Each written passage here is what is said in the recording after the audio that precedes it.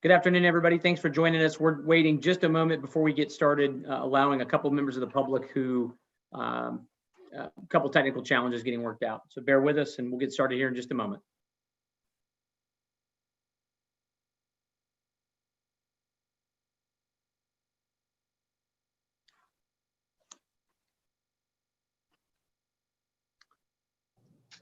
Mr. Cravens, we're still testing something. We'll be right back with you. Okay, thank you. I'll wait for you. Just tell me when we're good to Okay. go.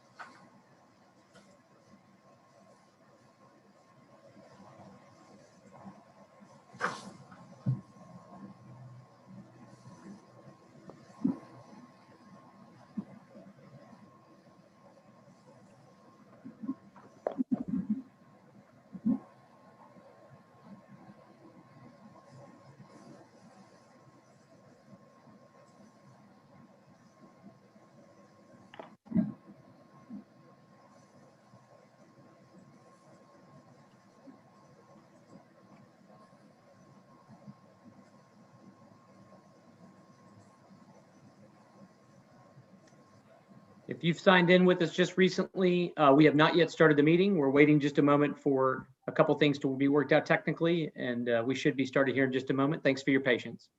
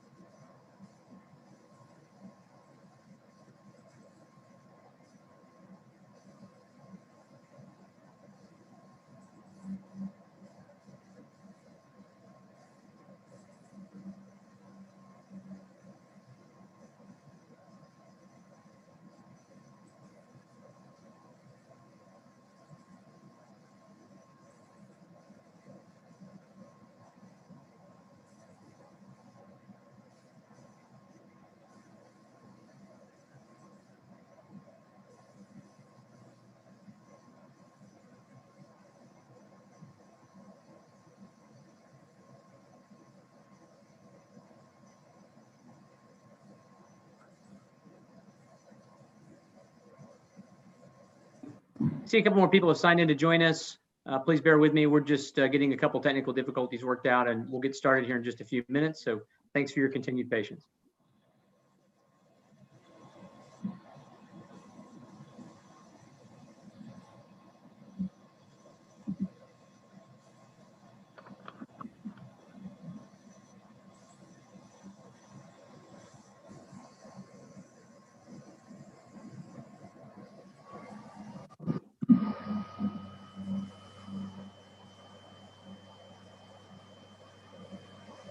Hey, Scott, it's Rusty.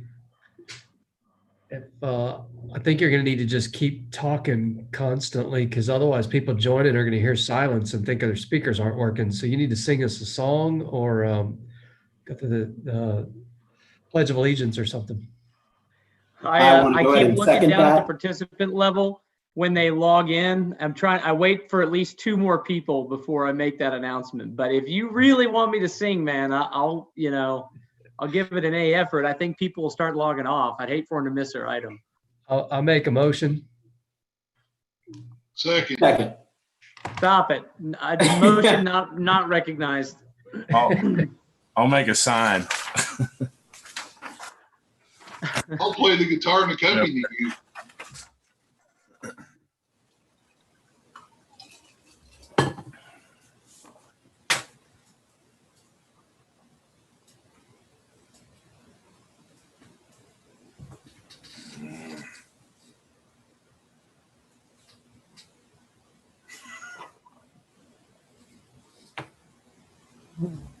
Mary, you think I need a haircut?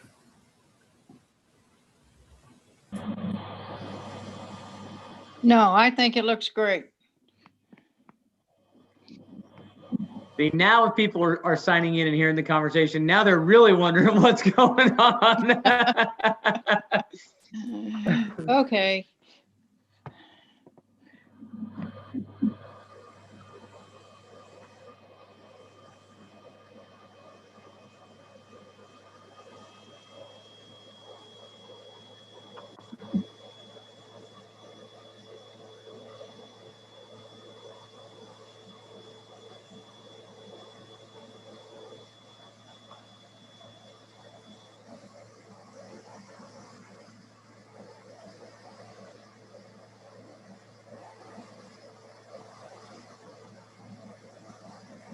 Mr. Chair, so I'm told that the numbers that, the Zoom numbers that people are calling in on are not working. So we seem to have a problem with Zoom itself. Just so you know what's going on, let us do a little more experimenting. We've got Dan Brummett aware as well. The Zoom meeting number is not working. Yeah, the Zoom meeting number itself, which has worked many times before, for whatever reason, is not working right now. I got it. Well, that's certainly a big problem. So We've got people who have tried to call in and haven't been able to connect that are calling us. okay. Well, I've got 52 participants that are showing up on my screen, hopefully of whom have heard these announcements. So I'll continue to watch that count. And if it increases, I'll continue to make that announcement. Somebody needs to give me direction and keep me updated so I know what to tell our folks here. Okay, let us look at the numbers a little bit more. I do show 23 attendees. Presumably they had to have used that meeting number, Jeff. Are they? Use the link. Do we have attendees that are here that are just on the phone? I think everybody. I'm showing attendees who are logged in, particularly Mark Grubbs and Alexis, unless they're on the phone and just change their name somehow. But there are 3 people by phone, and then I see other people as well. Those are just names that I would expect to see on that side. I see the 3 phone callers as well. However, the number is saying it's not working. So I don't know if they were able to call in before the line stopped working.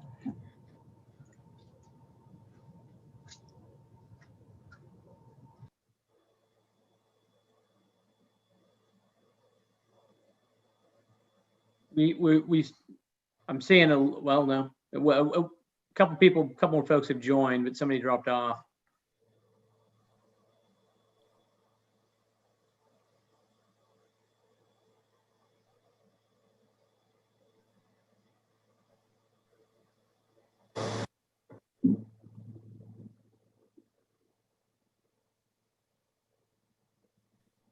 So for those of you that are with us from the public, we are having a technical issue with the Zoom meeting number, and it is very important to us as the Planning Commission that any member of the public that would wish to participate in today's meeting be able to do so. As a result of that, we have not formally started this meeting or called it to order. We will continue to wait and try to ensure that we can conduct the meeting today as scheduled, and if not, we will wait further instructions from staff and legal as to what our options are if we're not able to resolve the issue. So please continue to be patient and we'll try to resolve this as quickly as we can.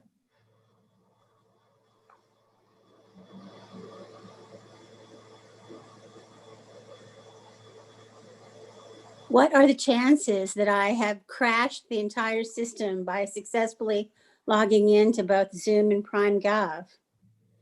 Well, now, Janice, I can't believe you'd open yourself up to that, but it has to be either you or Matt Hinkle. There are only two potential explanations for this. I say that with much affection. I'll take full Listen, responsibility. I was so surprised that I got logged in. I wouldn't doubt anything.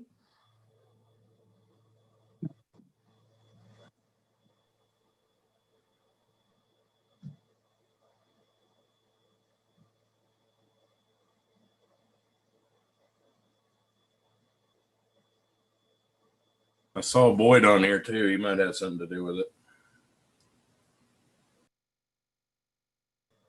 Also, someone that should be interviewed in the event we have to cancel today's meeting. Boyd Fulton, for sure.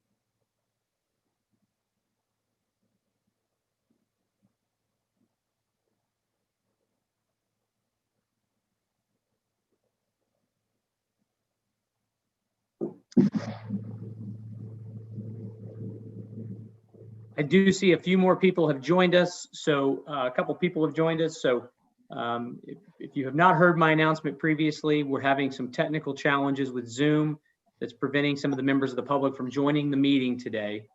In an effort to ensure any member of the public that would want to participate and be heard at today's meeting is able to do so, we have not yet called the meeting to order or started to review any items. So please be patient with us. We're going to see if we can get it resolved so we can start the meeting. And we'll do that as quickly as we can. I do see that someone has raised their hand, staff. I don't know if someone needs to be recognized or there's a problem there, but just I see that on my screen.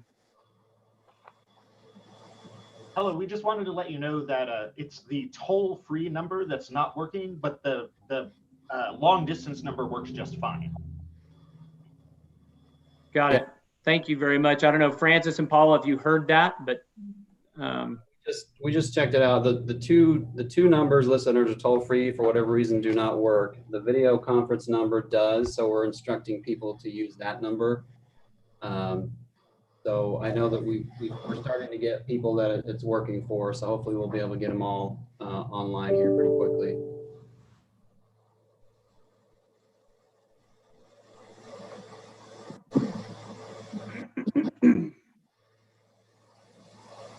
Wait, Mr. Cravens, we're waiting on a response from legal.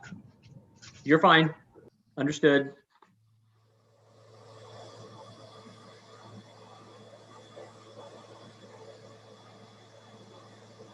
I'm sorry, what's the question?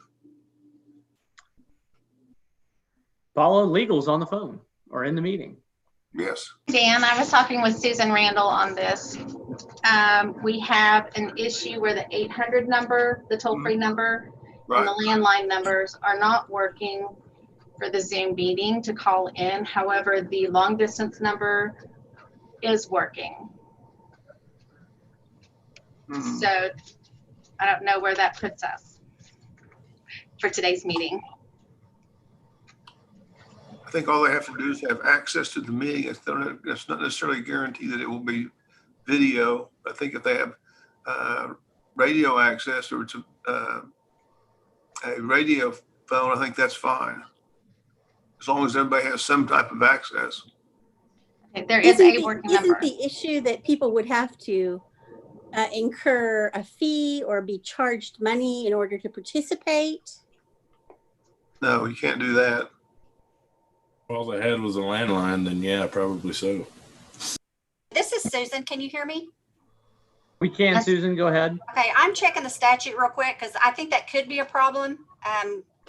If we are having to charge them, if it's not toll free. But it may not be completely, it may not be specifically in the statute, but it might be just in the fact question. So I'm looking at that real quick and I will get right back with you.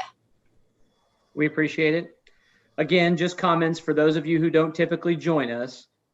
The issue here is one of public access and participation to the meeting today. We are forced to conduct these meetings by video conference as a result of the coronavirus. If you don't know that by now, I'm not sure I can help you there. But as a result of that, we have to ensure that the public has ready access to this meeting. And it is, of course, important to us as a commission that if someone would wish to participate in the meeting, they can do so.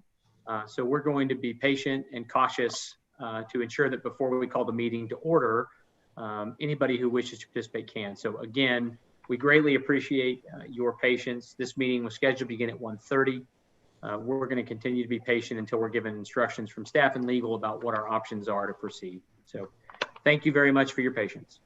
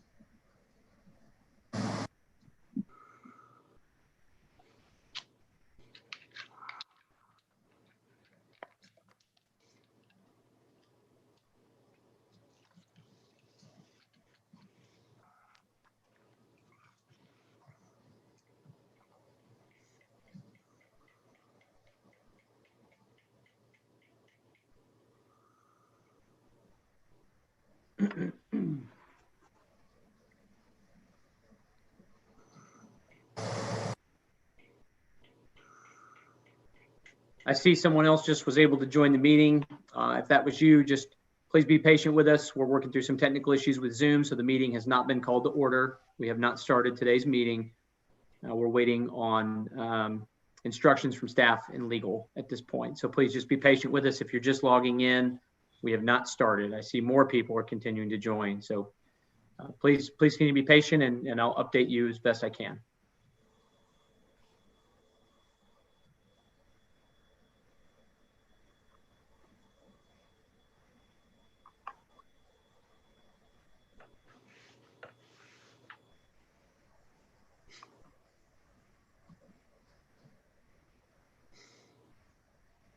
For those of you who have been to Planning Commission before, you will know that one benefit of this is that you are not sitting on a wooden pew waiting for this meeting to start. That is one perk. Did we upgrade those by chance? I don't think so. I think those stayed. Awesome. Yep. But I'm just saying, you know, wherever you're sitting is probably more comfortable than that. HP weighed in on that and they wanted to keep them the pews. So that's historical preservation. I think we may need to fact check that, Commissioner Hinkle.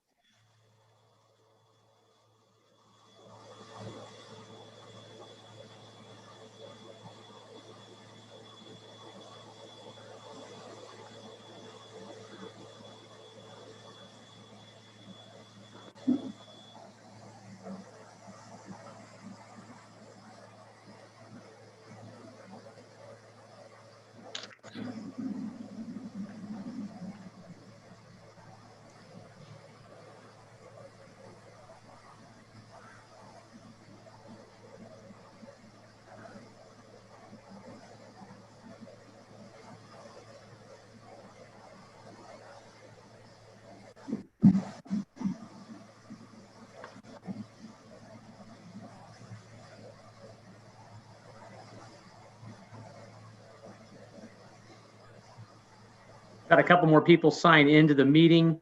If you have just joined us and you have not heard my previous announcements, this meeting has not yet been called to order. It was scheduled to start at 1:30. We're having technical issues with one of the Zoom telephone numbers. We're trying to resolve that issue now, and we're awaiting further instructions from city staff and the municipal council's office on how and when we can proceed. So please be patient with us, and hopefully we can get started.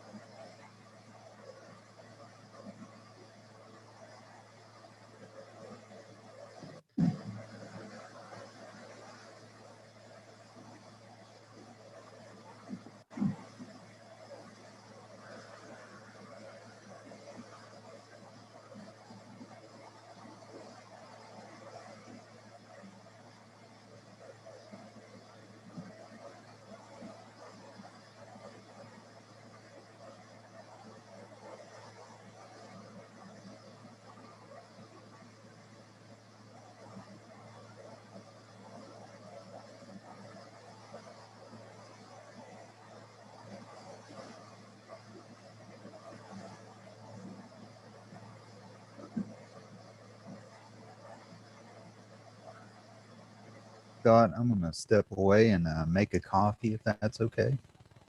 You do your thing, man. This meeting has not All even been called to right. order, so you I do as know. you I wish. I'm trying to do what I was told to do. So I appreciate that, man. Me too. Hey, Scott, are you there? Yes, ma'am. Okay. So I think we can go ahead and have the meeting. I think there's arguments that is allowed. It's not specifically in the statute that it has to be toll free. The AG put out a fact question or a fact sheet statement, and they talk about teleconferences have to be toll free and accessible to the public, but they don't make that same statement with video conferences. So I think since, they can, the public is allowed to access it through the video, and they also, even though they're going to be charged, they can call in. Sure. So it's not, I don't Understandable. know that it's, the most advisable, but I think that it is, we could argue that I think that is legal. Mr. Chair, just talking to, at the same time, just talking to Dan Brummett, what we can do, we know that, so the agenda has a meeting or has a number for Cindy if there are technical issues, so people can call her. And then they have two options. They can either use the 346 number, the landline number, or the cell phone number to call in, or they can just call Cindy and she can put them on speakerphone if they happen to be on a landline and don't want to pay a long distance fee.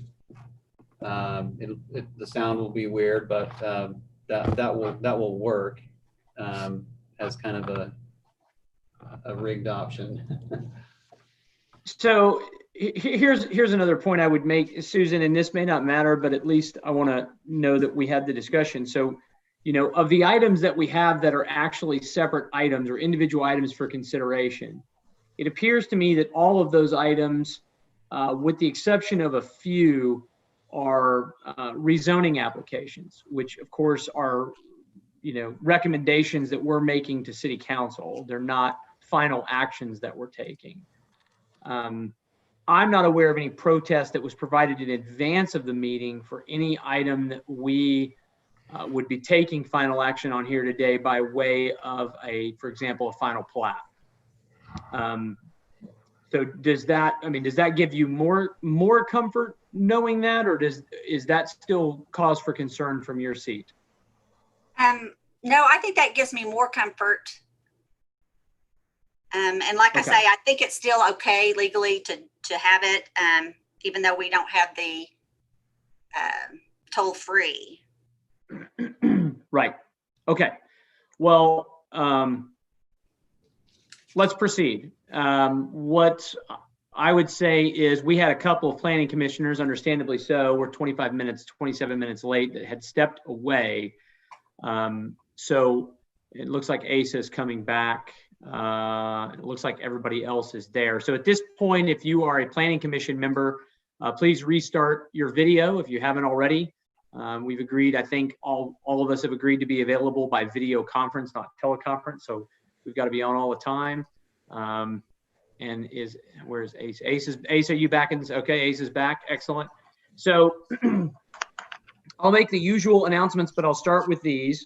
I'd first like to welcome everybody to the Oklahoma City Planning Commission. Again, sincere thank you for your patience.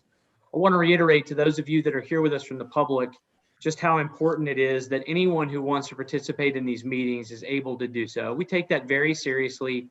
We also take it especially to heart, given the sensitivity of having to conduct these meetings by video conference because of COVID-19, the coronavirus.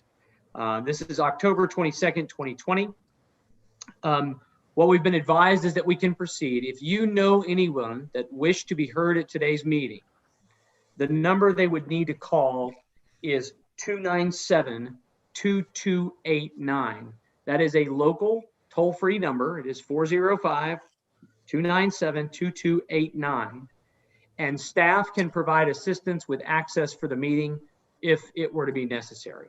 So please, if you know someone who's messaging you or trying to contact you that they can't seem to join the meeting, feel free to share that number. Again, 297-2289.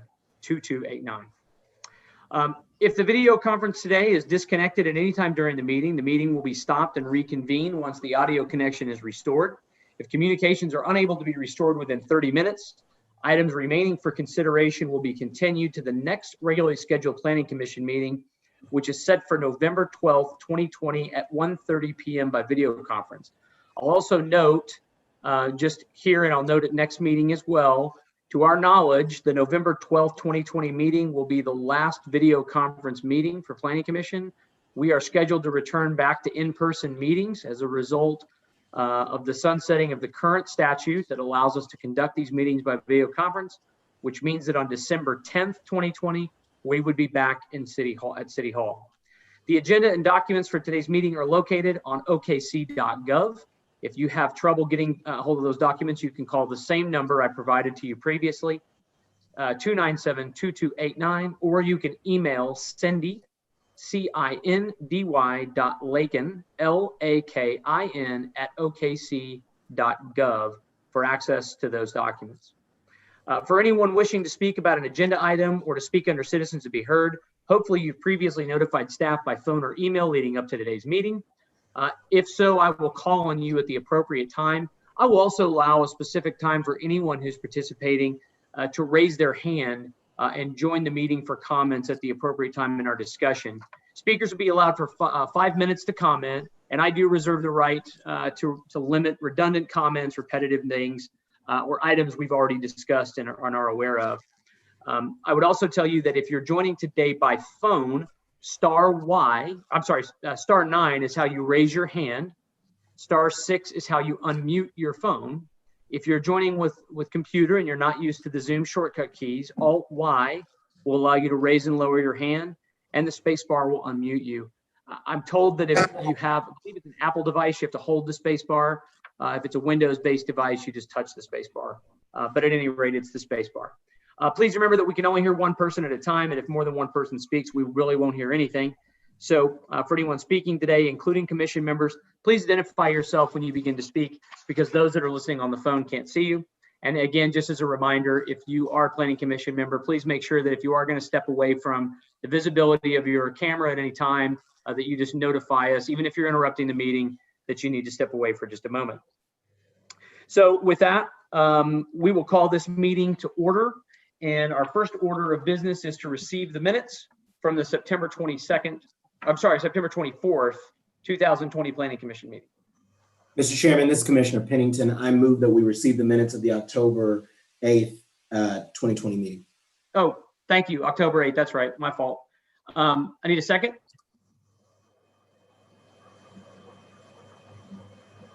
I'll second. Thank you. I have a motion from Commissioner Pennington and a second from Commissioner Privet to receive the minutes of the October 8th, 2020 Planning Commission meeting. Please cast your votes when available.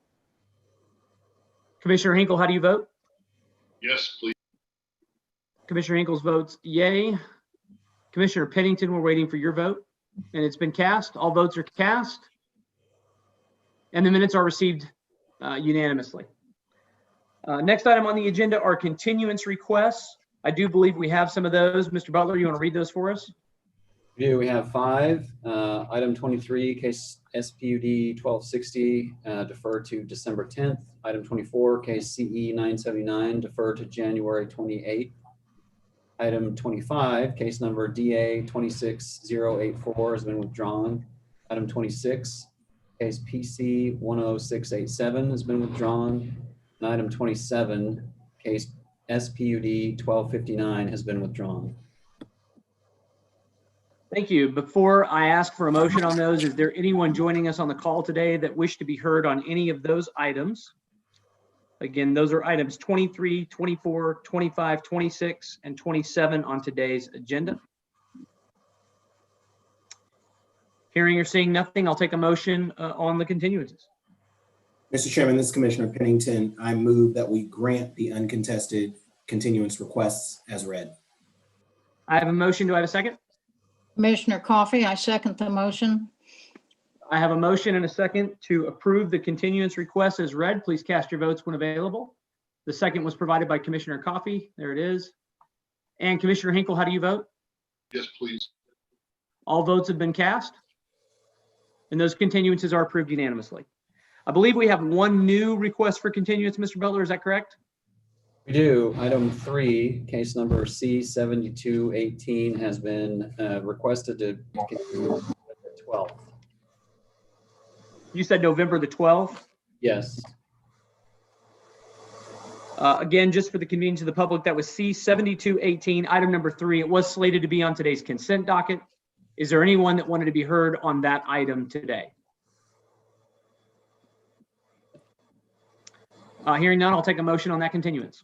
Mr. Chairman, this is Commissioner Pennington. I move we continue item 3 to our November meeting. Thank you very much, Commissioner Pennington. I have a motion. Do I have a second? Commissioner Coffey, I second the motion. I have a motion and a second to continue item number 3, C7218 to the November 12th, 2020 Planning Commission meeting. Please cast your votes when available. Commissioner Hinkle, how do you vote? Yes, please. Commissioner Hinkle votes yes. Commissioner Highsmith, we're just waiting on your vote. There it is. All votes have been cast. And that item is approved for continuance unanimously. Next item on the agenda are the consent docket items. We removed item number 3 through continuance. So this is items 1 through 7, excluding number 3 on today's agenda. Do you want to read those for us, Mr. Butler? Yes, item 1 is case number 7216. It's a final plat of Magnolia duplexes, a replat of Magnolia Phase 1. And that's located south of Northwest Expressway and west of North Sarah Road. Item 2, case number C7217, final plat of Valencia Edition, section 13, located north of Northwest 178th Street and west of North Pennsylvania Avenue. Item 3 has been continued. Item 4, case C7219, final plat of Featherstone Edition, section 16, located west of Southwestern Avenue and south of Southwest 149th Street. Item 5, PC 10691, application by Oklahoma Rural Water Association to rezone 1607 South Jordan Avenue from R1 single family with AE2 overlay zone to I2. And item 6 is case number PC 10692, application to rezone 19301 North May Avenue from R1 to R1ZL. And finally, item 7 on the consent docket is case number CE 1040, application to close 90 feet of the east-west utility easement located at 5304 Northwest 158th Street. Mr. Chairman, this is Commissioner Powers. I have a question about Yes, ma'am. this. Both my agenda and the one that is posted on Prime Gov show these items as items requiring a separate vote. Yeah, my understanding from staff, great question. Thank you. My understanding from staff is that these items were published on the agenda as consent items, but our packets and what we see, they were not removed to the consent item. So they show for us as items that were separate, but they show for everyone else items that were consent. I did not verify that. That's what I was told before the meeting. Well, I mean, that makes sense to me in not technically, because I have no opinion about that, but all of these items were items that I wondered why they were not on a consent agenda. But if staff is clear and certain that what was published to the public is accurate, then that removes my concern. Yeah, and I would just say that information that I got, Commissioner Powers, did come from legal. So legal was aware of the issue. I brought it to their attention, and it was discussed, and I was told it was fine to treat them as consent as they were published that way. Thank you. Mr. Chairman, it may be a good idea to make a motion to move these to the consent docket, then vote on them. Well, just if to we keep have to it make clear. a motion to move them to the consent docket, then they weren't on the consent docket. So do we need to then just consider the items in turn? That's a question for legal. I think you just can consider the items individually. And I don't think that's either. As long as they're on the agenda, the public should know that they're probably not going to make, they're probably going to be on the consent docket, but certainly they don't have to be. That doesn't happen until the planning commission puts them on the consent docket. So I think you're good to go.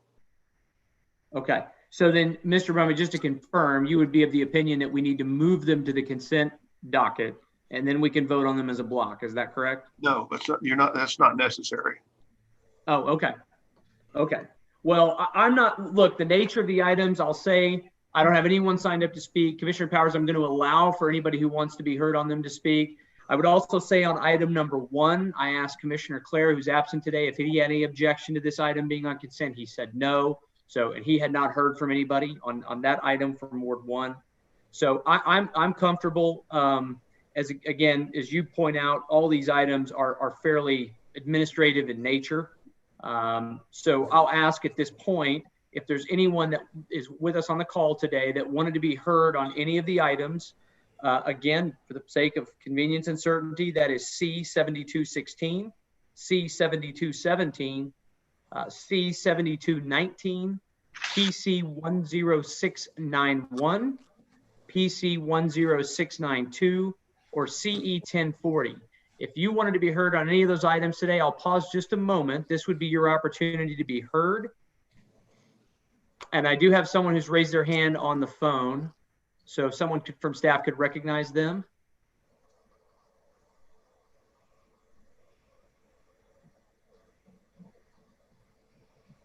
They just need to unmute. Star 9 on your phone to unmute your phone. Or I'm sorry, star 6, excuse me. Hello, can you hear me? Yes, ma'am, I can. Would you start out by giving us your name and address for the record? My name is Alexis Carroll. I'm at 16129 Rain Dust Drive in Oklahoma City. Thank you so much. Was there an item that I read there that you wish to be heard on today?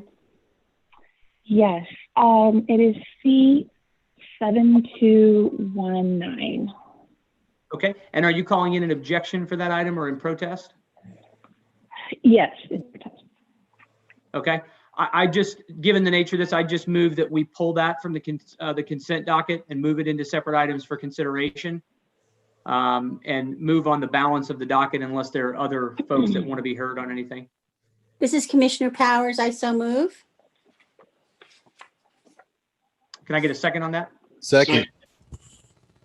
Who did that second come from? Was that Asa? I have a motion and a second from Commissioner Highsmith. We're just removing item number 4 from the consent docket.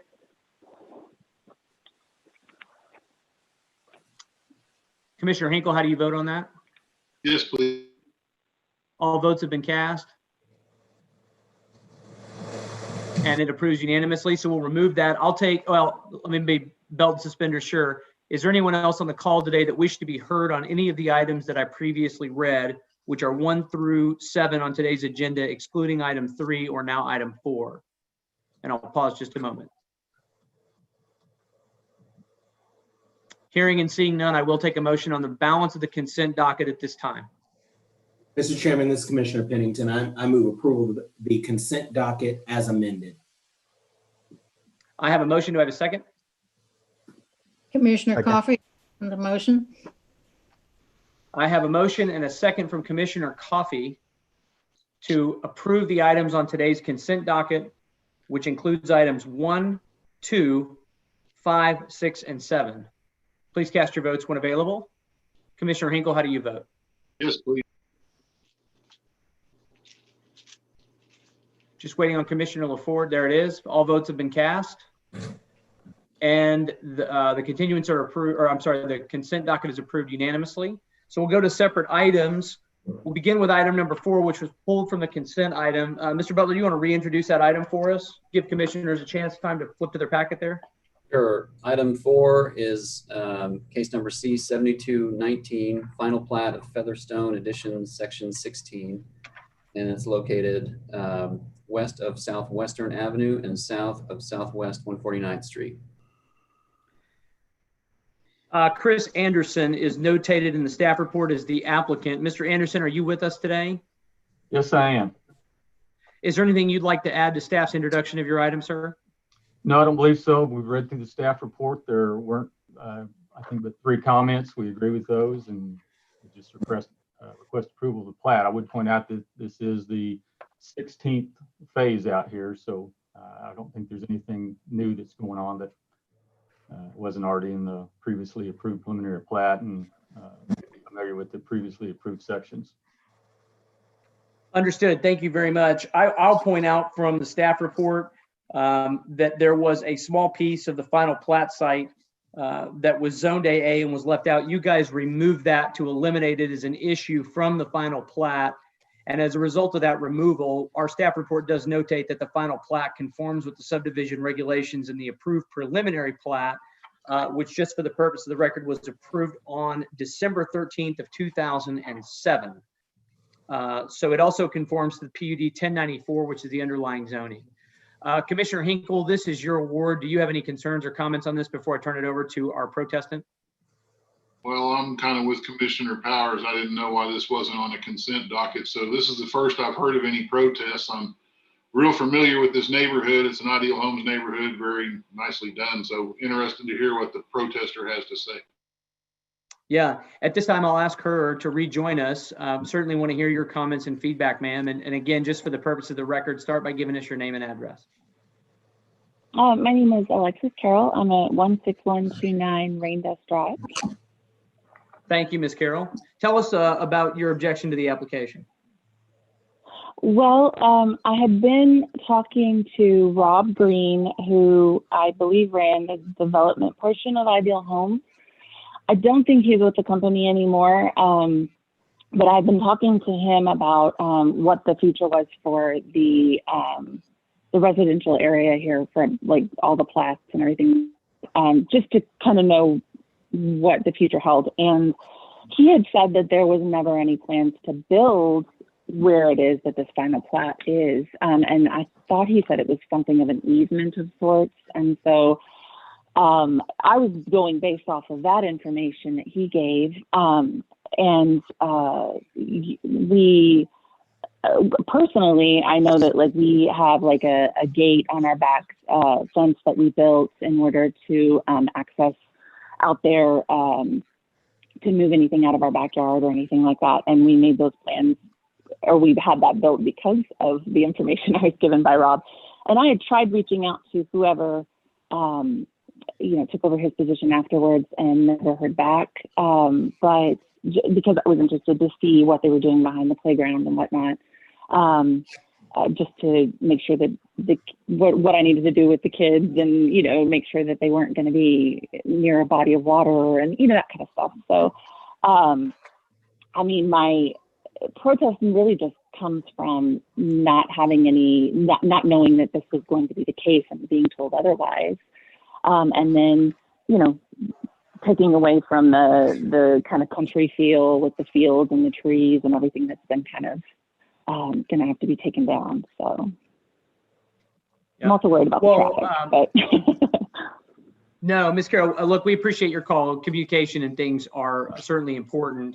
I think one of the things that's made this probably a little bit challenging in that regard is that the preliminary plat was approved here at this point many years ago. And I think as Mr. Anderson pointed out, this is a development that has seen numerous phases. The plat map in terms of what's been approved, and Mr. Anderson, just in the nature of protecting our public person's information, I'm going to provide your email address. If you could be so kind as to provide Ms. Carroll a plat map of anything else that's to be developed as a part of this in phases so she can see and has information there, that would be super fantastic. And I bet she can share that with other neighbors who have concerns. Are you agreeable to that? Absolutely. Ms. Carroll, Chris Anderson's email. Go ahead.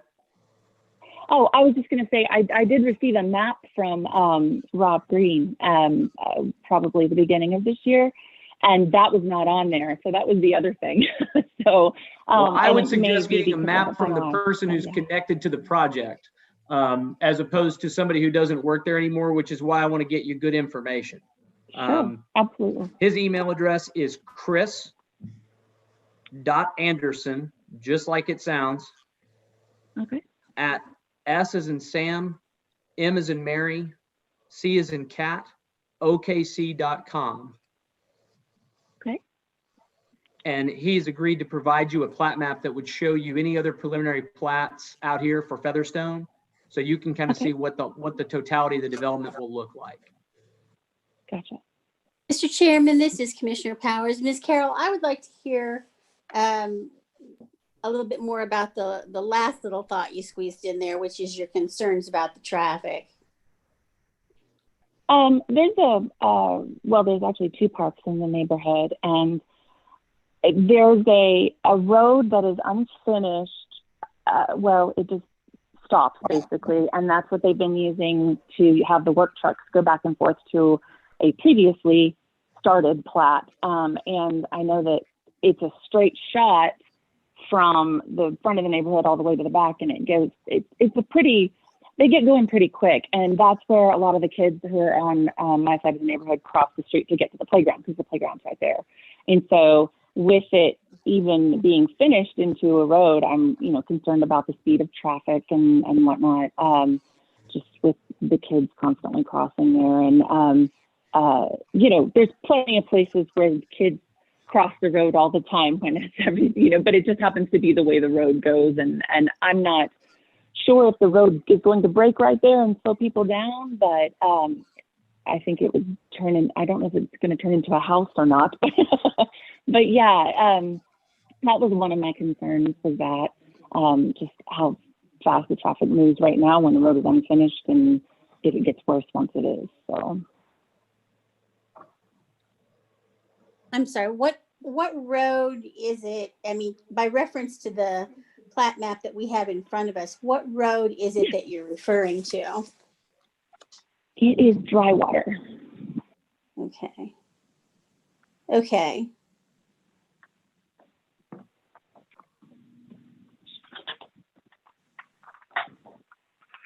And where is the construction going on now that's funneling construction traffic through the neighborhood? I believe it's section 13 that they're getting back there towards. They're doing a lot of work with, and it may not just be the neighborhood. It could be utilities. It could be, I'm not sure who all it is that's doing work back there, but wherever they're headed, they get going pretty quick. And it's just because I think dry water straightens out and they just head on straight.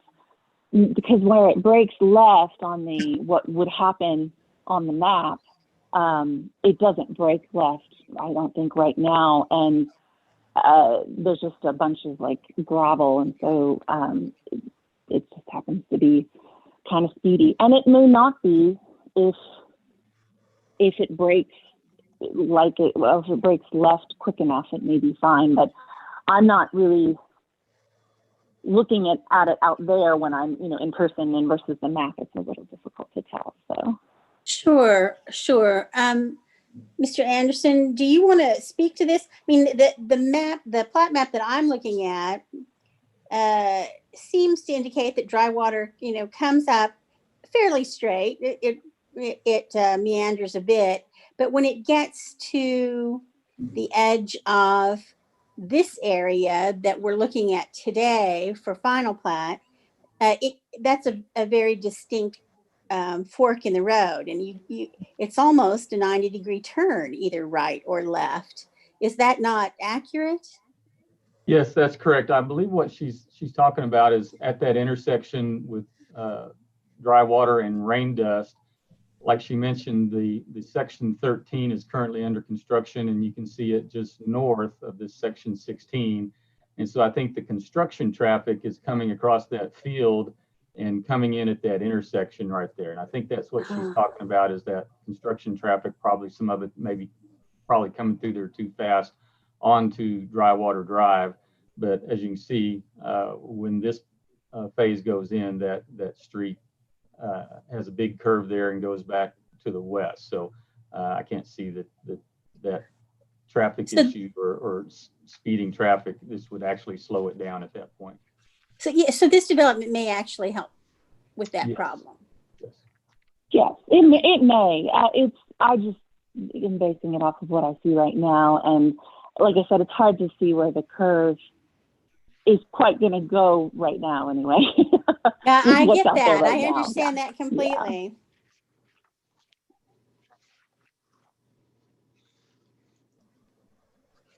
Okay. Any other comments from other commissioners on this? If not, Commissioner Hinkle, I'll take a motion if you're ready to make one. Yes, I'll move approval on the application, please. Second. I have a motion. Do I have a second?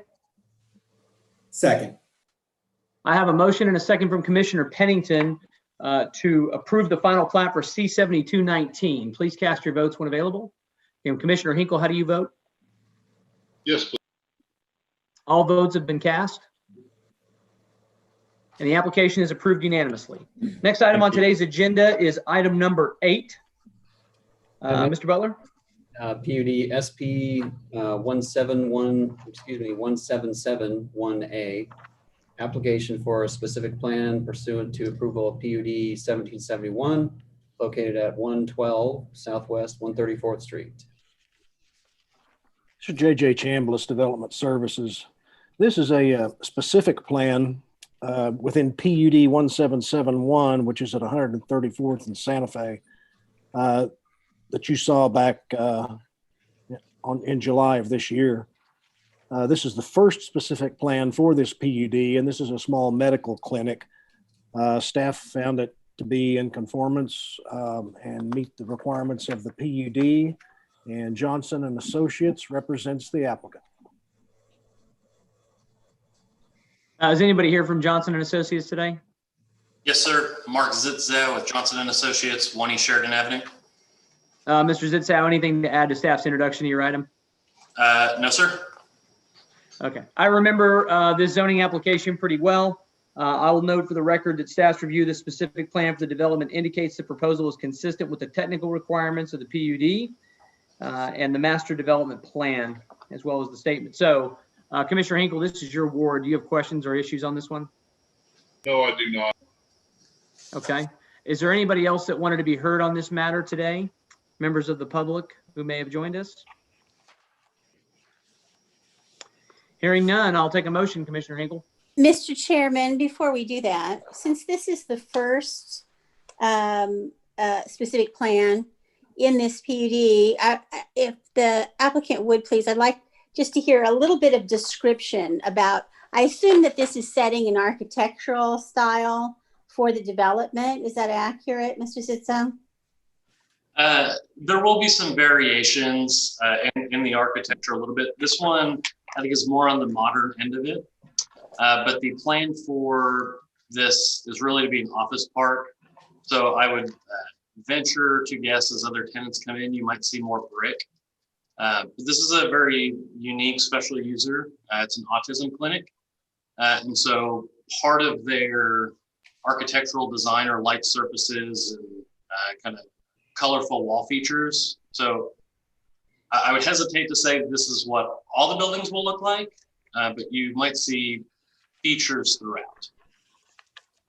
Okay. All right. Yeah. So this is maybe suggestive, but not necessarily a guide. This building is set, they're ready to move forward. But being that it's in the back, the developers felt there was a little more flexibility for them to play with colors and materials. Okay. Thank you. If I can add here, this came in front of us 3 or 4 or 5 months ago, and we talked a lot about the usage that could be done there.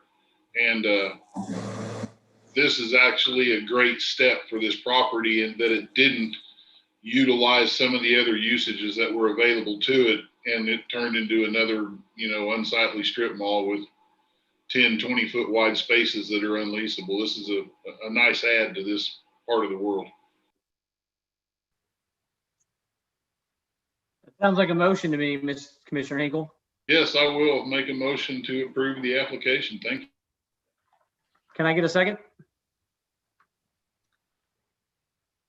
Second. I'll second. Commissioner I have a Powers. motion and a second from Commissioner Pennington to approve the specific plan for PUD SP 1771A. Please cast your votes when available. Commissioner Hinkle, how do you vote? Yes, please. Okay, all votes have been cast.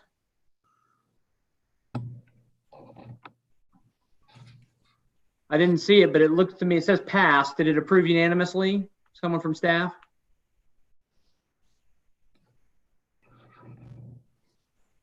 That's what it showed to me. Okay, I didn't see it on my screen. I apologize. Next item is item number 9. Mr. Butler? Item 9 is case number PC 10693, application to rezone 12300 North Coltrane Road from PUD 1646 to R1. This is a 24-acre site located at the northeast corner of 122nd and Coltrane. It's currently within a office commercial PUD, and this new PUD has an R1 base to accommodate a single-family subdivision. Staff found it to be in conformance with the urban low LUDA and recommends approval. And Mark Zitzow is the applicant. Mr. Zitzow, anything to add to staff's introduction of your item on this one? No, sir. JJ pretty well covered it. The PUD right now is broken into 2 tracks on this site, which allows for office park, light commercial. And then on the western side of this, it allows for a little bit more heavy hotel, retail. So it's a down zoning to single family residential, and we'd ask for your approval. Thank you very much. Commissioner Pennington, this is your ward. Do you have questions or concerns on this for the applicant? I do not, Mr. Chairman. It looks great to me. Outstanding. Other commissioners have questions or comments on this item?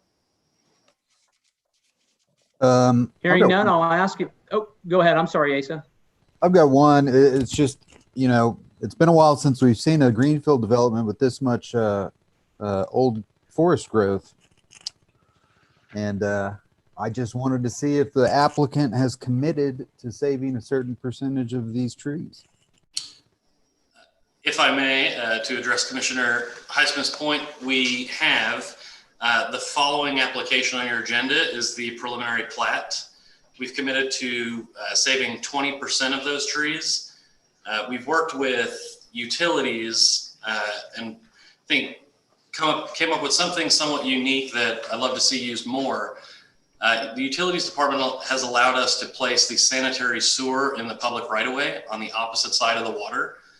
What this has allowed is the construction does not have to come in and remove trees in the back of the lots for the utilities. So on top of common areas, areas adjacent to the right-of-way, we're also able to preserve significant strips in the back of lots, similar to our development to the north, which followed the same plat note language that we've included.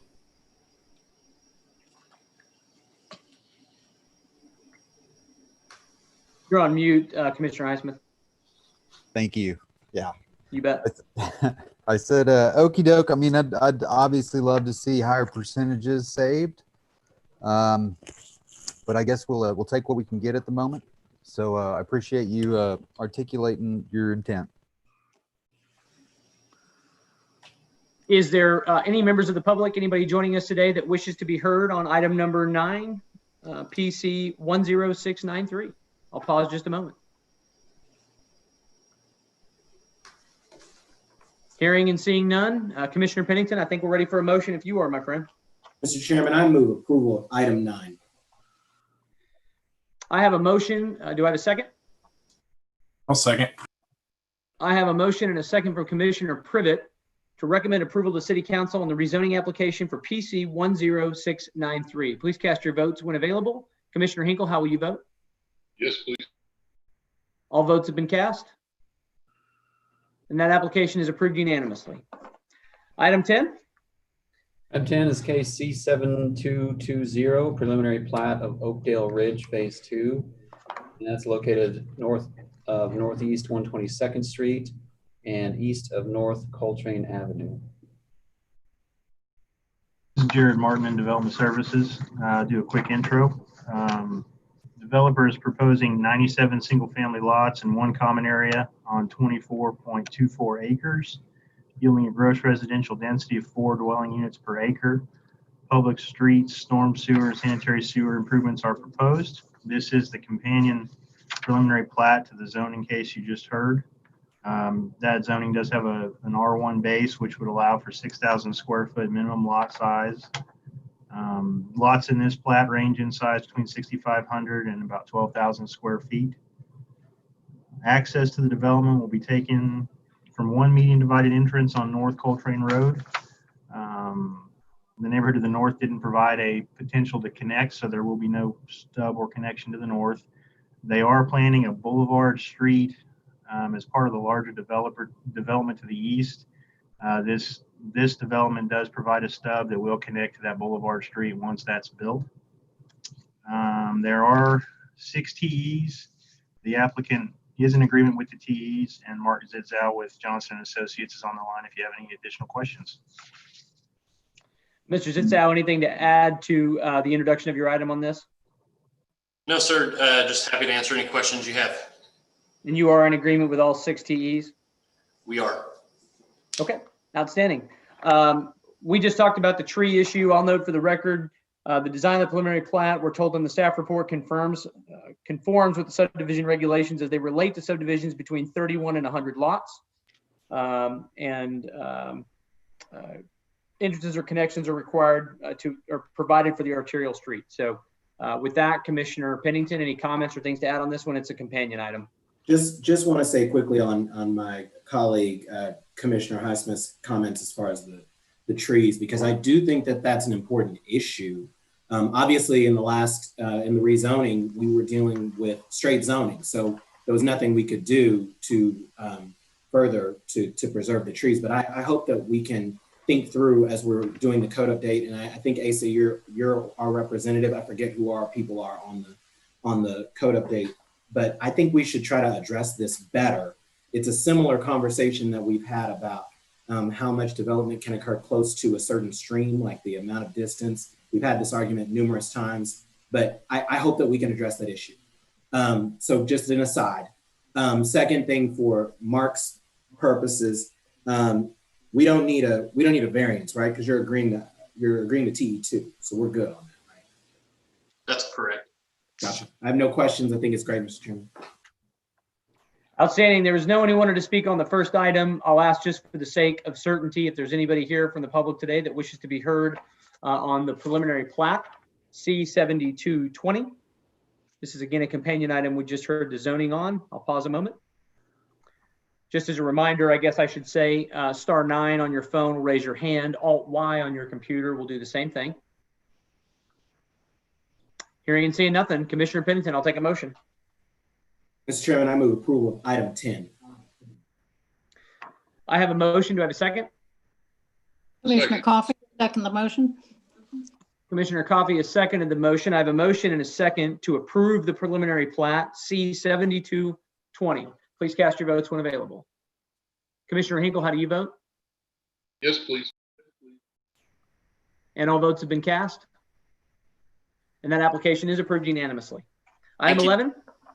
You bet. Thank you. Good luck, Mark. Mr. Chairman, I'm going to recuse myself on this item. Okay, thank you very much. If you would just stop your video for us. Thank you. Commissioner Powers has recused herself. With that, Mr. Butler, I believe you can begin introduction of the item. All right, item 11, case number PC 10681, application to rezone 7201 North Hudson Avenue from R1 to I2. This is an application to rezone 4 parcels totaling 20 acres in the 7200 block of North Hudson Avenue. We're going from R1 to I2. Staff found it to be in conformance with the urban low LUDA and recommends approval. And David Box represents the applicant.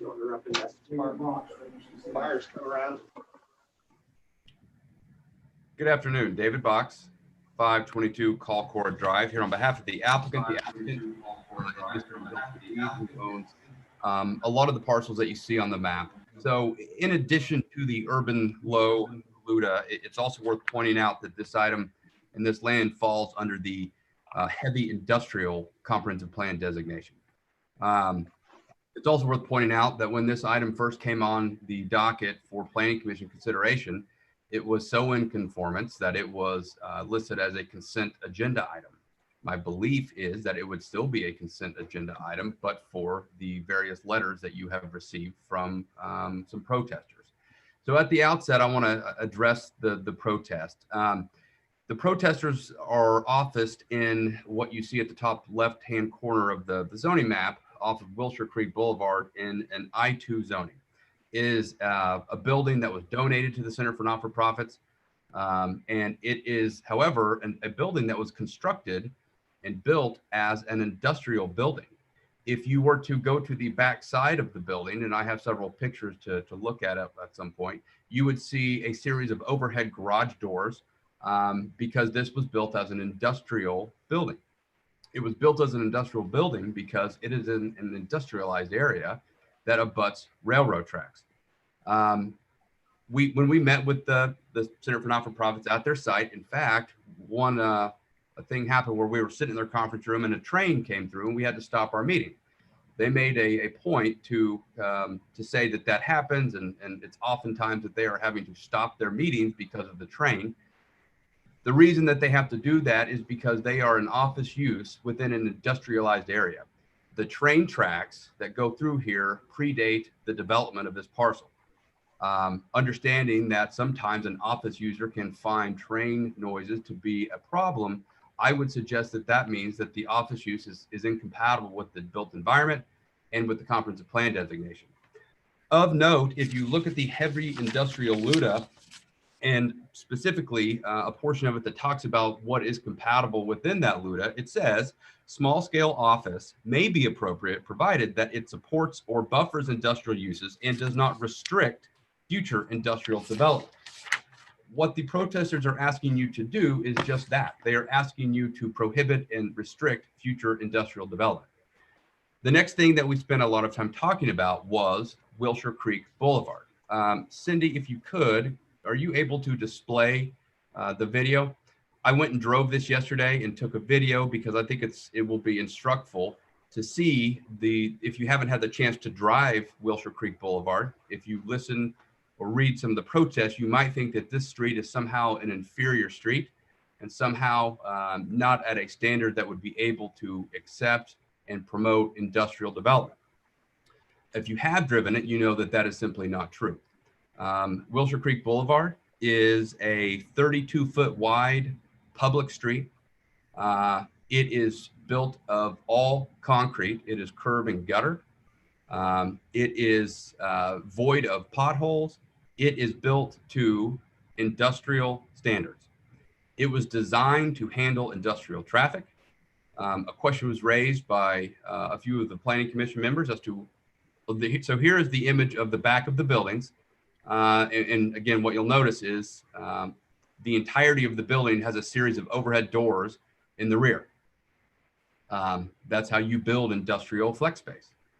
One of the complaints also given was that people park along Wilshire Creek Boulevard, and somehow industrial traffic driving down Wilshire Creek Boulevard will somehow cause a problem because of the parking. Now, I would note, if you look at the aerial, you will see west of the building, that being behind the building, is the entirety of that stretch on the western side of the property are striped parking spaces intended 60 seconds, Mr. Box.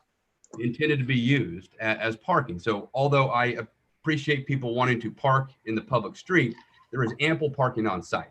Cindy, are you able to get that video? Mr. Chair, if you give me just a moment, It'll be just a second. It's not wanting to open, but. Cindy, I believe it's open down there. Do you have 2 monitors by chance? Yes, hold on. You've got it open down there. I see the icon. Okay.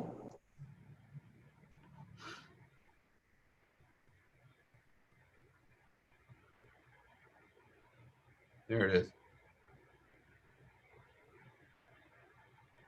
Yeah, you just need to move it to your other monitor. There we go. So this is Wilshire Creek Boulevard.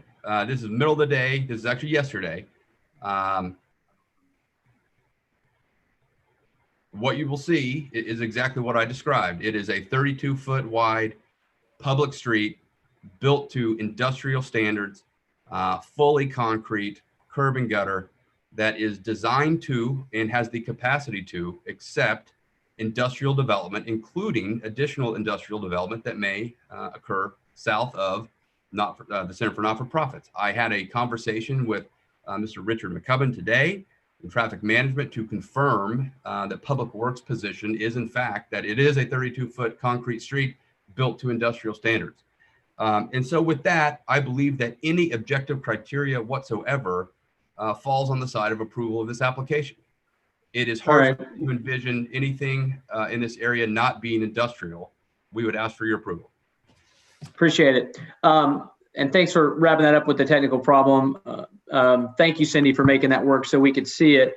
What I'll say is that I did ask staff in the meeting prior to today just to confirm some things for the Planning Commission. I think it's very clear to all of us what the real issue is here. I received a bunch of letters. If there are folks here from the public that are listening, if you sent me an email, I made an effort to respond just to let you know that I had received it. I just wanted you to know that I had gotten it.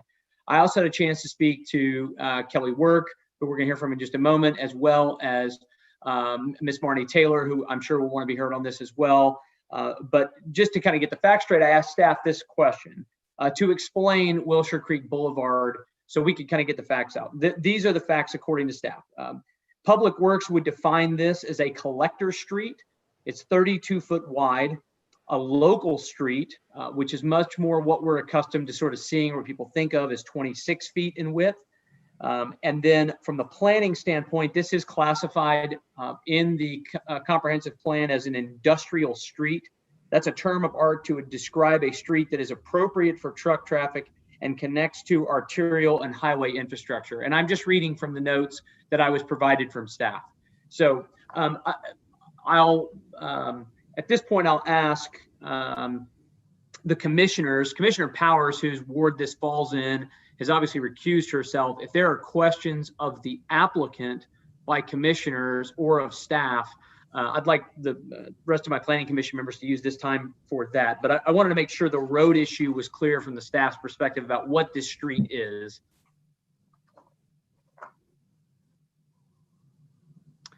Okay, hearing none, I'll ask if there's no questions for the applicant or for staff. I've got a couple people signed up to speak. Mr. Work, I believe you represent the Center for Not-for-Profits in this matter, so I'll give you the green light to go first. If you're with us, go ahead and start by giving us your name and address for the record. Yes, thank you, Mr. Chairman. Are you able to hear me? I'm waiting to see if we still got the yes. Echo. We do. Can you get off yours, Carlos?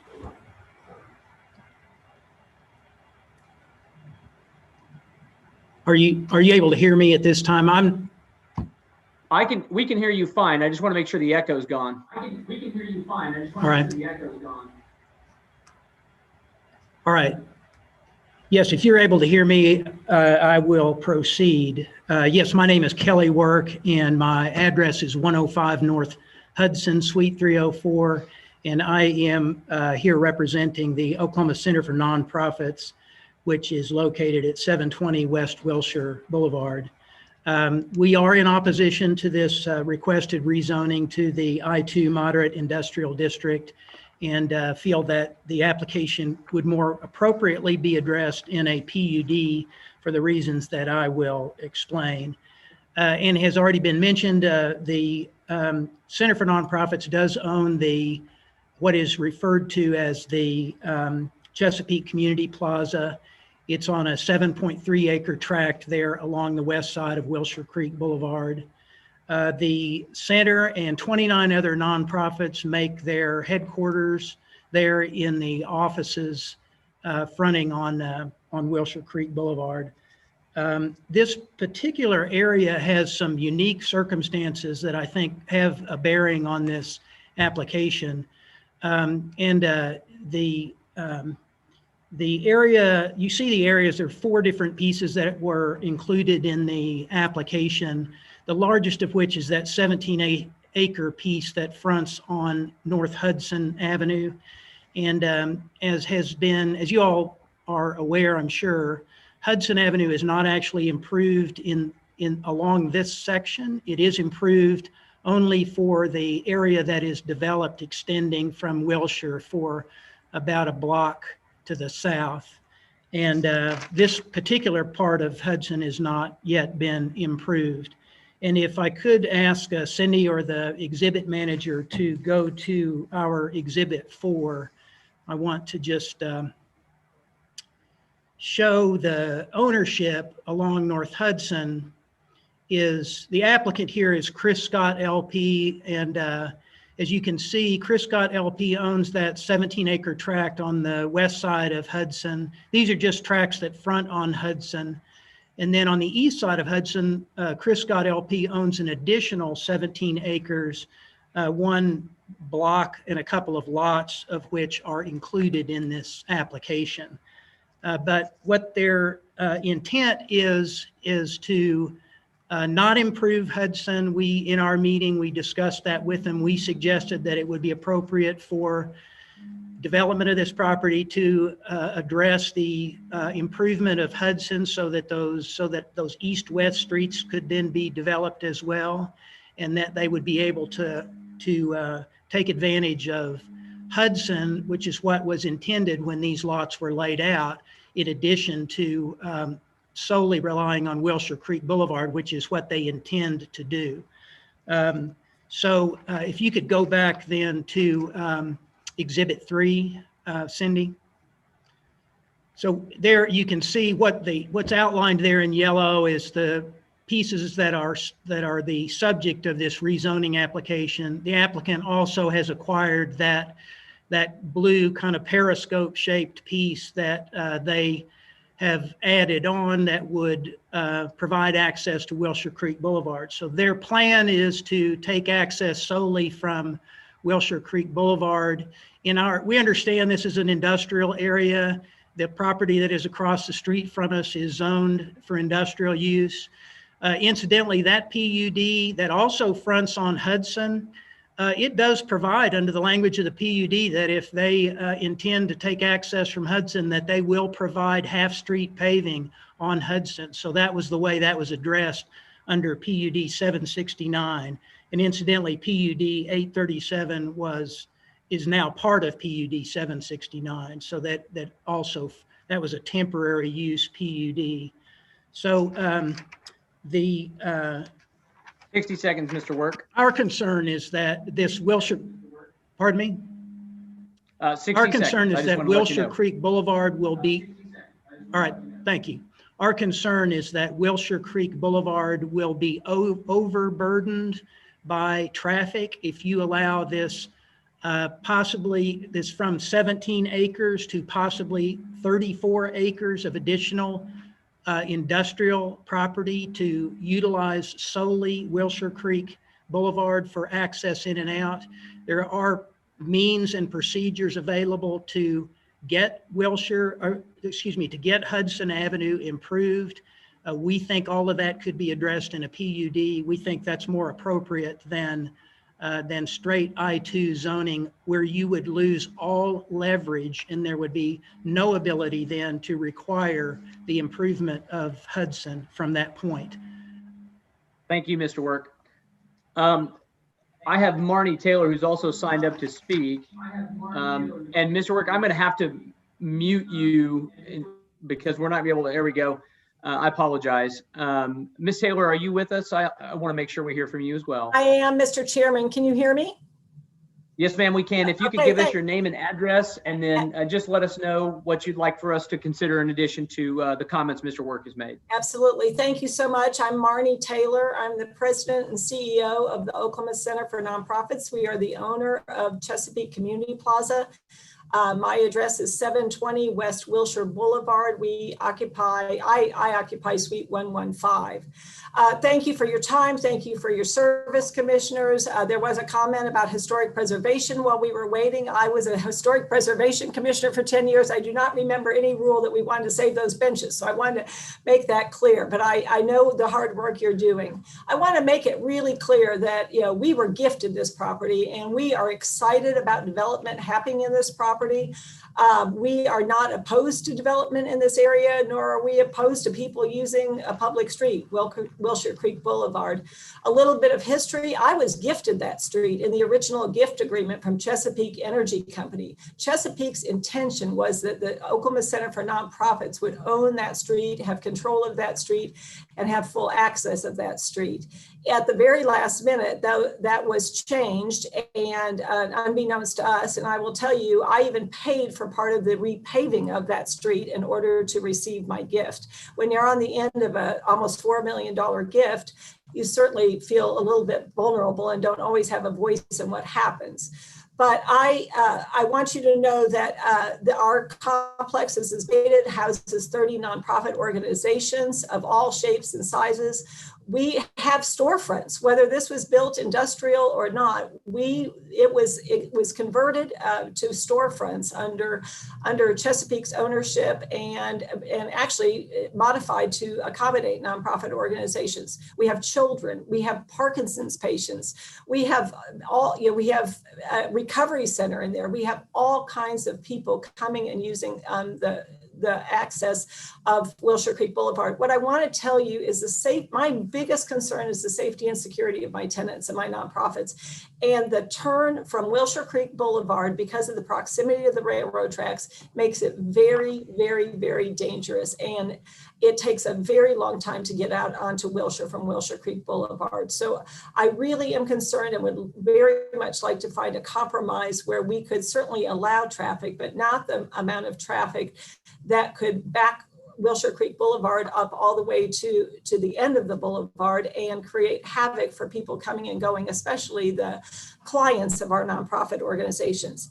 I would like to address, this was brought to my attention through the original staff report. And if you read the staff report originally or today, it only talks about North Hudson Avenue. Never did the applicant infer in his application that he had any possible access to this property other than North Hudson. And when you read the report from staff, it absolutely infers that he would be improving North Hudson to access that property. And I would ascertain that the staff actually assumed that when they made their staff comments and put it into the consent agenda at the last meeting.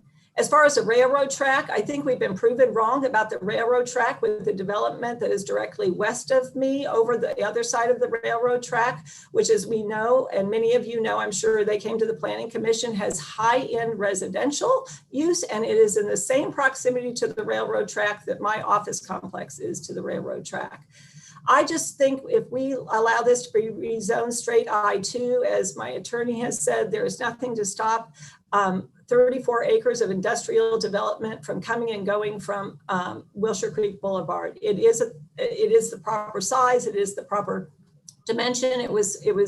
I participated and even agreed to let the fire trucks turn around in my driveway. I will tell you, there is no other fire truck turnaround other than going through my parking lot. So we have tried to cooperate with development in this area, but I would really like the applicant to consider some kind of compromise, as Kelly said, a PUD that would allow all of us to be safe and healthy and be good neighbors. Thank you, Mr. Chairman. Thank you very much, Ms. Taylor, for being here today. And I appreciate your time on the phone this morning as well. I'm glad that we were able to connect so I could hear kind of your questions and concerns. But thank you for joining us today. Thank you. At this time, I'll ask, those are the only two people that I have signed up to speak. I'm going to ask at this time if there is anyone else that would like to be heard on this matter today.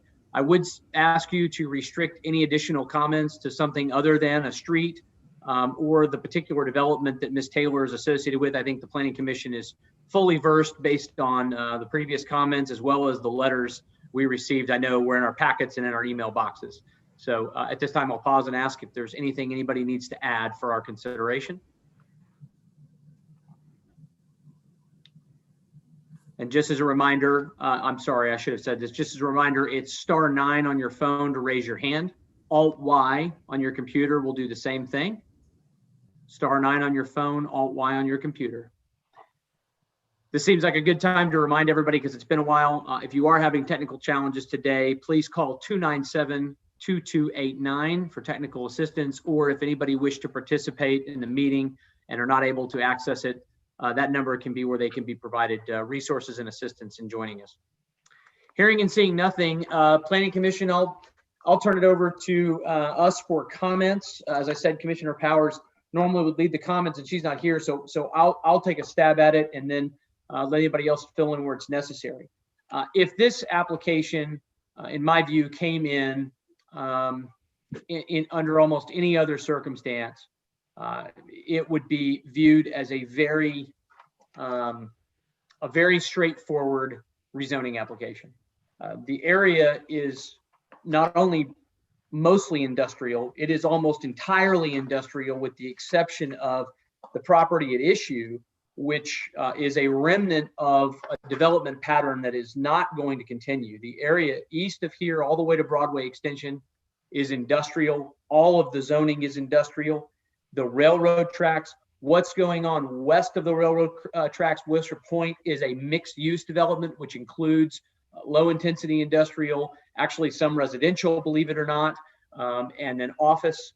The subject property Ms. Taylor's been referencing, which is the Chesapeake Community Plaza, is zoned industrially. So north of here, it's all industrial. And so it's clearly industrial. The discussion that I had with staff and that I had with the applicant and I had with the protestant here is just what is the nature of the street? And I'd love to hear from staff. I think it would be helpful for the commission members to hear from staff on the comments that have been made sort of through hearsay by Ms. Taylor and Mr. Box about the nature of why staff included things in consent or didn't include things in consent, as well as what the requirements would typically be in terms of this fear that 34 acres of development is just going to be built at once and rifled through Wilshire Creek Boulevard. So I'd like to hear staff comment on that when it's appropriate to do so. I'd also just kind of like to add the point that, you know, there was some discussion, and I'd like for staff to weigh in on this too, to verify the accuracy of this that occurred in leading up to today's meeting about the history of Hudson Avenue. And it was, the argument was advanced to me that at one point, the ownership of the area had tried to advance a special assessment district to make the street on Hudson developed, and that was opposed by some of the people that were stakeholders in that discussion. And as a result of that opposition, it went to city council and failed. I think that's an interesting point. For me, it's not determinative anyway, because the development of Hudson Avenue is a public development project that probably should take place. And in my opinion, it is the city's responsibility to take that on. And we have seen so many instances over time of cases like this in different contexts. It's usually in the residential context where people say, oh my gosh, you can't build all those houses, there's no fire. Oh my gosh, you can't build all those houses, there's no, you know, insert thing here. Well, the only way you're ever going to get that is if you create the pressure of development, the demand for that street to relieve, you know, pressure from other means of access. That's why it was so important to me to get staff's position on Wilshire Creek Boulevard and to find out that it is a collector street that was actually specifically designed for industrial traffic. I mean, that really weighs heavily for me.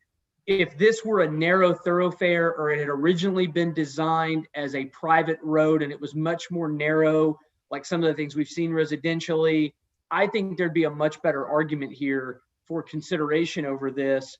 But I don't even know what would be allowed or what would be required. So those are my thoughts and points and kind of where I am. To me, this is a very straightforward zoning case. If it were any other set of circumstances, I see it completely why it was on the consent docket originally. I'm very curious about the street development requirements, and I'd love to hear from staff on that. But before we do, I'll see if any of my other commissioners have other things they'd like to hear about from staff as well. I would just very quickly echo your comments.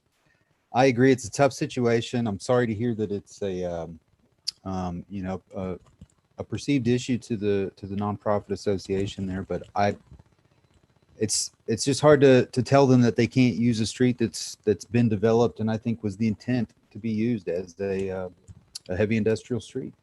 So, yeah, I think to me it's tough, but I think the choice is pretty clear at the moment. Other commissioners have questions or thoughts they want to share before we turn it over to staff? Yeah, Mr. Chair, it's Rusty. I have some thoughts. Maybe a question in here, but first maybe some points. You mentioned this would normally be very straightforward, but my first issue that made it arguably not straightforward was, unless I'm mistaken, and feel free to interrupt because some of these I believe are accurate, but if they're not, please somebody speak up. I thought the original application said that access would be through Hudson. I don't think the staff report addresses in what we have here the traffic issues on Wilshire Creek Boulevard, and maybe that's part of the reason why. I've heard comments about whether the street was built to withstand industrial traffic, but I'm not, you know, that to me is one of the two issues. It may be the weight and the types of vehicles, but I'm not sure I've heard addressed the volume of traffic that could occur, we talk all the time in different approvals of, you know, if it's outside of school and where the turn lanes are and the stoplights and all these different things. So to me, this is a unique situation that can be affected by the volume of traffic, and I haven't heard that addressed. Ms. Taylor commented that their main concern is safety, and I truly do believe that reading all these letters that came in, they are, for the most part, singularly focused on the safety of the varying tenants and their clientele that have been allowed to grow there. And I truly think they mean that. I've got some heartfelt comments that they're not against develop. They really just are concerned about that. And that's where our role comes in here, I think, as to whether there is some legitimacy to that and how it affects us. To me, the types of nonprofits that have grown there, they grew there based on a unique set of circumstances, which was how that road evolved and whether it was gifted or not, and then it ended up with the city or not. And they've been permitted to operate there and flourish there for good reason. And at the end of that street was residential. And so we're saying we're not allowing this applicant to use the street. Well, no, it's zoned residential. And that was what the circumstance was. Maybe it should have been, maybe it shouldn't have been. But to me, that's what's at the end of the street. And we all the time have applicants come in if they want a rezoning. Well, what accommodation might they make? And I'll go back to if the original application or indication was that they would access through Hudson, well, that's what I think makes this not as straightforward. I think the facts and circumstances here are relevant and make it different. I think if the applicant pursued a PUD where there could be some give and take or at least some expectations set there of where the traffic would flow and whether the Hudson would develop or not, I could get on board with that. In the meantime, it's zoned residential, and but it's not been addressed that that is what it is zoned now. And a lot of times we tell people when they bought the property, that's what it was zoned. And if they want the zoning changed, then I'm not sure that there's been any consideration given to what they need to do to get it rezoned. That's all I have. Can I just say something real quick, Mr. Chairman, to piggyback off of what Commissioner LaForge just said? Because I think he's right that it's still a complex issue, and I think it's reasonable for the protestant, the Center for Nonprofits, to have relied on the existing zoning. That was residential when they obtained the property, so I understand why they would want to rely on that as far as their expectations for the usage of Wilshire Creek. I think it's important for us to hear the history of the street as far as the usage of Hudson. And I think it is important for us to address the potential traffic compatibility officially, because it doesn't do so in the staff report, I don't believe, but we can let staff make that determination for us. But the thing about this to me, Rusty, is that why wasn't there negotiation between the applicant and the protestant about the types of uses that we could allow in this area? To me, that's the place where we could just address all of this, regardless of whether Hudson is developed now or developed later. If there are compatibility issues with the potential I2 uses, let's limit them. It sounds like, at least from my conversations with David, that the applicant was open to that, but that those negotiations did not proceed because there are issues with the street usage. And so I just feel like we need to get to that point where we're just talking about how we can limit the uses with a PUD. But I'd like to hear the street history so we can understand that. But I don't know that makes any difference if the uses are going to be the same. So I'll leave it. Okay. Anybody else have comments or thoughts? Okay, hearing none. At this point, what I'll ask, JJ, if you would, I think, Commissioner LaForge and my comments, I think were really, directed to you, and I'll let you engage other staff members as you see fit. But what say you, sir, in reference to Hudson, Wilshire Creek Boulevard, the way that affected staff's recommendations, and how you view the application from the perspective of development services, knowing now that it is the apparent intention of the applicant to take access from Wilshire Creek Boulevard? Well, of course, when we first look at the application, if you look at the case map, the subject site doesn't front Wilshire Creek Boulevard. So we really didn't think about it that much. Now we know that he owns property up to Wilshire Creek Boulevard, but the subject site itself only has access on Hudson. So I think that's where that came from, knowing that Wilshire Creek Boulevard is an industrial street in an industrial zoned area. We don't have any issue, and it's built to industrial standards. We don't have any issues with extending that and taking access to that from the subject site. Commissioner LaForge brought up a good point, which I failed to articulate, and I just prefer you do it at this point.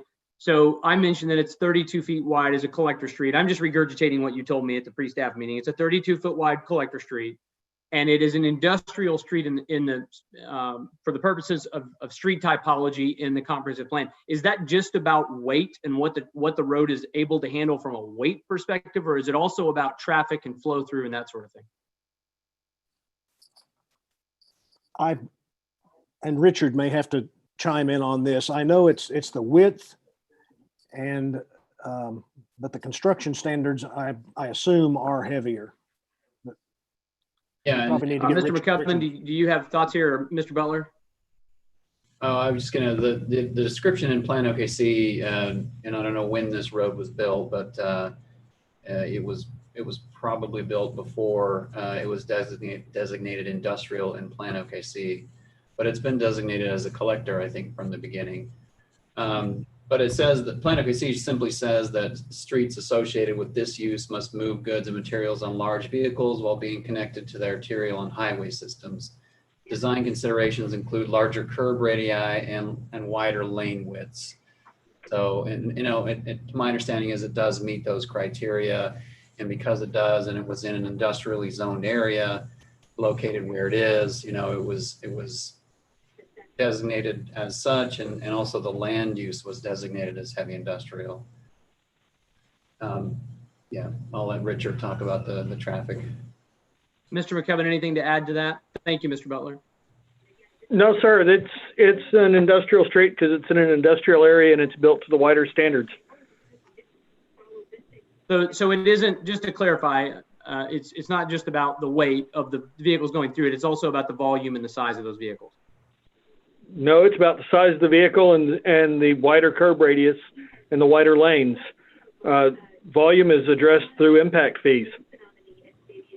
Right, but I just mean that the street is in fact designed to carry more than what it's carrying today, I guess is the right way to ask that question. Yes. Okay. Okay.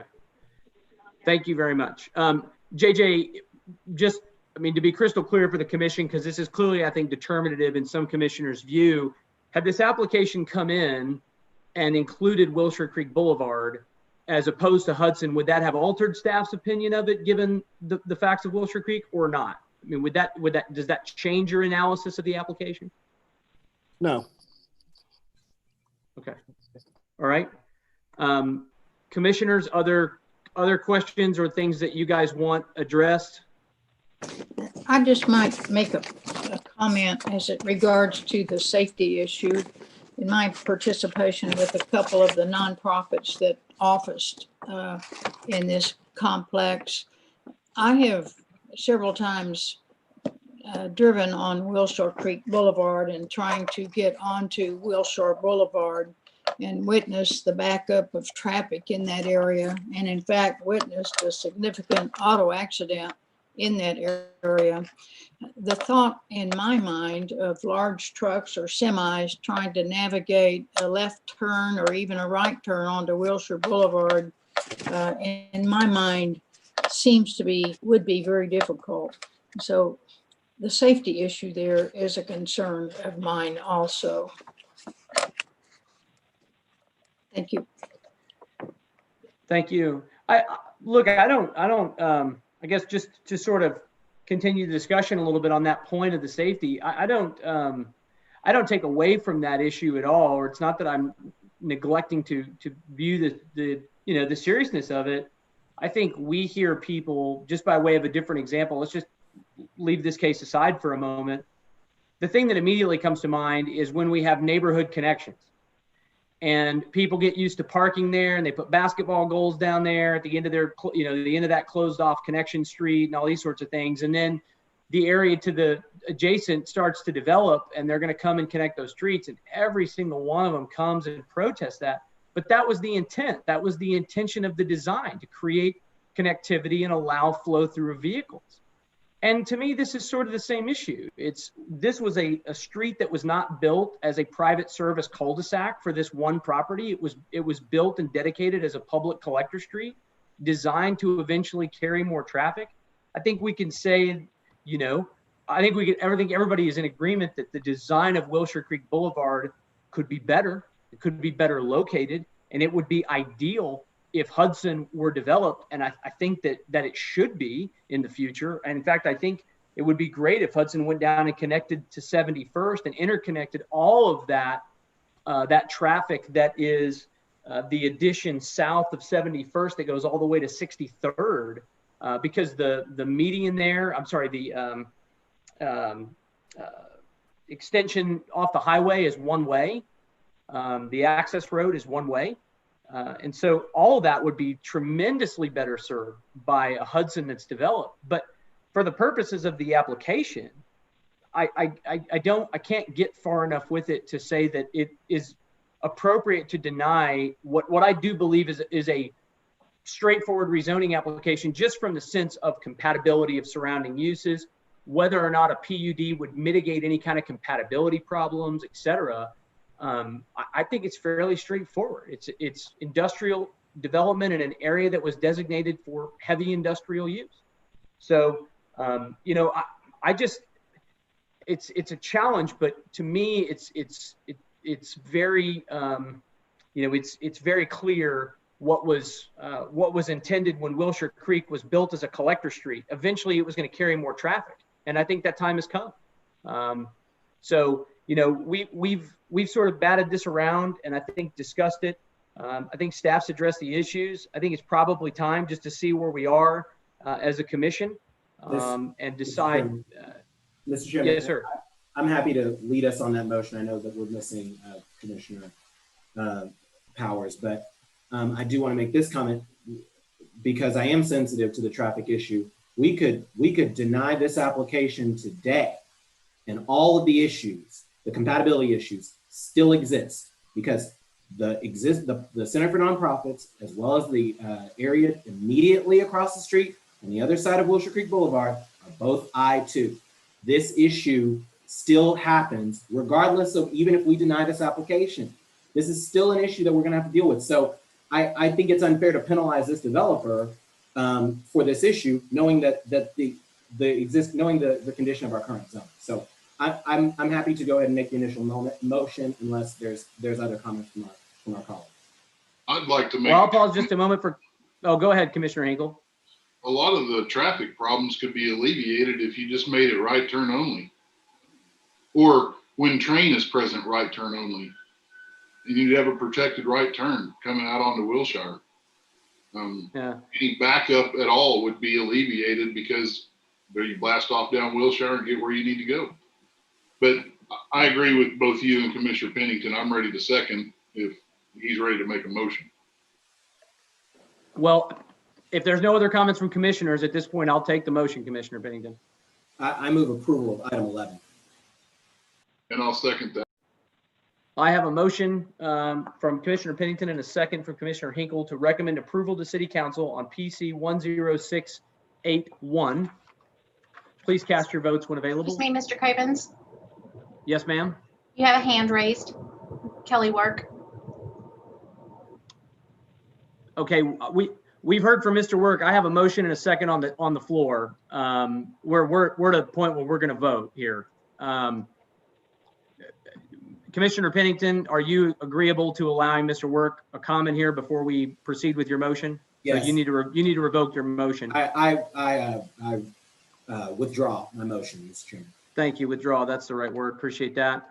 Mr. Work, I'll give you 1 minute, sir.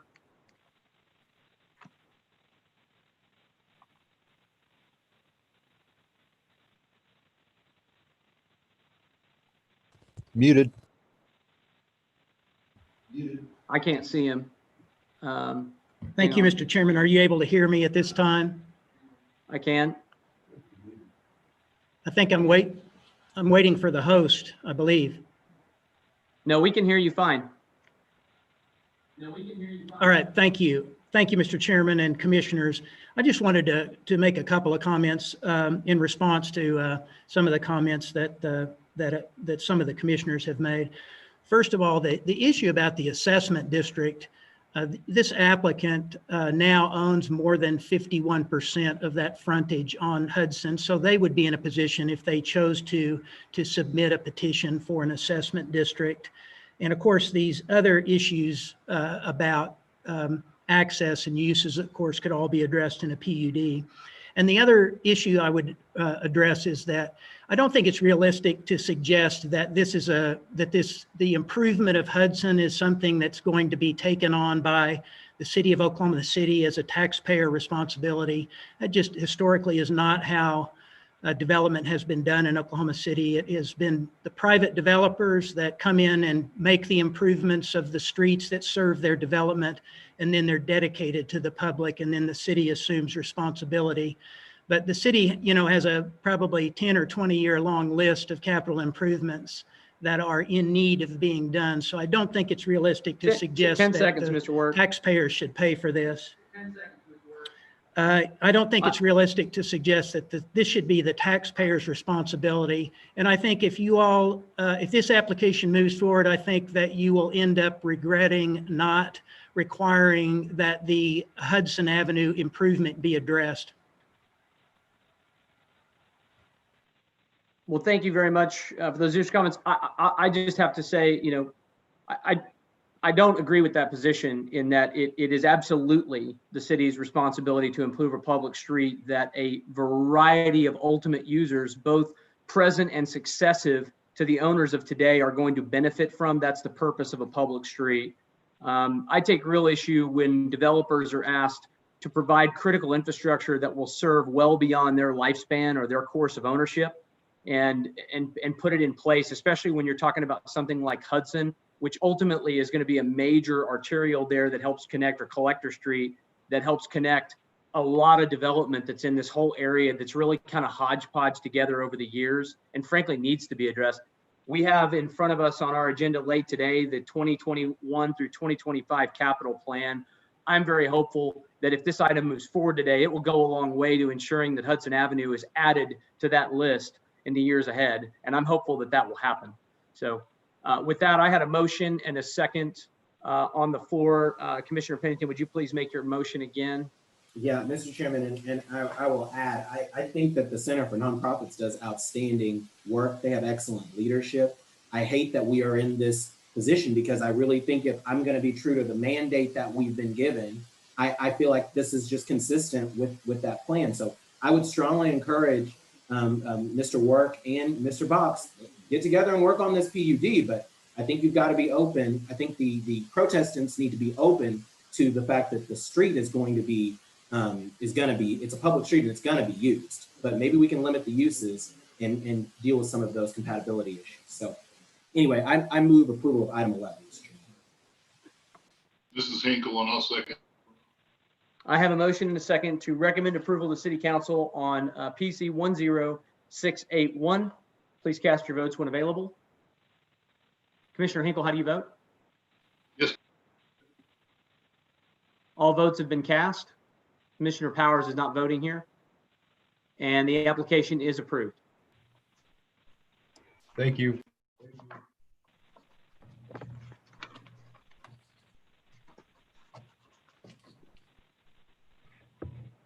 Item 12, Mr. Butler. Item 12 is case number SPUD 1252, an application to rezone 2246 Northwest 36th Street from R1 to SPUD 1252. This application is a half-acre parcel located at the southeast corner of Northwest 36th and Youngs Avenue. It's currently occupied by a non-conforming tailor shop that's been there for years. Site zoned R1, and it's going to a SPUD with an R1 base to permit a single-family development. Staff found it to be in conformance with the urban medium LUDA, recommends approval with one TE that the applicant agrees to, and David Hornbeek represents the applicant.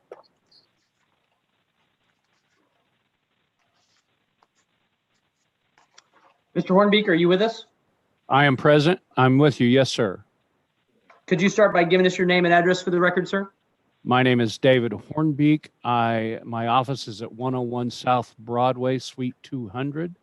I'm with Hornbeek Blatt Architects, and I'm representing the owner, Amy Dunn, and she is also present on the conference call. Excellent. Do you have anything to add to staff's introduction of your item? No, sir. Okay. Commissioner Powers, you're back with us. This is your ward. Do you have questions for the applicant or comments on this one? I have comments. I'm really kind of excited about this little development. There are a couple of little points I wanted to make, and that I touched base with both staff and the applicant earlier, based on a difference between the information that the staff already has and that has already been incorporated into the development plan, but that's not really reflected by the staff report. Under our discussion of hard surface and paving standards, it seems to suggest that they're going to go with pervious paving. They're not going to meet the city standards for paving and hard surface, and that's not accurate. I would be all in favor of allowing them the option of doing pervious paving if they intend to do that. But whether it's hard surface or pervious, either way, they're going to meet city standards because we have standards for pervious paving. They understand that. I think they've already sort of talked themselves out of trying to do pervious paving, but I'm okay with leaving them that option. I don't have any problem with that. I just want to make sure that they understand that whether it's pervious or whether it's impervious, they're going to meet city standards for hard surface and paving. And they do seem to recognize that. And I think those changes have already been made. The other point, in kind of a similar way, has to do with which way the development will face, whether it's going to face inward on itself or outward onto 36th, for instance. And I'm perfectly happy letting them make that as a market-driven design decision. But either way, what we don't want is a 6-foot site-proof fence down 36th Street. And they have also already made that choice and decision themselves. And I believe that may have already found its way into the master design statement. I would like to add that, however, as a TE, that there will not be site-proof fencing along Northwest 36th Street. Other than that, I'm thrilled. The idea that there's going to be residential development on this lot, I'm thrilled. So, Mr. Chair. Mr. Go ahead. Do you want me to address that, or do you want to go forward first? You feel free to address that if you feel like you need to. It is not our intention, nor do we want to put a site-proof fence along 36th Street. And in fact, as you're looking at the rendering on the page, all of the units that are designed will face the north. So the 5 units that are on 36th Street, really, their front doors face 36th Street. Their access, though, will be from the private court in the back. The 5 units behind them, they also face the north, and their driveways do also come off, and their garage doors on those 5 units would be at the same side as the front door of those units. With that said, we do not want a site-proof fence along 36th Street. Right. Good. And so my request for the TE stands. Initially, the application was for it to face in. I think the discussion between the applicant and staff about whether it should face north or whether it should face south really kind of centered around the idea of the site-proof fence. We've got a TE that says there's no site-proof fence along 36th Street. Then they can make the decision about which way it faces based on, like I said, market-driven design decisions, and whichever way that ends up is okay with me. Thank you. We agree. Excellent. Other commissioners have comments on this item? Yes. Commissioner Highsmith. Go for it, sir. I think if you guys do exactly what you've shown here today, you're going to put an absolutely great product on the street. I'm very excited about it. I think it looks awesome. I think the renderings are great. We all know renderings aren't real, but again, if you guys stick to what you've put on paper here, you know, I'm going to hope that you guys get a lot more of these projects, because I think it's a great density add. I think it's really great scale and proportion. I would love to see maybe a little bit more addressing of, you know, the north-south street, but overall, I think you're doing an excellent job. So I'm happy to support this one. That's great. Is there anybody here, members of the public, that wish to be heard on this item today? Again, we're on item number 12. This is SPUD 1252. And I'll pause just a moment. Star 9 on your phone will raise your hand. Alt Y will do the same thing. We have a hand raised. Oh, we do? Okay, I don't see it on my screen, so please recognize them. Louise Brooke. Yes, hello, can you hear me? We can, Ms. Brooke. Will you start by giving us your name and address for the record, please? Yes, my name is Louise Brooke. I live at 2257 Northwest 36th Street, which is directly across the street from the proposed rezoning. I am not excited about this at all. I oppose this rezoning. I live in an R1 neighborhood. I have an R1 house, and there's R1 across the street. You could fit maybe 4 houses if you stuck with R1 over there. It's really small. It's like half the size of a football field. And they want to put 10 houses there. But even more than that, I'm really concerned because I have a lot of flooding that I deal with French drains. And my lot is going to be a lot bigger than these little tiny Post-it note lots. So I can move the water from one side of my lot to another. But if you have one of these houses and you really own just that little lot, you're not going to be able to manage the water, especially if you cover 90% of the lot, which this proposes to do, at least to have permission to. And then my final concern is there's already trees on the lot, and I don't hear any mention of the current trees in what I've read, although I may have just missed that.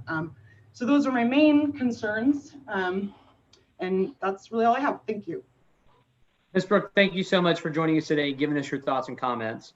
I'll come back to you in just a moment, but before I do, Mr. Hornbeek, do you want to address the comments about the trees and the flooding in particular, please? I'll do my best. I will tell you that, you know, graded properly and with the driveways and the sidewalks designed to flow away from the houses, we do not anticipate flooding will be an issue. And as far as the trees, most of the trees on this lot have grown up along the fence line and were never intended or planted.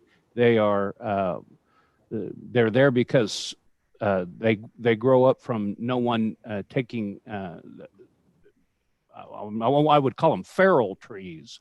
We're going to plant trees back in accordance with the landscape requirements for the city.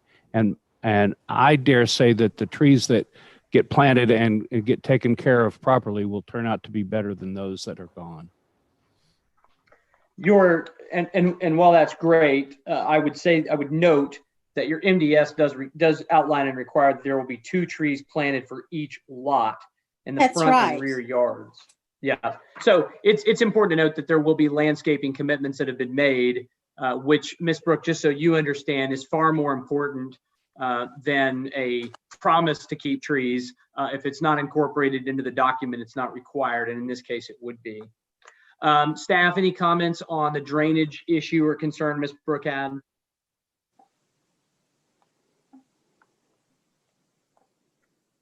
Hey, Scott, this is Barry Lodge. At this point, I don't have any, since we haven't really seen any plans for it. It's strictly in the rezoning stage. But that is something that would be addressed when any plans are submitted.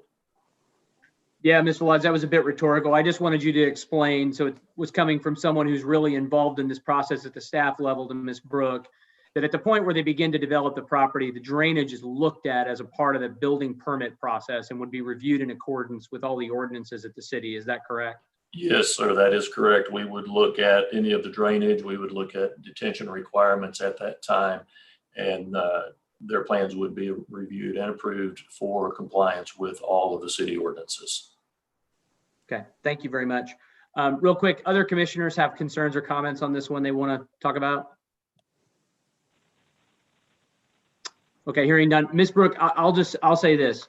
I will assume that this is your first time to join us for a planning commission meeting. Is that fair or accurate? That is correct. Okay. Well, so the city adopted a policy a number of years ago as a part of the comprehensive planning process to encourage redevelopment in areas like this. There is a policy in play that promotes that. I would certainly encourage you, if you have concerns over that policy, to voice them to your city council person. In this case would be James Cooper. That said, we see cases like this one where what feels to the neighborhood like a lot of density is being brought in to the neighborhood. We see them come through almost each and every meeting at this point. That policy of encouraging development is working, and it's thought to provide revitalization of neighborhoods and areas. It's also thought to provide a multitude and a variety of types of housing that encourages people to live in areas they may not have been able to live into before. We have seen that development like this, in fact, enhances the value of surrounding properties by encouraging people to move into the area. So it is a policy we have. It doesn't mean it's a policy that you have to like. And in line with that policy, objectively, what's before us is to decide that based on the zoning and our comp plan, whether or not objectively we believe it will accomplish those goals. And I think in this case that it will. I do want to encourage you as this moves through the process to speak with your city council person. And if you have really specific concerns about it, I would make sure they know. And you can get their contact information on okc.gov. But with that, we do appreciate you joining us today. And Ms. Powers, if you're ready, there was no commissioner discussion. I don't know that anybody else raised their hand to be heard, so I would take a motion from you if you're ready to make one, ma'am. I am ready to make a motion. I would add this comment though to what you had already said.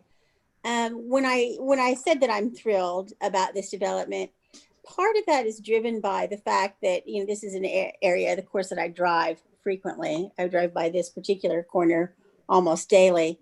And based on the fact that for years and years and years and years, the only thing on it has been a small commercial use, despite its R1 zoning.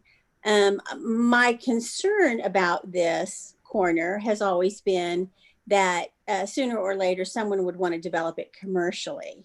And I would not prefer to see commercial development on this corner, because this is just one of those many, many, many little nodes of commercial activity that dot the neighborhoods of Ward 2. They don't all need to get bigger. This one doesn't need to get bigger. The fact that this is going to be infill residential development, I think is a very good thing. And I do understand that sometimes a plan like this can be a bit of a jolt to someone who would prefer to see, more traditional single family development and, maybe 4 houses, maybe 3 houses on this tract. But I do believe that this is a good project. I think it's going to be an enhancement to the area. And I am pleased to see that this property is going to be residentially developed. So I will move approval of item number 12, PUD 1252. Second. I have a motion. Do I have a second? I have a second from Commissioner Highsmith. So I do have a motion and a second to recommend approval to City Council on SPUD 1252. Please cast your votes when available.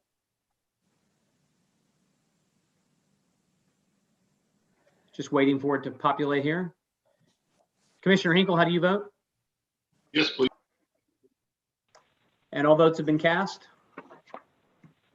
And that application is approved unanimously. Ms. Mr. Chairman, should I have specified my TE? My motion to approve was with the addition of a TE that prohibited site-proof fencing along 36th Street. They said they agreed, and it may have already been written in, but just in case, maybe we should make a record of that. I believe that was preserved in the record fairly obviously. Okay. That was probably my oversight in not clarifying your motion, but the clarification to me was that it was included into the MDS. So. Okay. Item 13. Scott, at this time, I'm going to step away for just 1 minute. If that's okay. Oh, okay. Yep. Commissioner Highsmith? I do not believe he's recusing himself. I believe he's just stepping away for a moment. So let's continue with the item. Item 13 is case number SPUD 1223, an application to rezone 14429 Southeast 59th Street from AA to SPUD 1223. This site is 2.6 acres located on the north side of Southeast 59th, east of Henney Road.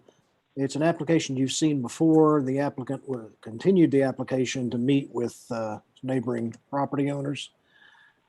It's currently AA and it's going to a SPUD with a rural commercial base. Its site's occupied by an old church building and a commercial building on the frontage. Staff found it to be in conformance with the rural LUDA and recommends approval with no TEs. And Jamie and Robert Kolar are the applicants. Mr. Orr and Mrs. Kolar, are you with us today? I have someone who's raising their hand. I assume that is them. If staff could recognize that and verify if it's the applicant.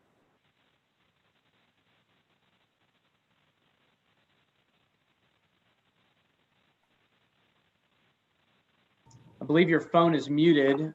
You can unmute your phone by pushing *6. There you go. Good afternoon. My name is Donna McCroskey. My husband Jerry and I live at 14501 Southeast 59th. We are directly adjacent to the east side of subject property. And we Okay, do Ms. have some McCroskey, if I concerns. could, are you, Ms. McCroskey, I'm so sorry to interrupt you, but I have to. Are you representing the applicant? I am not. Okay, at this point, if you could just hold on just a minute and I'll come back and call on you, okay? Okay, thank you. Thank you. Is the applicant with us?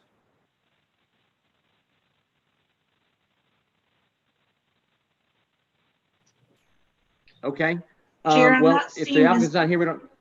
I spoke with them earlier, so I know they were trying to get on, but I don't see them logged on. Okay, there's a phone number in our staff report associated with it. Do you want to try to reach them? I will. Okay. While she tries to reach the applicant, commissioners, are there questions on this item from you for staff? This is an item we actually saw before and it was continued multiple times. Yeah, and I was under the impression that it was going to be withdrawn and not pursued. But what happened there? I've not had any contact with the applicant, and I don't believe they've contacted us. Okay. Okay. Okay. Well, we'll give the applicant a chance to be heard if they're able to join us. I think in the essence of moving the item along here, I am going to at this time, and Ms. McCroskey, I promise I haven't forgotten about you, but I did have Joan Owens who had signed up in advance to speak in opposition to the application. Ms. Owens, are you with us today?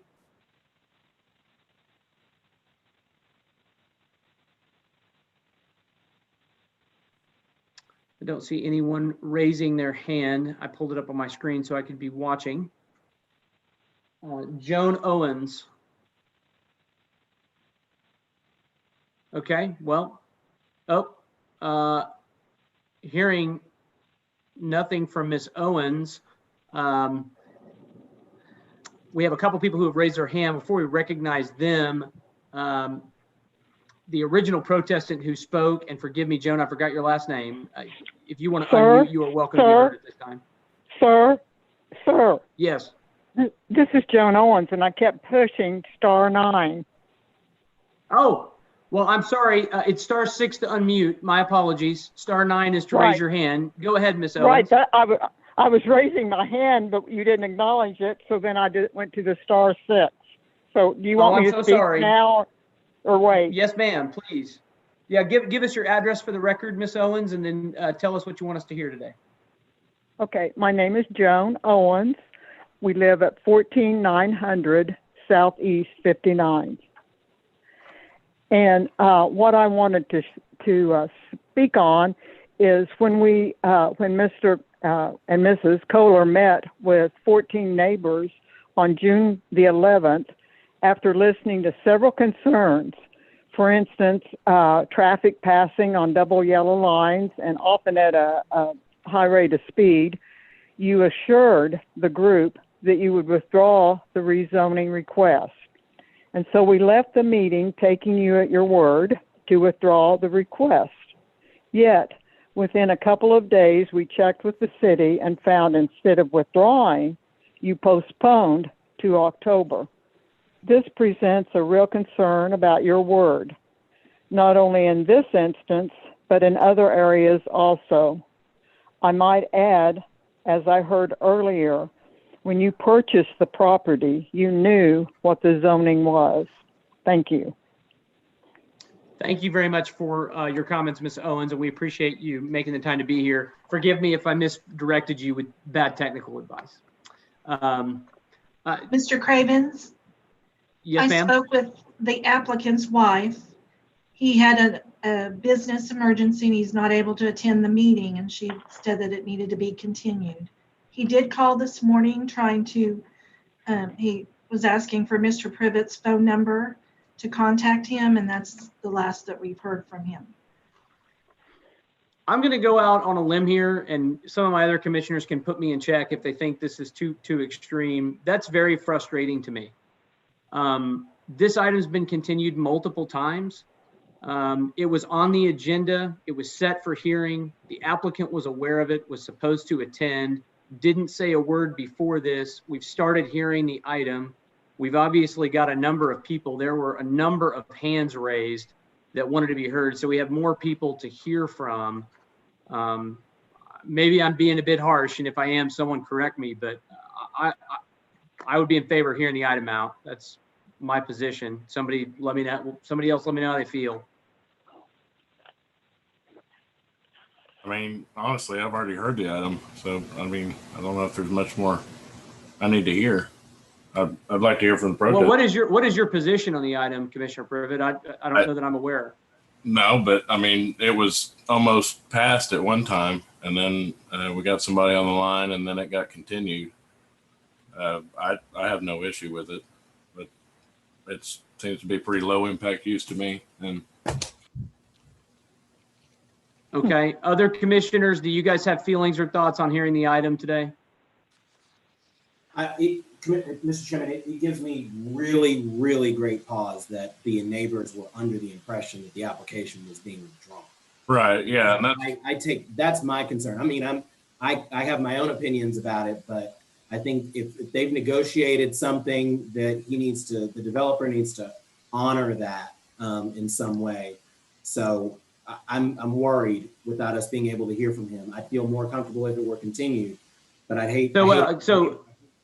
Right. Commissioner Bainton, your position is that we're actually doing a favor to the neighbors by continuing it. Yeah, yes. That's a good point. That's a good point. Because they were under the impression that it was being withdrawn. Right. Exactly. And that was what the impression I was under as well until I saw this on my agenda. So yeah, that's my one main concern. I might go even a little further than that. Tell me if I'm wrong about this, JJ, but if we indefinitely continue this case, won't there have to be new notice sent before it can be heard again? Yes, it will require new notice, and 50% of the original filing fee will have to be paid. Then that's what I would suggest we do. They've asked for continuance. Let's give it to them. Let's give them an indefinite continuance. If they want to have the case heard, they can send new notice, and the neighbors will not have any question in their minds about whether it's going to be heard or not. That's a really, really good idea in my view. It ensures that if there's been some attempt to not have neighbors properly aware of what's being heard and what's going on, that they're re-noticed as to the hearing. I think that's a great idea. Does anybody have a disagreement with that, Commissioner Wise? Love that strategy. I think it's great. Yeah, that's a great idea. Now what? Mr. Cravens, there's 3 hands that have been raised for this case. I understand. I tell you what, at this time, I'm going to ask if anybody that has their hand raised is in objection for the indefinite continuance. That's what I'd like to hear. So feel free to recognize someone if the intent is to object to the indefinite continuance. Otherwise, we're preparing to continue the item. And continuing it in a way that will require that new notice be sent Hello? before anybody, before this case will be heard again. I do that. This is stop. Correct. Can you hear me? I can. Yes. Hello? Go right. Go. Brent Shetley, if you'll comment first, I'll take your comments. If they relate to the continuance, please. Yes, sir. My name is Brent Shetley. I live at 14416 Southeast 59th, directly across the street from the property. I would like to agree with Miss Joan Owens on what she said. He promised us that he was going to withdraw.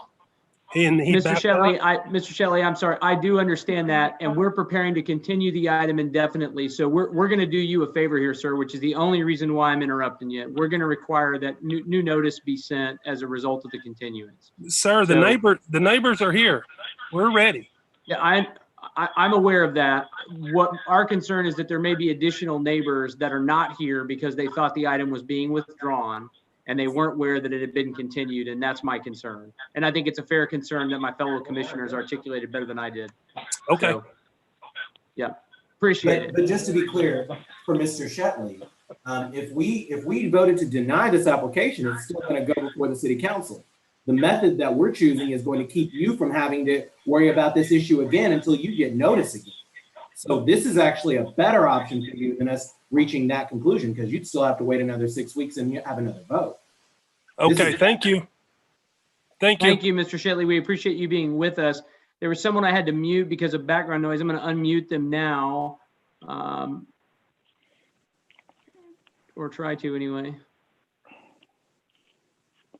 If your phone number is 405-245-8507, please unmute yourself by using *6 if you have a comment on our intention to continue the item only. We are perfectly willing to go with the continuance. Unfortunately, about 10 of the 14 neighbors involved were never notified last time. How can we be assured that we'll receive notification of the pushed out date? Yeah, great question. That notice requirement, ma'am, is a statutory requirement. So any property owner within 300 feet will receive that notice. And it would be, that notice would go out when the application is refiled for hearing. So once the neighbors that did receive the notice receive it again, they would need to notify surrounding neighbors who also share concerns. And that's not something that the city sets, ma'am. That's something that's set by state statute, and the city just complies with state statute. Okay, thank you. Thank you very much. You know what? I'll go one better than that. If you, ma'am, will make sure that everyone who is in attendance today or is concerned about this,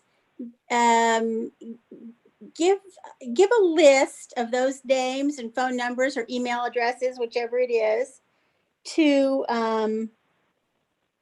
Ms. Lakin, our clerk. I'll make sure that whoever is present today and wishes to be heard on this item, gets notified if this case is reset for hearing.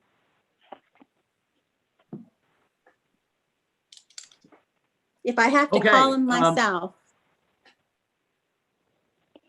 I believe that we are prepared. Commissioner Privet, this is your ward, so I'll let you make the motion for continuance if you're ready to do so. I will. I will make a motion to continue this case indefinitely. I have a motion. Do I have a second? I will second that. I have a motion and a second from Commissioner Hinkle to continue indefinitely. Item number 13, SPUD 1223. Please cast your votes. Commissioner Hinkle, how do you vote? Yes. All votes have been cast. And that application is approved unanimously. The continuance, I mean. Item number 14.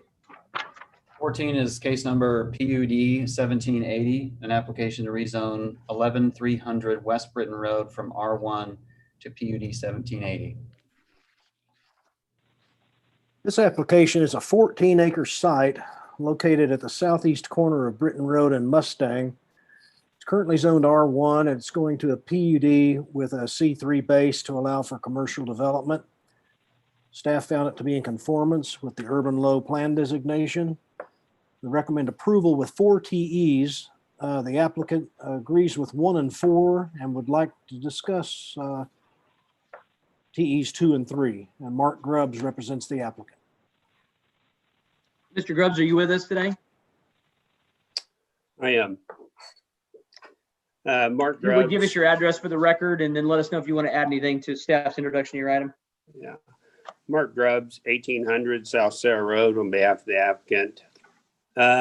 We do agree with T items 1 and 4. T items 2 and 3, not sure I understand why they were in there. We did limit the sign height, but staff is requesting that freestanding signs be limited to 2. There's music Hey, playing. Mark, Can y'all sorry. hear that? Can somebody, my mute is not working. Mr. McCubbin, we're getting your hold music there or something. Somebody needs to mute him, please.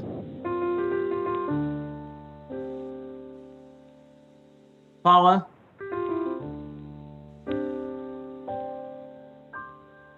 It's not letting me mute him either. Well, I'm sorry, I'm not he able to gone. mute you. I just punted him. Continue, Mr. Grubbs.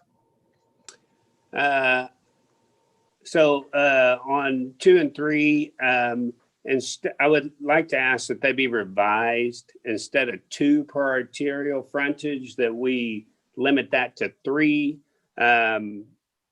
You know, it's a PUD. We've limited uses significantly within the PUD, and we would just, you know, we're not sure, but I would hate to limit. As we currently just have it laid out, there could be multiple uses there. So would like to have at least 3 sign locations on each arterial. And as far as driveways go, we have approximately 1,100 feet on each arterial. Driveway separation is typically 200 to 250 feet. Therefore, there's more than adequate room to allow for at least 3 per arterial frontage. So we request that 2 and 3 be modified, and we just ask for your approval. So just to clarify here, because this is in Ward 1, Commissioner Claire is not with us today. The driveway, so TE3, you do not object to the limit of 2 arterial or 2 points of access along Mustang Road. It is Britton Road that you want to keep the 3. Is that correct? I mean, I would like to allow for 3 on each arterial. Like I said, we have 1,100 feet of frontage there. You know, if so you're saying that you're going to meet the separation requirements. And that's how we wrote it in the PUD. Staff put the T and asked us to limit it to 2. Planning staff did, and not sure that I understood why, but instead of just asking that those be deleted, being that they're wanting to limit them to some number, I am saying that we would request that they be limited to 3 instead of 2 on each arterial frontage. So not unlimited, but we did write it in the PUD. As far as driveway separation goes, we wrote it in the PUD just to meet driveway separation requirements. Staff asked that the number of driveways be limited to 2 per arterial. Well, 1,100 foot of frontage is a significant amount of frontage. And so therefore we would ask that those be limited to 3 and not 2. Got it. That would put approximately 367 feet of frontage to each one of your points of access, is your point. Correct. Understood. Okay. Commissioners, questions for the applicant or staff on this one? Commissioner Powers here. Since Commissioner Clare is not with us, I guess we don't know exactly what he would think. I'm perfectly content with the TEs as they're written. I don't see any need for any additional signage or driveways. So, Okay. Commissioners, other comments or thoughts? One thing I would say that I talked about a little bit, Mr. Grubbs, with staff, which I think, is reasonable, is just provide the planning commission the ability at the specific plan stage to review and approve the interconnectivity of the site. My comment to staff was, well, if it winds up developing as self-storage in the back, we wouldn't want that to connect, and neither would you.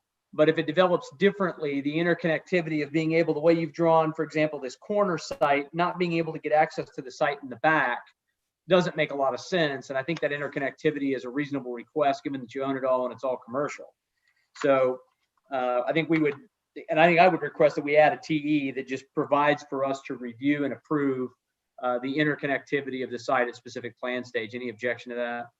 I think I'm okay with that. I don't want to specifically limit to 2 in that instance then. Because then a specific plan, it's going to come up as we discuss this and that there are 2. So I'm fine with.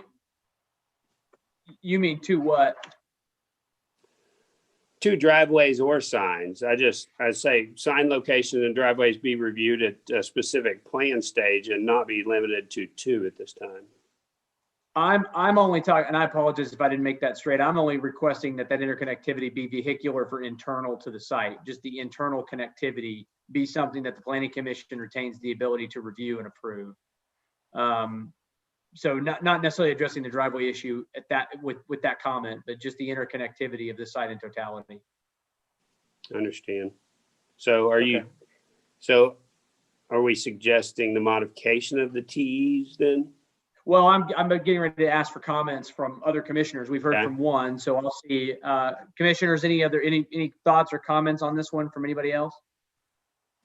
I'm not opposed to Mark's suggestion. And obviously I agree with you, Mr. Chairman, about the idea that we should be able to review the flow of traffic internally, but I don't think it's a bad thing, since he knows he can meet the separation requirement minimum, for him to at least get the opportunity to come back and show us what it might look like and show us how that fits as a part of an internal, as far as the internal circulation. So I think that's appropriate, but at least he's on notice that we have a preference for 2. So if he can justify it and we like it once he's done it, I can't see why not. So your thought would be to specifically maintain the ability at specific plan to review and approve driveways and signage as well. Yes. And Mr. Grubbs, are you opposed to that? Or the internal circulation. Right. I'm not opposed to that, but I just think that if we limit it per the TEs, then even at specific plan stage, you're going to tell me you're limited to 2. We discussed this. Therefore, I'm not opposed to reviewing them at the specific plan stage, being on how the site. I think what I would advocate for is deleting TE 2 and 3 and including these comments in a new TE 5 that would say just exactly what Commissioner Pennington suggested. And that we would review all of that and approve it at specific plan stage. So there's going to be no mention as terms of a limit, because I think that gives you the flexibility, depending on how this develops, to make those points. And I will just say, I think you make a very good point about the fact, you meet the separation requirement. It's 367 feet. If you come back with an application and they're within 200 feet, well, I'm not going to be able to support it because that's not the separation requirement. But if they're more than 200 feet, I'm certainly going to be okay with it. But that's a thing we can review as a commission at that time, which I think makes a lot of sense. I'm in agreement with that. Commissioner Highsmith, I think you were going to add something. Do you want to jump in there? Sure. I'd love staff to articulate the position of the 2 streets, because my guess is that it's mostly in regard to a comp plan approach. Yeah, Commissioner Highsmith, did you say the entrances? Yeah, I'd just like you to articulate why we're asking for 2 rather than 3, Yeah, sure. as discussed. Yeah, the reason is because, ideally we'd have, as was mentioned, interconnectivity on the site, and 4 accesses total to the site we felt would be sufficient. And, when we're doing a PUD or a SPUD with negotiated zoning, we like to try and get the best projects. So we felt like, even though it meets the minimum criteria, the spacing, that it would be a better project to have the 2 accesses. That does assume that, that we have site interconnectivity, which is also desirable. We just feel like it's a safer, better project with 2 accesses on each side, which would be 4 total. Does that answer your question? Yeah. And when you say better project, you mean, of course, better project for the citizens of Oklahoma City. Yeah, better, better for the public interest, but also very functional for the, for the property owner. Again, it assumes what we consider to be a minor concession, which is interconnectivity between the uses. And that's, straight out of the comp plan, that interconnectivity allows us to make, to have less traffic on arterials, because you don't have to go, from one development or one building in this case out onto the arterial just to have to turn into the next one over. So it's safer in that regard, and reduces traffic. Yeah. And we know that the more accesses you have, generally speaking, the less safe something is. Yeah, to me, my comment on this whole issue, and this is really the only thing that to me is even a question on this item, is on the drives. I'm going to back up Janice on this. I just think, as Jeff just pointed out, I think it's a minor concession, really. I mean, it's not like we're not providing access. If it gets us a better product, for me, I'd like to see the concession to 2 drives. So that's kind of where I'm at. I really think it's a better win for the city if we wait until we can see what's being proposed. And we're preserving that right here, which, it depends on what comes through as to how I would feel about it. And I don't think Mr. Grubbs knows. I don't think most applicants know exactly what's going to go in the dirt. They probably have some idea of an anchor sort of person who's going to develop there, but they don't know exactly how the whole thing's going to play out. And if somebody comes to me and Mr. Grubbs says, well, we have the ability to put a Chick-fil-A on this corner, but they want to drive, look, from a sales tax perspective, I want them to have their curb cut. And so I love the idea of being able to preserve and review that when it comes through a specific plan. They can't come through with any drives until they bring it through a specific plan. So that's the reason I think that makes a whole lot of sense here. And the reason this is such a weird application is because it's a weird site. It's a very strange site. This isn't a corner box. It's a triangle. So it's a very, it's kind of strange. Well, so I think we need to be able to review it, which I think we're doing. Well, to me, again, I also do this for a living. And for me, a triangular site is not, does not mean a project doesn't happen. It's going to take some more creative thinking on the developer side. I understand that, but I just can't imagine that 2 cuts to me is a non-starter. And the only reason I'd push for it at all at this point is simply because I think it gives us leverage at the next stage. I understand we're trying to open things up for them, but I don't know. I just, I think we tend to make concessions easily sometimes is all. I think other commissioners have feelings or thoughts on this?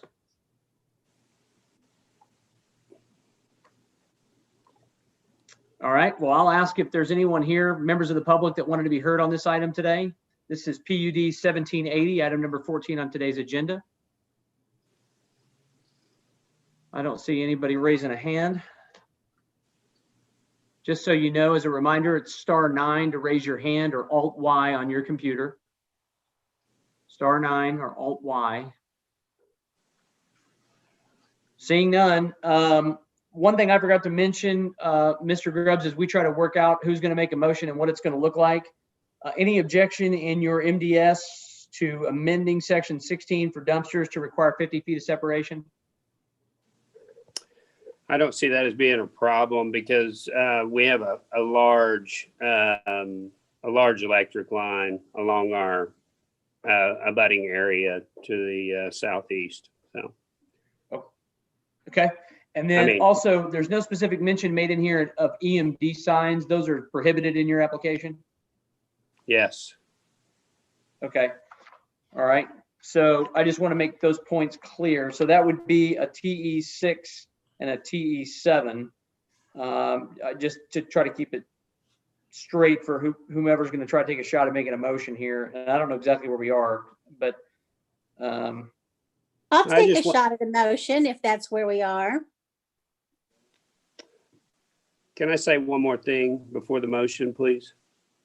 sure. It's not that we're not okay with the interconnectivity and bringing back this for site plan review, but if that east side's developed as a mini storage, as you mentioned, nothing's going to want to interconnect with that. Then if you have a hard corner that's a convenience store, gas station, or a Chick-fil-A or anything that needs another drive, you may need 3 drives on Britton Road. So there just may be the necessity for additional drives. And I just don't want, I want to try not to limit that at this time. We're okay with. I'm in agreement with you, but I have no idea where we stand, and I think we're ready to make a motion on it. I think we would be better served by just having and preserving the ability to review and approve drive signs and interconnectivity, because then the planning commission gets to decide if they like what you brought forward or not, whether two drives is right or 3 drives is right. Because and the interconnectivity thing, that's the whole reason why you're right, connecting a convenience store to a mini storage facility is nonsensical. So, and it needing an independent drive would make total sense. So Commissioner Powers, you said you were going to make a motion. If you're ready to do so, ma'am, please feel free, and we'll see where we are. Okay, let's see where we are. I'm going to move for approval with TEs 1 through 4 in place, adding a TE5 that at specific plan stage, the Planning Commission will review the internal connectivity, TE6 providing for 50 feet of separation for the dumpsters, and a TE7 specifying that there are no EMD signs are permitted. Commissioner Powers, just to confirm, your TE6 is just 50 feet from a residentially zoned property. Is that correct? Exactly right, yes. Okay. And I have a motion. Do I have a second? clarification? Commissioner Powers' motion would not give the commission the ability to review the curb cuts and signage. It would instead require the 2, right? Exactly, yes. Okay. Yes. Just for as clarity. the TEs are written. Yeah, I'll second it.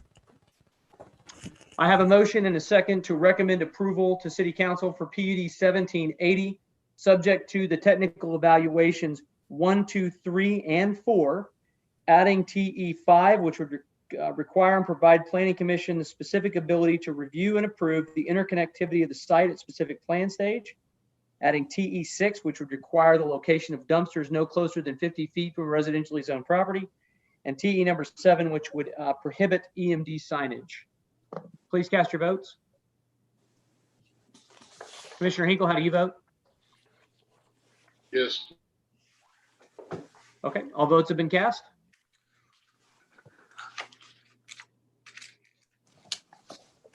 Just waiting to see the votes.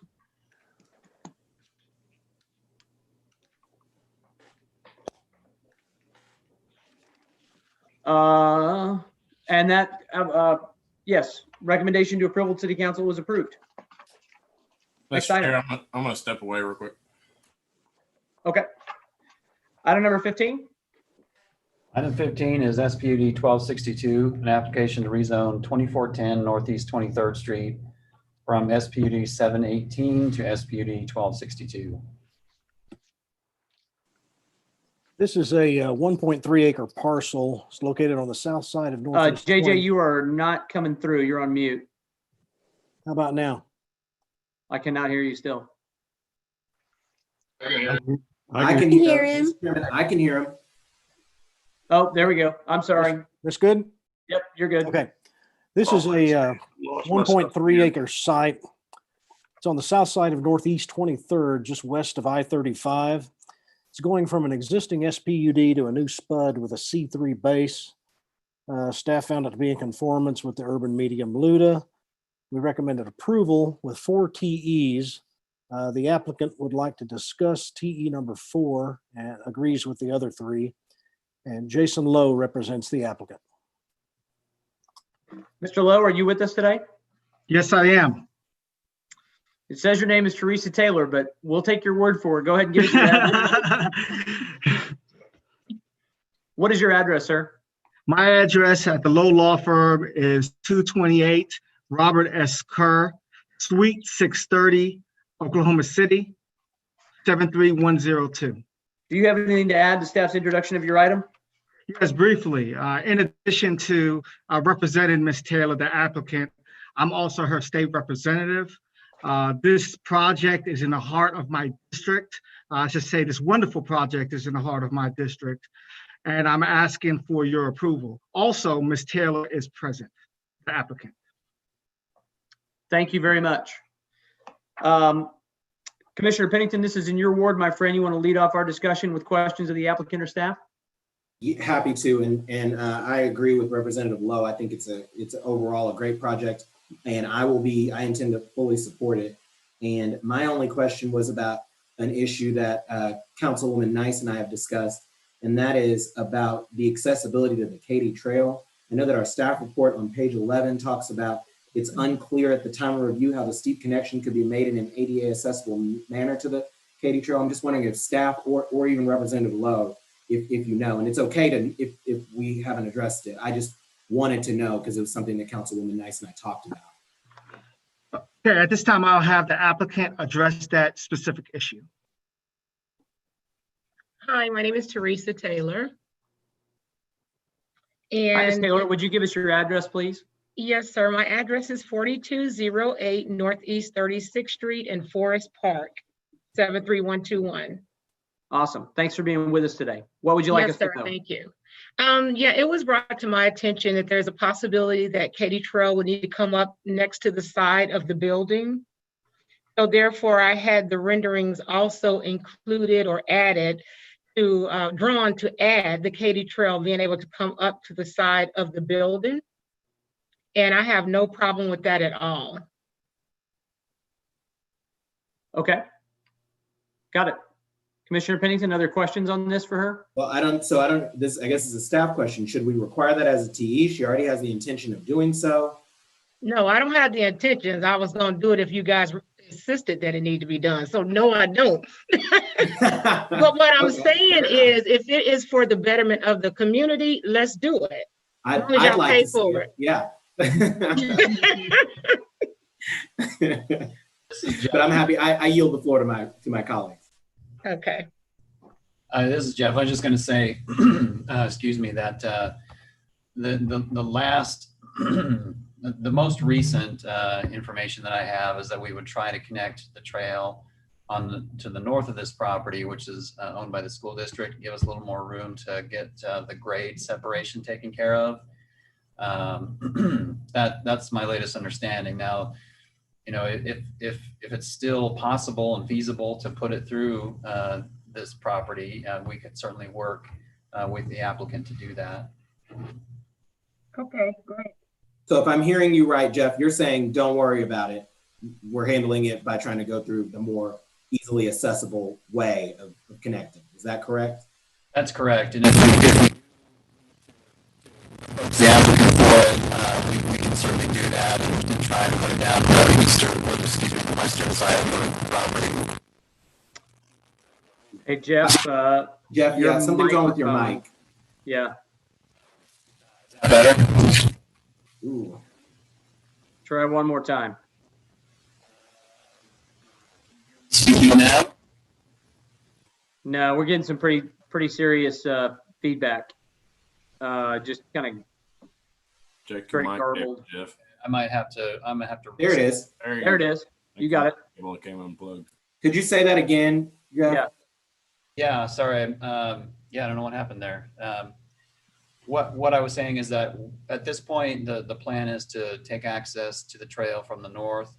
And so, but we haven't designed it yet. So what we would do is we would approach the applicant if in the future and over the next few months, we felt like we needed an access going through her property, then we would just need to approach her and work with her to do that. But I don't think we need to require it at this time. Sounds good to me. And I'm sure Ms. Taylor is glad to hear that too. This Commissioner Powers, I want to be clear if the applicant is in agreement with the other TEs. You come on 1 through 4? Yes. Let's go through this. Because I did send back yes, no, I think. So I think number 4 was it was an existing sign billboard there, a junior billboard that is there now.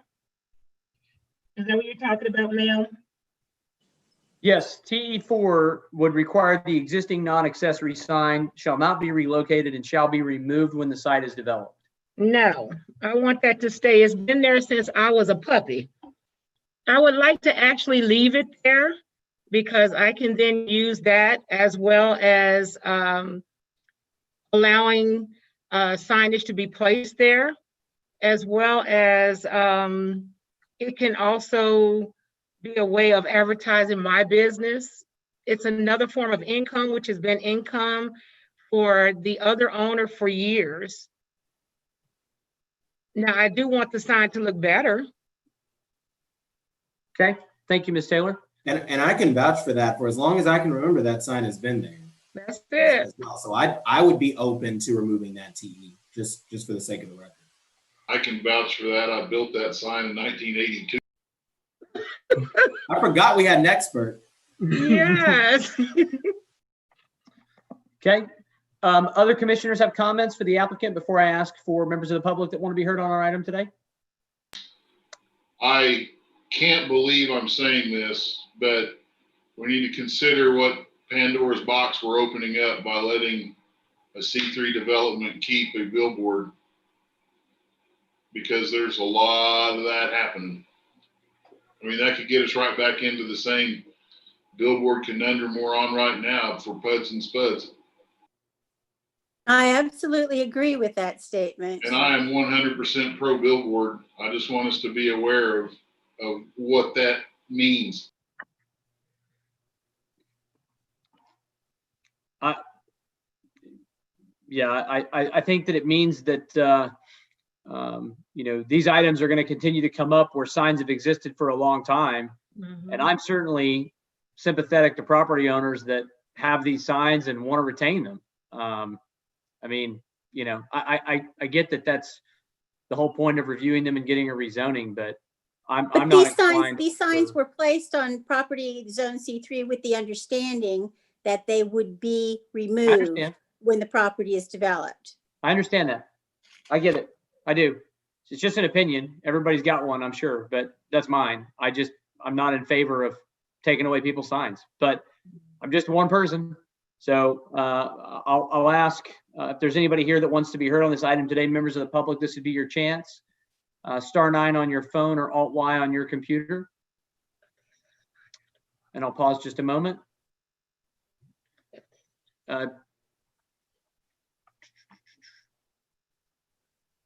Okay, seeing nobody else. Mr. Commissioner, I do have one little other thing I want to say. I'm not going to be able to support this because of the signage issue, but I want to say that after all that we've been through with this little piece of property, I am pleased to see that it is being developed and being developed in this particular way.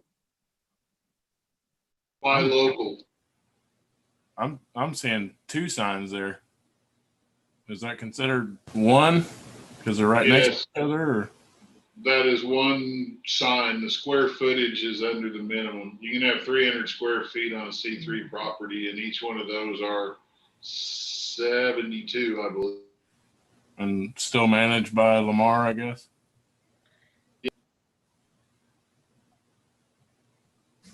Okay. Chair, Commissioner Bennington, unless there's other, I'm sorry, what? I see our applicant has raised their hand again. I know we've heard from the applicant. I want to move our conversation to commissioners and Okay. see if there's other comments. Okay. If there's no other comments from other commissioners, I do think we're to the point where we're ready for a motion. Commissioner Pennington, if you want to make one. Yeah, could we give the applicant 30 seconds? Of course, that's your purview or your prerogative. I mean, sure. Oh, no, I'm fine. I was fine. You guys actually addressed something of what was said that I was thinking. So I'm fine, but I just still want the sign. That's all. Thank you, Ms. Taylor. Yes, sir. Thank you. Mr. Chairman, I move approval of item 15 with the removal of TE4. I have a motion. Do I have a second? I have a motion and a second from Commissioner Hinkle to recommend approval to City Council on SPUD 1262, subject to the technical evaluations, but deleting TE4. Is that correct? Yes. All right. Please cast your votes. Commissioner Hinkle, how do you vote? Thank you. Yes. Commissioner Hinkle's voted yes. Just waiting on Commissioner Powers and LaForge. All votes have been cast. And that application is approved. Yay. Thank you. Good luck, Ms. Taylor. Thank you so much. Item 16. Mr. Chairman, this is Commissioner Pennington. I'm going to have to step away for just one moment, but I'll be. You're fine. You're not recusing yourself, correct? I am not recusing myself. Got it. Thank you. Item 16. Item 16 is case number CPA 2020, number 7. It's a consideration of a proposed map amendment to the comprehensive plan that would change the land use topology area by lifting the urban reserve layer from urban low intensity base designation. And it's approximately 115 acres located north of North Britain Road and east of North Sarah Road. And Ava Zarenda, one of our comprehensive planners, is going to walk us through it. Good afternoon, Commissioners. This is Ava Zarenda, Senior Planner.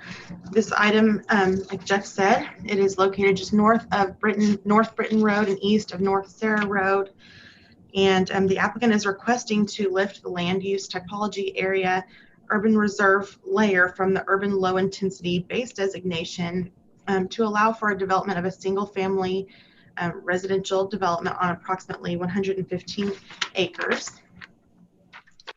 It is located in the Piedmont Public School District. It's right on the very southern edge of the Piedmont School District. The property is it is urban reserve. To the north is also urban reserve with some undeveloped and rural residential land uses. To the east, it is rural medium intensity. To the west, it is urban low. There is a companion PUD, which is PUD 1776, which you will be hearing after this item. And to the south is employment reserve. So the dominant land use pattern in the area is undeveloped or agricultural land with some low density residential uses. There are a mix of some PUDs further to the east near the Kilpatrick Turnpike. There's some R1 and some agricultural uses surrounding the proposed this site. The current LUDA is urban reserve, which maintains agricultural land and large acreage estates until the area is ready for urbanization. And the purpose of the urban reserve designation is to retain land in a condition that provides the most flexibility for developing at urban densities in the future and to ensure the most efficient and sustainable delivery of services. Urban reserve may have access to city public water supply or sanitary sewer systems, but not both, and typically don't have urban levels of fire service. What the applicant is requesting is urban low. Urban low applies to the least intensively developed areas of the city that still receive urban water and sewer, police, park, and fire services. Typical residential densities are between 4 and 8 dwelling units per acre for single family.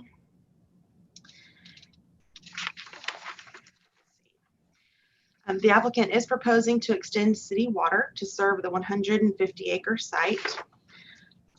The site is not served by Oklahoma City wastewater utilities. There are 2 sewer sheds present within the site, and the applicant is not proposing to extend public sewer to the development due to the closest sewer being located approximately 3 miles to the south. So the applicant is proposing to use septic systems to serve the residential lots. The site does meet urban response times for fire emergency service by the Oklahoma City Fire Department, number 32. And it's located approximately 2 miles northwest of the subject site. Let's see.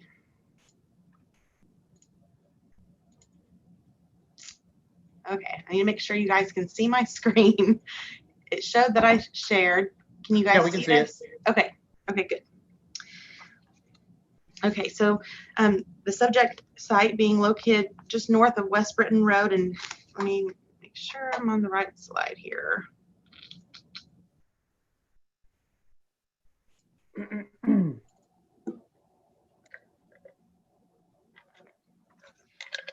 So Kilpatrick Turnpike is located approximately 3/4 of a mile east of the site. Northwest Expressway is located approximately 1.5 miles to the north of the site. So it is close to some significant highways.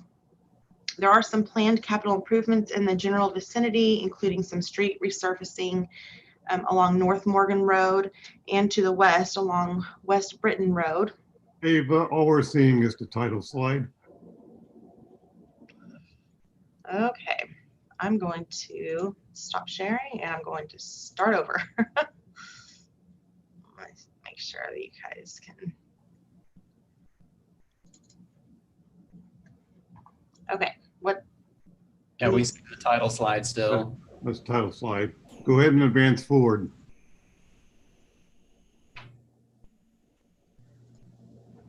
Okay, can you see me changing slides? No.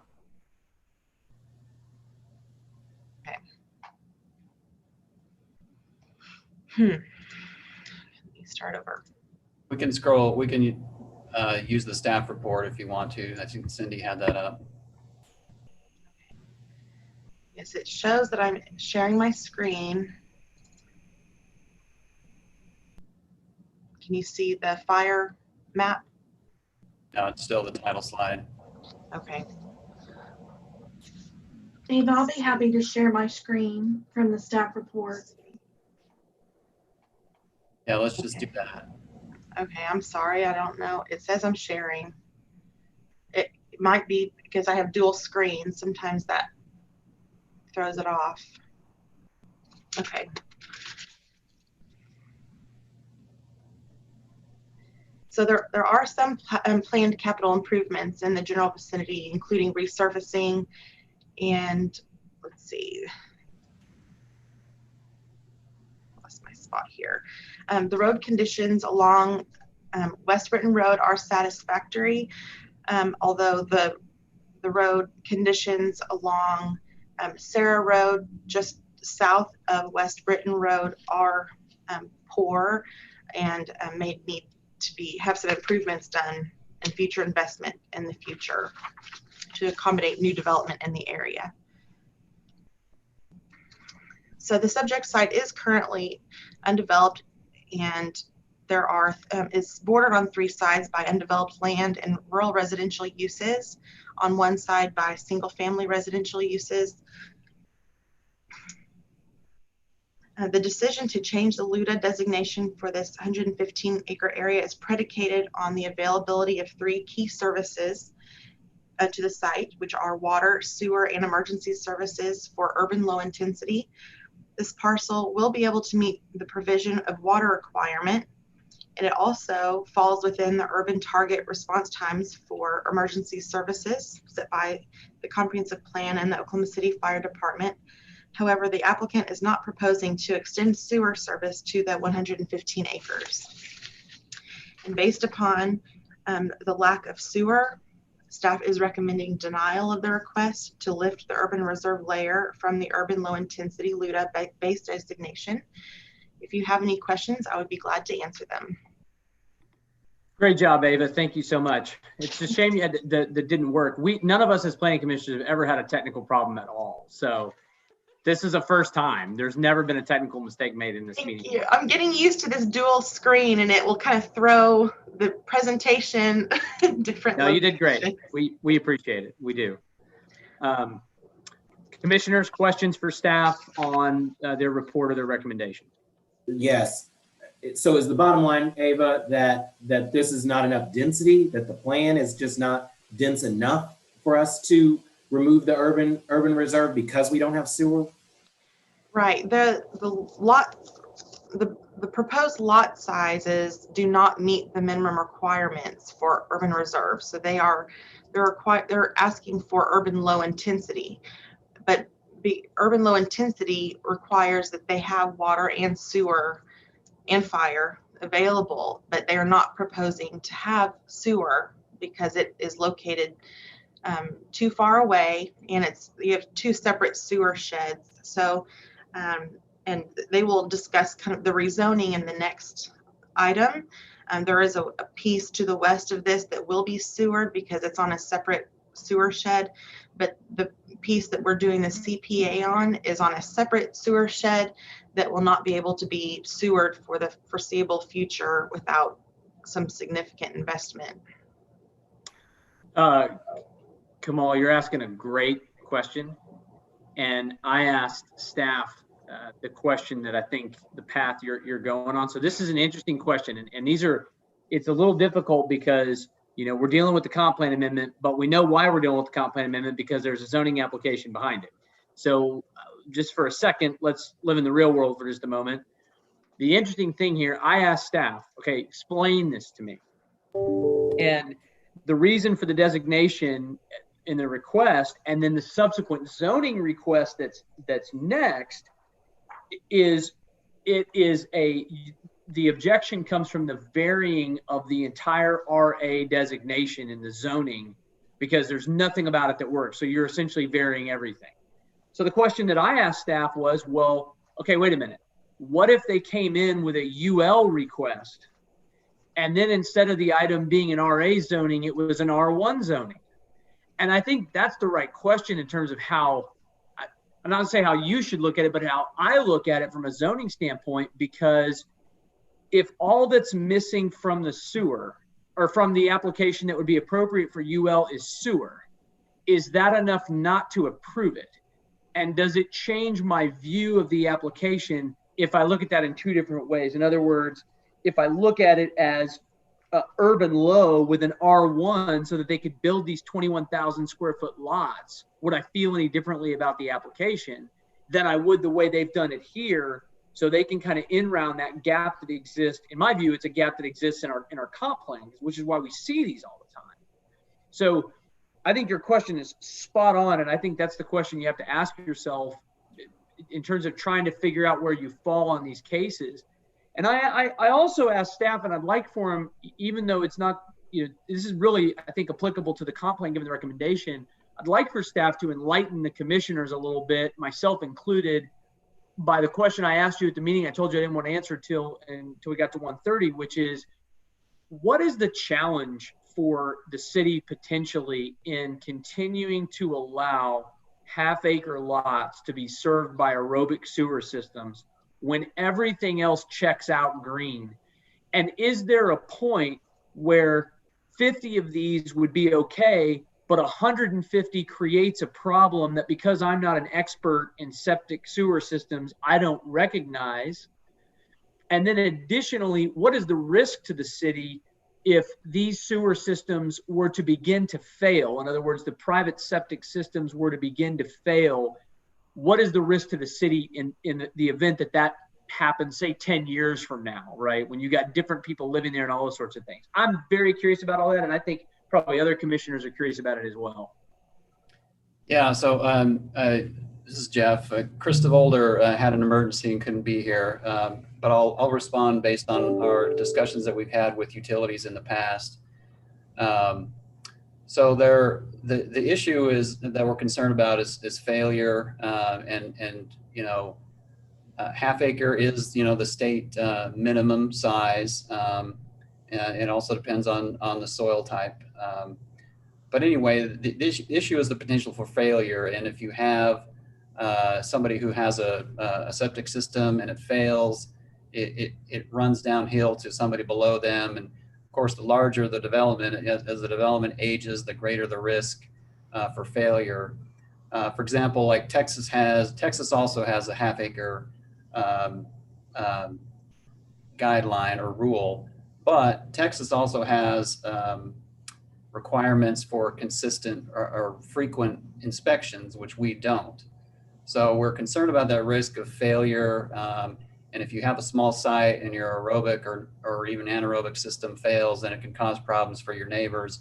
And the bigger the development, the more lots, the more chances there are that somebody could have, multiple failing lots upstream from them, and it could cause problems on their site and public health problems and just other kind of unpleasant problems.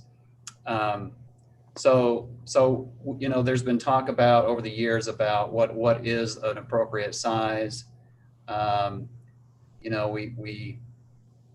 that's kind of why the comprehensive plan looks to, and the zoning, the RA zoning, set it at 30,000 square feet.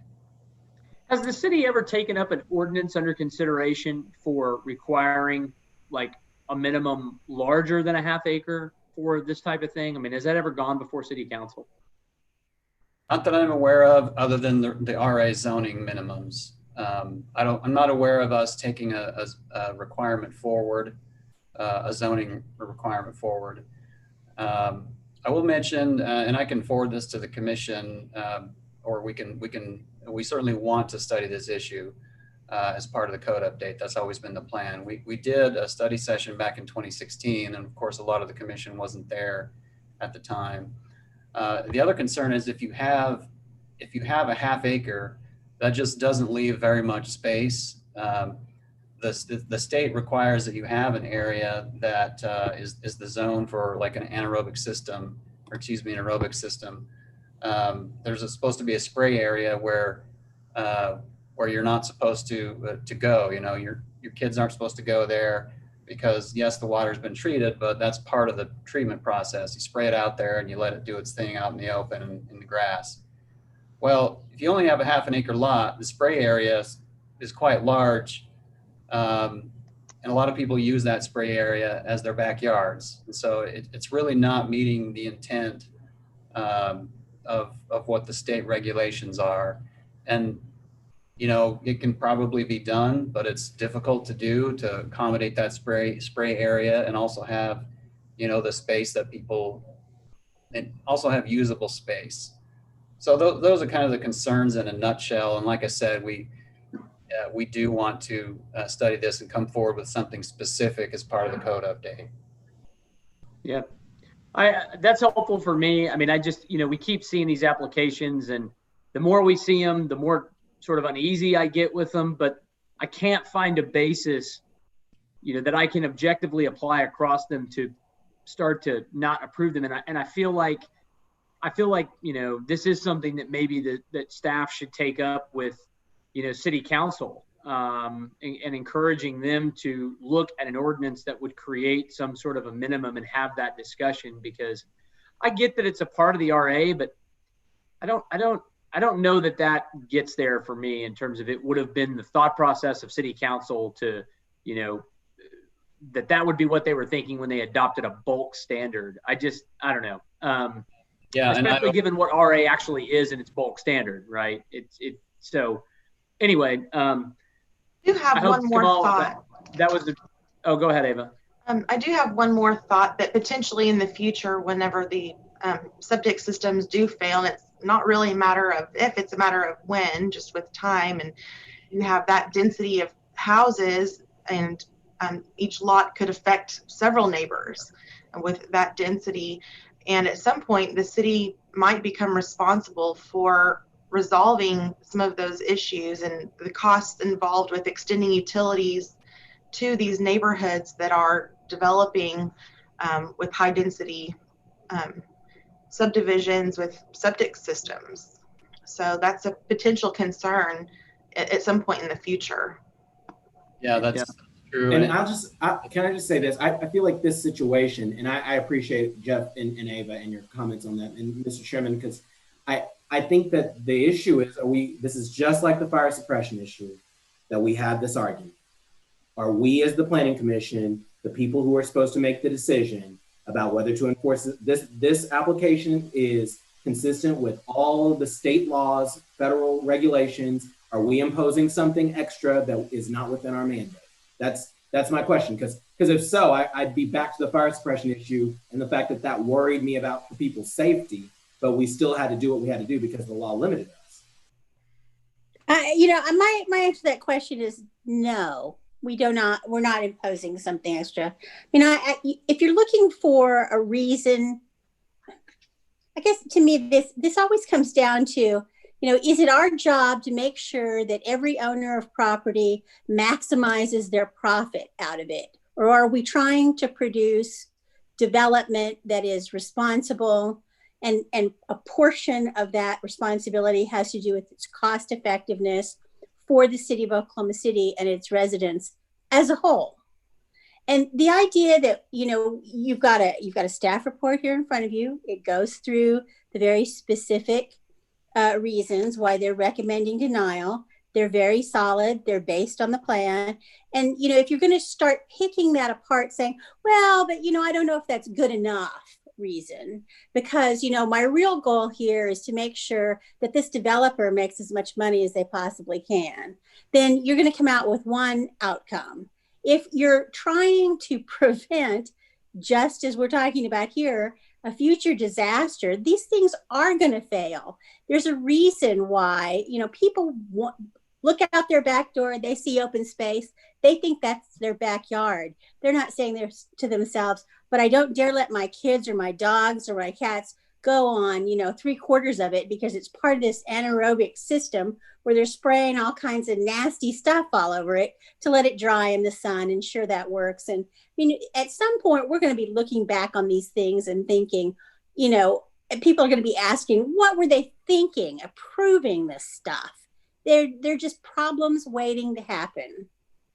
But my problem with that, though, Commissioner Powers, is but we aren't experts in that, and the Department of Environmental Quality is. So when they, as the experts, are telling us these are the minimum requirements that are needed for the safety of the public, why should I trust our individual judgment as non-experts in this field? We do have experts in this field on our staff. They help to develop these regulations. A minimum imposed by the state doesn't mean that it's working well or that it's a good idea. That's fair. And so that's, again, back to the original question. Are we doing more than just like the fire suppression issue? Are we extending our mandate beyond what we are? And your point is, no, we're not. That these systems are not effective, and we need to just consider this application in light of the fact that these systems will fail. May I be heard? I'll let you be heard, Mr. Box, just out of the nature of the discussion. One thing I'll say, though, that I have to take a little bit of issue with, Commissioner Powers, is everybody who buys a home that has a septic system is well aware that they bought a home with a septic system. It is a required disclosure in the state of Oklahoma to, first of all, disclose that it exists, and second of all, disclose its condition. So everyone knows that it's there. It has to be registered, right? So the state knows it's there. And we haven't had anybody in any of the cases we've heard prior to this one tell us that, yes, here is the concern with having these here's the real concern and why we shouldn't do it. And the reason I'm pushing the issue is because I think that's the conversation that we're missing. And I don't think, and it is not ours to have. We can encourage it to be had by the members of city council that should pass an ordinance to clarify their position here and to clarify the code and the intention of the code, because that's what they got elected to do. But all we know is the DEQ says a half-acre site is appropriate, and it's not about a developer maximizing their profit. It's about a developer having the right to develop a property in line with the zoning and us finding an objective basis for denying it. In this case, directly east of this development is the exact same thing that's being proposed here, which is like why I look at this and I go, how do we, but I am admitting to you all, to collectively, that I am uncomfortable with just personally uncomfortable with these types of applications, because I agree they're going to keep coming. And I wish someone actually would say, as an expert, here's why this is a problem. We got to stop this. Let's adopt an ordinance to do that. But no one's ever done that before. And we just keep seeing them. We just keep seeing them. We just keep seeing them. And it does concern me. But Mr. Box, I think it is fair to let you be heard given the nature of the discussion here. So I'll let you chime in Commissioner here. Cravens. Commissioner Cravens. Yes, sir.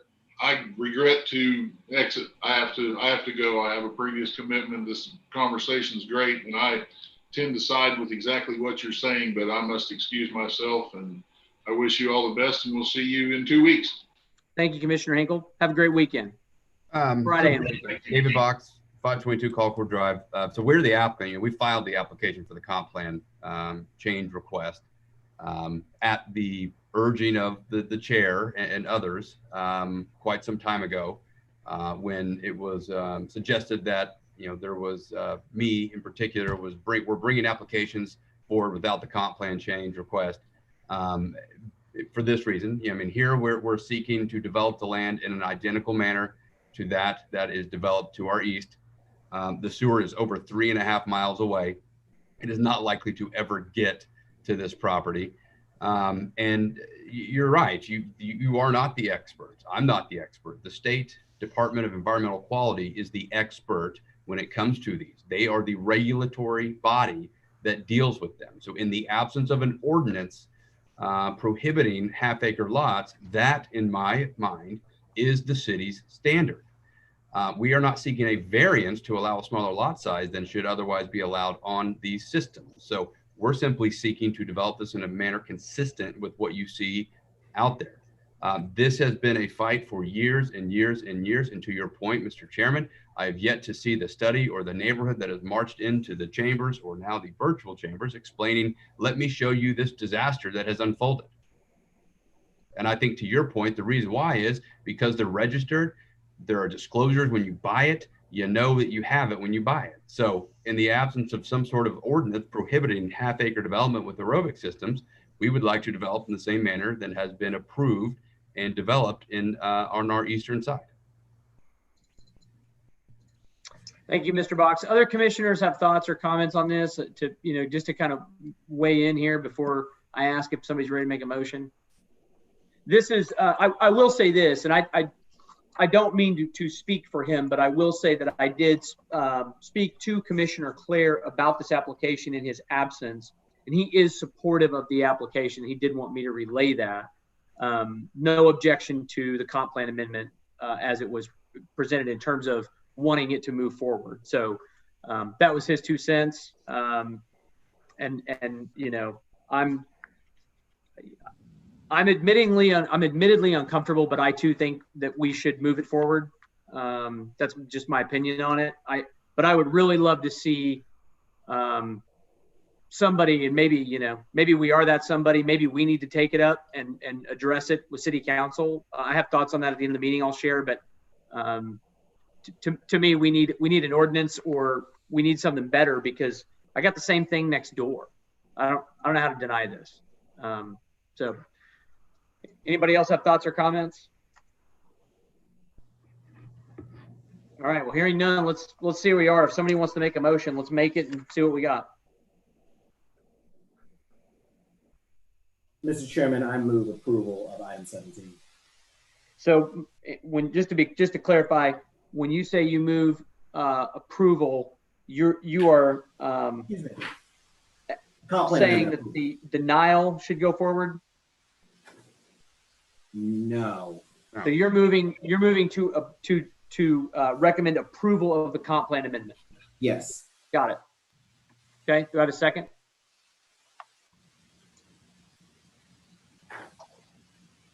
It looks like it was seconded by Commissioner LaForge. Second, yeah. So I have a motion and a second to recommend approval of the comp plan amendment to CPA 2020-00007. Please cast your votes when available. All votes have been cast because Commissioner Hinkle has excused himself from the meeting. And the application is approved. or the amendment is approved. Item 17. Item 17 is PUD 1776, application to rezone 10599 West Britton Road from AA to PUD 1776. Well, this is the companion with the comp plan amendment you just heard. It encompasses a quarter section of land at the northeast corner of Britton and Sarah Road. It's developed in 2 tracts. Tract 1 is 38 acres, developed as R1. Tract 2 is 120 acres, RA development. Staff recommends approval of the R1 and denial of the RA based on the lack of sewer service. David Box represents yes, David Box represents. Again, David Box, 522 Colcord Drive. We basically had the discussion in the comp plan, but this is the associated PUD. R1 on the west side where we have, sewer and water, half-acre lots on that tract 2 where we have water but no sewer. We would ask to delete TE1, and we agree with TEs 2 and 3. TEs 2 and 3 deal with sidewalks, and we do agree that we will be required to do sidewalks. That was the one item when talking to Commissioner Clare that he was very adamant that we agree to do that, and we do agree to do that. So we had asked that you recommend approval of this with deleting TE number 1. Commissioners, again, this Commissioner Clare's ward, he's not here. Any questions of the applicant on this, on the zoning item? Hearing none, I'll ask if there are members of the public here with us today that wish to be heard on this item. This is PUD 1776. Star 9 raises your hand. Alt Y will raise your hand on your computer. I'll pause just a moment to see if anybody wishes to be heard. Looks like I do have somebody with their hand raised, staff. Leslie Ray Sears. Yes, I abut the eastern edge of that property, and I guess it's just a consideration. I mean, I have an aerobic system. I know that none of my neighbors really maintain their aerobic systems, and now I see there's going to be 200 more just to the west of me. But 100 of those houses are going to have sewer service. So I guess just another question related to what you've already been talking about. Mr. Sears, if you would, just for the record, sir, would you mind giving us your address real quick? 10149 Northwest 99th Street. And you said you are to the east of the subject? Yes, I abut the, they're going to put 99th Street through in front of my house into the new area. And it looks like there'll be 200 houses with aerobic septic. Yeah, and you said you have aerobic septic, is that correct? I do, our whole neighborhood does, and I understand that, people are saying, well, they have it just to the east of us. But what I do know is people don't maintain their systems because I can smell them. Well, and actually, how large is your lot, sir? My lot is a half acre, but of course the house occupies, I don't know, 30% or something of that half acre. So my 2 sprinklers are in the backyard, and I have to tone them down so that they don't sprinkle into the next door neighbor's yard. Right. Yep. Okay. And your concern is just that the additional use of these half-acre lots with aerobic systems is going to create more problems for you? Just, I mean, I guess only the 2 lots that are going to be behind, they're going to abut my property. They'll be spraying toward my yard, Yeah. How long have you had your residence, Mr. Sears? I'm curious. 5 years. I have a maintenance agreement with an aerobic septic company. They come out every 6 months to inspect and to maintain. But that's not a requirement. I just do it because I have kids, I want my system to work properly. Got it. That's very helpful. All right. Thank you, Mr. Sears. Anybody have questions for Mr. Sears out of curiosity? Okay. Thank you for being with us today, Mr. Sears. Is there anybody else that wishes to be heard on this item today? I don't see anybody else with their hand raised. So at this point, I would entertain a motion on PUD 1776 if someone would like to make it. Mr. Chairman, before, I don't know, are there any strong feelings about TE1 from my fellow commissioners before I make the motion? We have David's request to get rid of TE1. Anybody a big fan of TE1? It's just to clarify, it's in line with what has been presented in the half-acre lot issue. It's that RA2 has a 30,000 square foot minimum. This is what we see every time these come through is the note to, or the TE to require the 30,000. And that's why we end up in this discussion, because that's more than a half acre. Gotcha. So yes, I would not be able to support this item unless TE1 remains. Well, Okay. I guess let's see where we are then. I'll go with, say somebody make a motion. I'll move to approve item 17 with the removal of TE1. I have a motion. Do I have a second? I'll second. It's Rusty. Oh, okay. Commissioner LaForge seconded the motion. So I have a motion and a second to recommend approval of City Council on PUD 1776 with the deletion of TE1. Please cast your votes. All votes have been cast. And the application is recommended for approval. Item 18, I believe, is the preliminary plat. Item 18 is C7199, preliminary plat of Somerset, and that's located also north of West Britain Road and east of North Sarah Road. This is Jared again with Development Services. The developer is proposing 298 single-family residential lots and 6 common areas on 157.86 acres, yielding a gross residential density of 1.89 dwelling units per acre. Public streets and water improvements are proposed for the entire site. The western quarter of the site will have the sewer, as we've been discussing, and the eastern, probably roughly 3/4, will have on-site septic systems. This is a companion item with the previous 2 items that we've just heard. Access to the development will be taken from one median divided entrance off of North Sarah Road, one median divided access point off West Britain Road. They also propose connections to Valdera Addition Section 2 to the east and a street set to the north for connection to future development. There are 5 TEs with this one. The applicant is in agreement with the TEs. Kendall Dillon with Craft and Toll, and I believe also David Box are on the line to address any questions. Does the applicant have anything to add to staff's introduction to that item? No. Okay. I would just note for the purpose of the record, the design of this preliminary plat, according to staff, conforms with the subdivision regulations as they relate to access requirements for subdivisions with greater than 200 lots. And the design also satisfies the requirements of the proposed PUD 1776, which we just approved or recommend approval thereof. With that, I'll ask, since we've already discussed it, is there anybody here in the public that wishes to be heard on this item today, C7199? I'll pause a moment.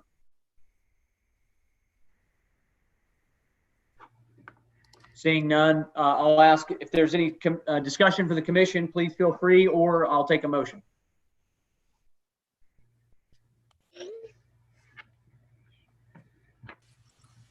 I'll go ahead and move approval of item 18. I have a motion. Do I have a second? Commissioner Coffey, I second the motion. Commissioner Highsmith seconded the motion on PrimeGov. I'll take that as the second. Thank you, Commissioner Coffey. I have a motion and a second to approve the preliminary plat for C7199. Please cast your votes when available. All votes have been cast. And the application is approved. Thank you. Mr. Chairman, I'm going to step away for just a moment. Yes, ma'am. Item 19. I'm going to step away briefly for a moment as well. Item 19 is also a comprehensive plan amendment. And it I'm is. gonna show you. It's gonna come stand over here. There we go. Got you muted. So item, let's see, 19 is CPA 2020 number 6, and it's a proposed map amendment to the comprehensive plan, and it changes the LUDA, or the land use topology layer, from rural medium intensity to urban low intensity. And that would be on a 38-acre area located north of Southwest 29th Street and west of South Cemetery Road.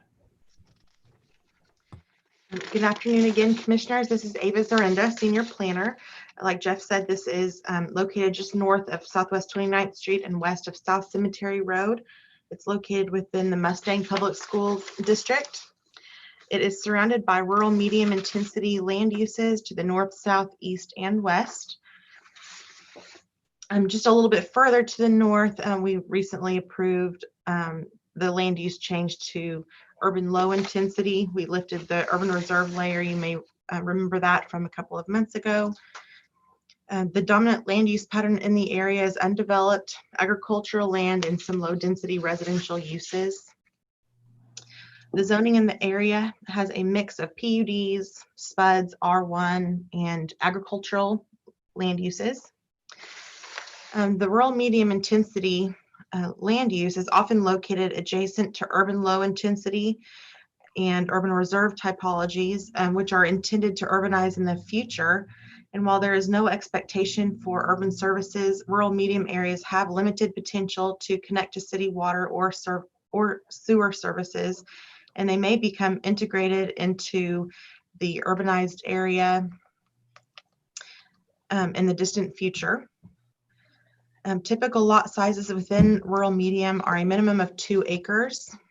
Rural medium development policies include designing buildings and sites to complement the character of the surrounding areas and not to detract from the open character of the landscape. Cluster developments may be appropriate provided it maintains rural character by preserving open space and or environmentally sensitive areas, by clustering the lots, maximizing the gross density limits to not be exceeded. Urban services, including city water and sewer, are not intended to be provided to rural medium areas until the designation is removed through an amendment through Plan OKC. The urban low intensity LUDA, which is what the applicant is requesting, it applies to the least intensively developed areas of the city that still receive urban water and sewer, police, fire, and park services. The development in this area should provide some horizontal integration of land uses and connectivity within the developments, also facilitating pedestrian and bicycle transportation. Typical residential densities are 4 to 8 dwelling units per acre for single family.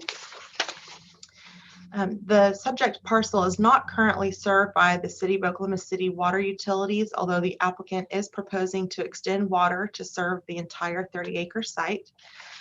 The site is not served by Oklahoma City wastewater utilities.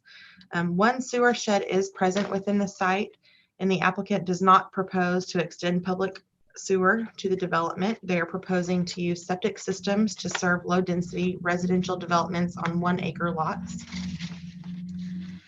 The 38-acre parcel does meet rural response times for fire and emergency service. The closest fire station is located approximately 2.7 miles to the northeast of the subject site.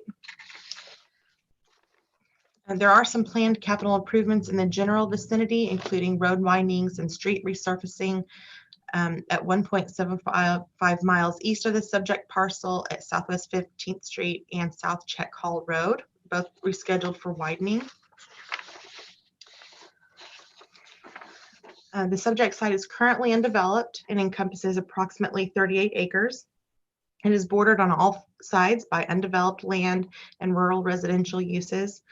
The larger area surrounding the subject site includes rural residential uses and undeveloped land. The decision to change the LUDA designation for this 38-acre area is predicated on the availability of 3 key services: water, sewer, and emergency services for urban low intensity. This parcel will be able to meet the provision of water requirements.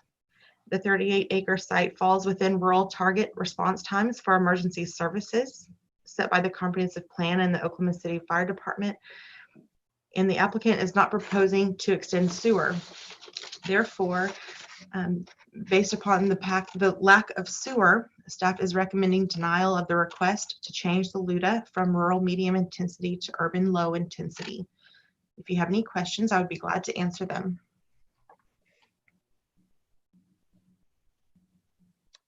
Commissioners, questions for staff? I feel like we beat this horse already today. Mr. Box, as the applicant, do you have anything you want to say Yeah. here? Yeah, briefly. If you look at the recent trend in this area, it's worth noting. I felt like it got kind of glossed over. The 160 acres immediately north of this site came on for hearing in front of the Planning Commission this summer. I think it was July, and you changed the quarter section to the north of us to urban low. With a similar staff report recommending denial. So in that instance, we were actually asking for half-acre lots.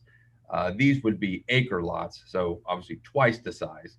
So we're simply asking you to lift the layer and allow us to then move forward with our PUD for 1 acre lots. But if you look at the recent trend of cases in this area, the lifting of the reserve, or excuse me, the change to urban low is what has been put forward. Got it. Thank you. Questions from commissioners? All right, hearing none, I'll ask if there's anybody else that wants to be heard on this particular item. I feel obligated to do that, given that it precedes the zoning item. So if there's anybody in the public that wishes to be heard on this, I'll certainly take it. *9 on your phone or Y. Looks like we have a couple of folks who have raised their hands. I'll recognize Shannon Carter. Mr. Carter or Miss Carter, are you with us?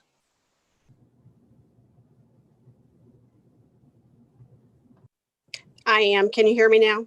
Yes, ma'am, we can. Would you give us your address for the record, please? Hi, Shannon Carter, 2800 Manor Road, Yukon 73099. Thank you. What would you like us to know about this application? Okay, first of all, thanks for hearing us. So this is the developer, and Mr. Box has suggested this will improve the functionality and quality, and we disagree on this for several different reasons. We currently have large open spaces. We feel like this is going to destroy the quarter section. It just is going to take down a lot of trees and landscaping, dramatically changing this section of the 80 acres if developed for housing additions. We're currently consistent with the LUDA surrounding the 80 acres on all sides, north, south, east, and west of us. There's also, we're concerned about the jurisdictional waterway running through this acreage. And if I'm not mistaken, that's controlled by the Corps of Engineers and has to have a permit. I know that on the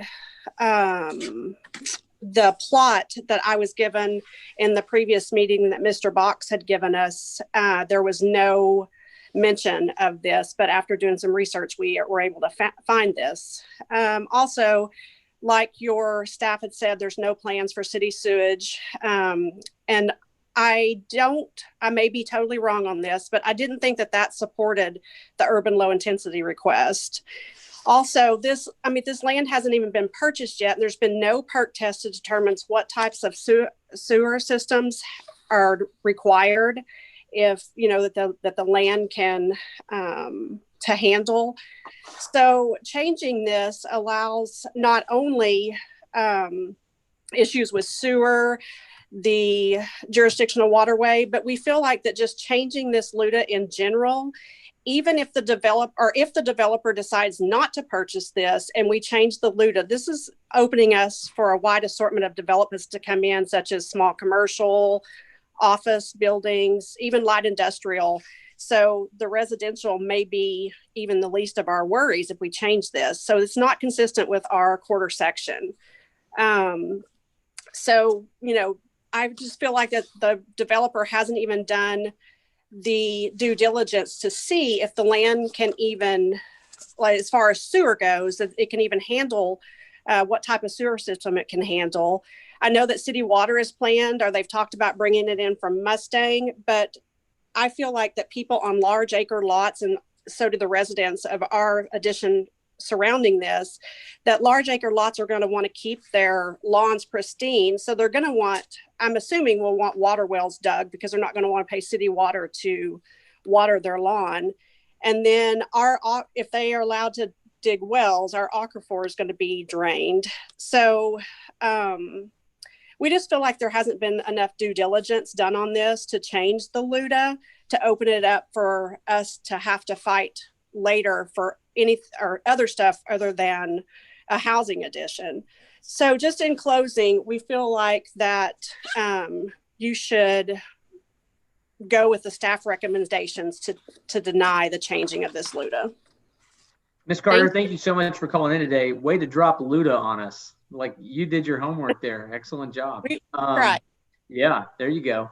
I will just tell you, and I don't typically do this, or I try really hard not to speak for the commission. I can assure you that if an application came through here for something that was industrial or some intensity, some intense commercial use, it would get looked at awfully hard given the amount of residential development that's going on here.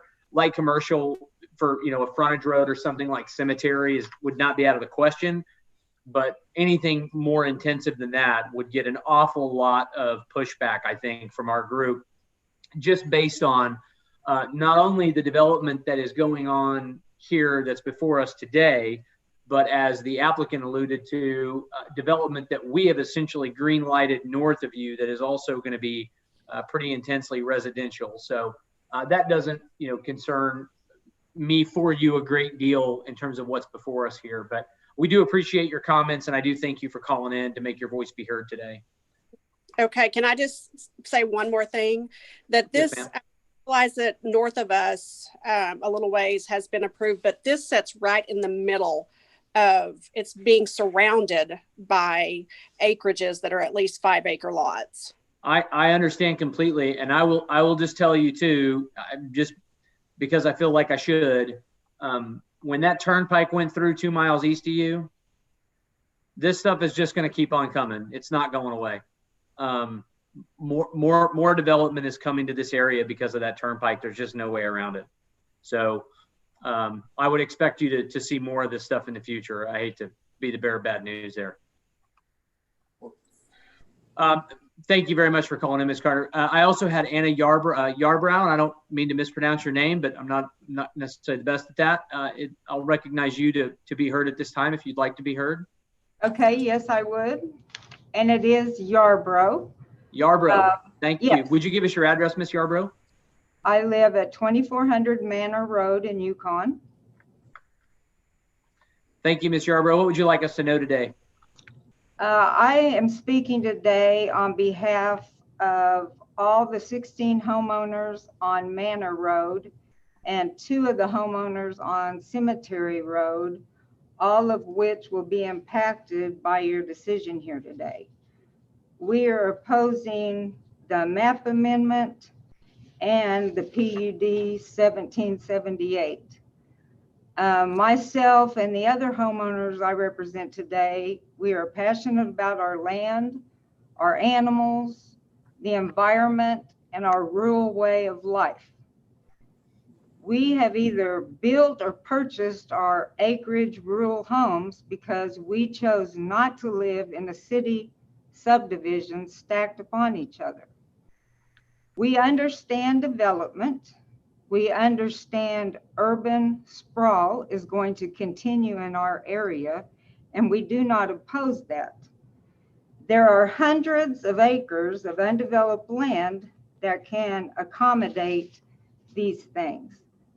Your staff report acknowledges over the last 15 or 20 years, several PUDs have been approved.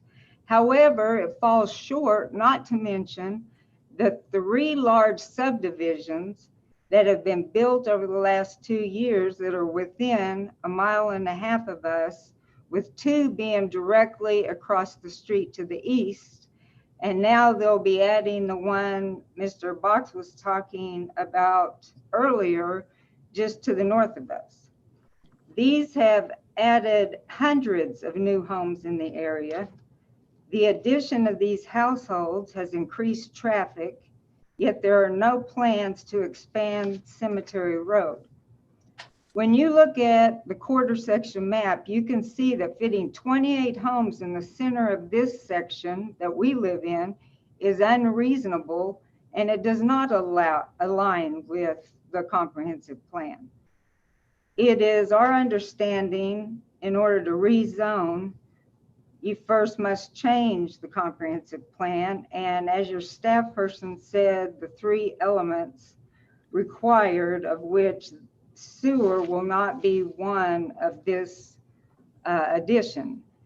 Adding to that, the 38 acres contains an environmentally sensitive area, a riparian area that requires approval and permits from the Corps of Engineers, is my understanding. The Planning Committee's own staff report recommends denial on both the map amendment and the PUD. We urge the committee to consider our concerns as well as your staff's recommendations and vote no on both the amendment and the PUD. We appreciate your time. Well, we appreciate you taking the time to visit with us and sharing your feelings and your concerns very much. So thank you for being with us today. Is there anyone else that wants to be heard on this? I don't see anyone else with a hand raised. So at this point, commissioners, I think it's on us. I don't know who wants to try to lead off discussion, but it'd be great if somebody would. I think, if I'm not mistaken, Mary, this is your ward. If you want to jump in. Yes, I have driven this area and have talked to some of the residents in the area. I have met with Mr. Box and the engineer in the area. I certainly understand the concerns of those who have spoken and those who have submitted letters. There are some beautiful homes in the area, some farming operations, some ranching operations. So I certainly understand the issues involved here. On the other hand, as Chairman Cravens has pointed out, there's much development going on in this area as a result of the extension of the turnpike, and a great deal more expansion, I'm afraid, is underway. We've heard much about the septic sewer systems, and I think that's an issue that we're being forced to deal with, whether we like it or not. And we must deal with it as it relates to this particular project. So I probably reluctantly am going to have to recommend that we go ahead and approve the changing of this LUDA from the rural medium intensity to the urban low intensity. Thank you, Commissioner Coffey. I'll pause just a moment before I ask you to make that a motion, just to see if any other commissioner wants to comment. I'll weigh in briefly. Commissioner Highsmith, I hate to deny or vote to deny an application without making a statement on it, and I know I've done that already today. But this is a similar item, and I thought I'd go ahead and speak up and let David at least know my feelings. I think, as you guys know, I'm all for density. I'm all for development. That said, we don't get that many denial recommendations from staff. I take a recommendation of denial very seriously. Whenever it comes to comp plan amendments, I think we tend to make concessions on these when, to me, they're a much bigger deal that took a lot of vetting and a lot of effort prior to our time even on this commission. So I'm more inclined to heed the advice of staff in this case. I think the long-term plan, to me, from our comp plan still makes sense. So again, that's kind of my position and why I'm going to back up staff on this one and likely recommend, or depending on how the vote goes, I just don't think I'll be able to support it. Commissioner Highsmith, if I could just, in the essence of trying to vet this out for our future discussions as a commission, I would say that most often when we are presented with comp plan amendments, they are recommendations to deny. And that's one of the reasons why they quit coming, because something that I think, and I hope I got that right, I think Ms. Carter said, you can't, approve the zoning application unless you approve the comp plan amendment, which isn't true. It's a common misconception. There's a lot of misconceptions in the public about the comp plan and its intentions. And unless every box is checked, staff recommends denial. And that's why some people, I won't name particular applicants' names, quit bringing them before us, which is not okay. That totally in-rounds the entire process.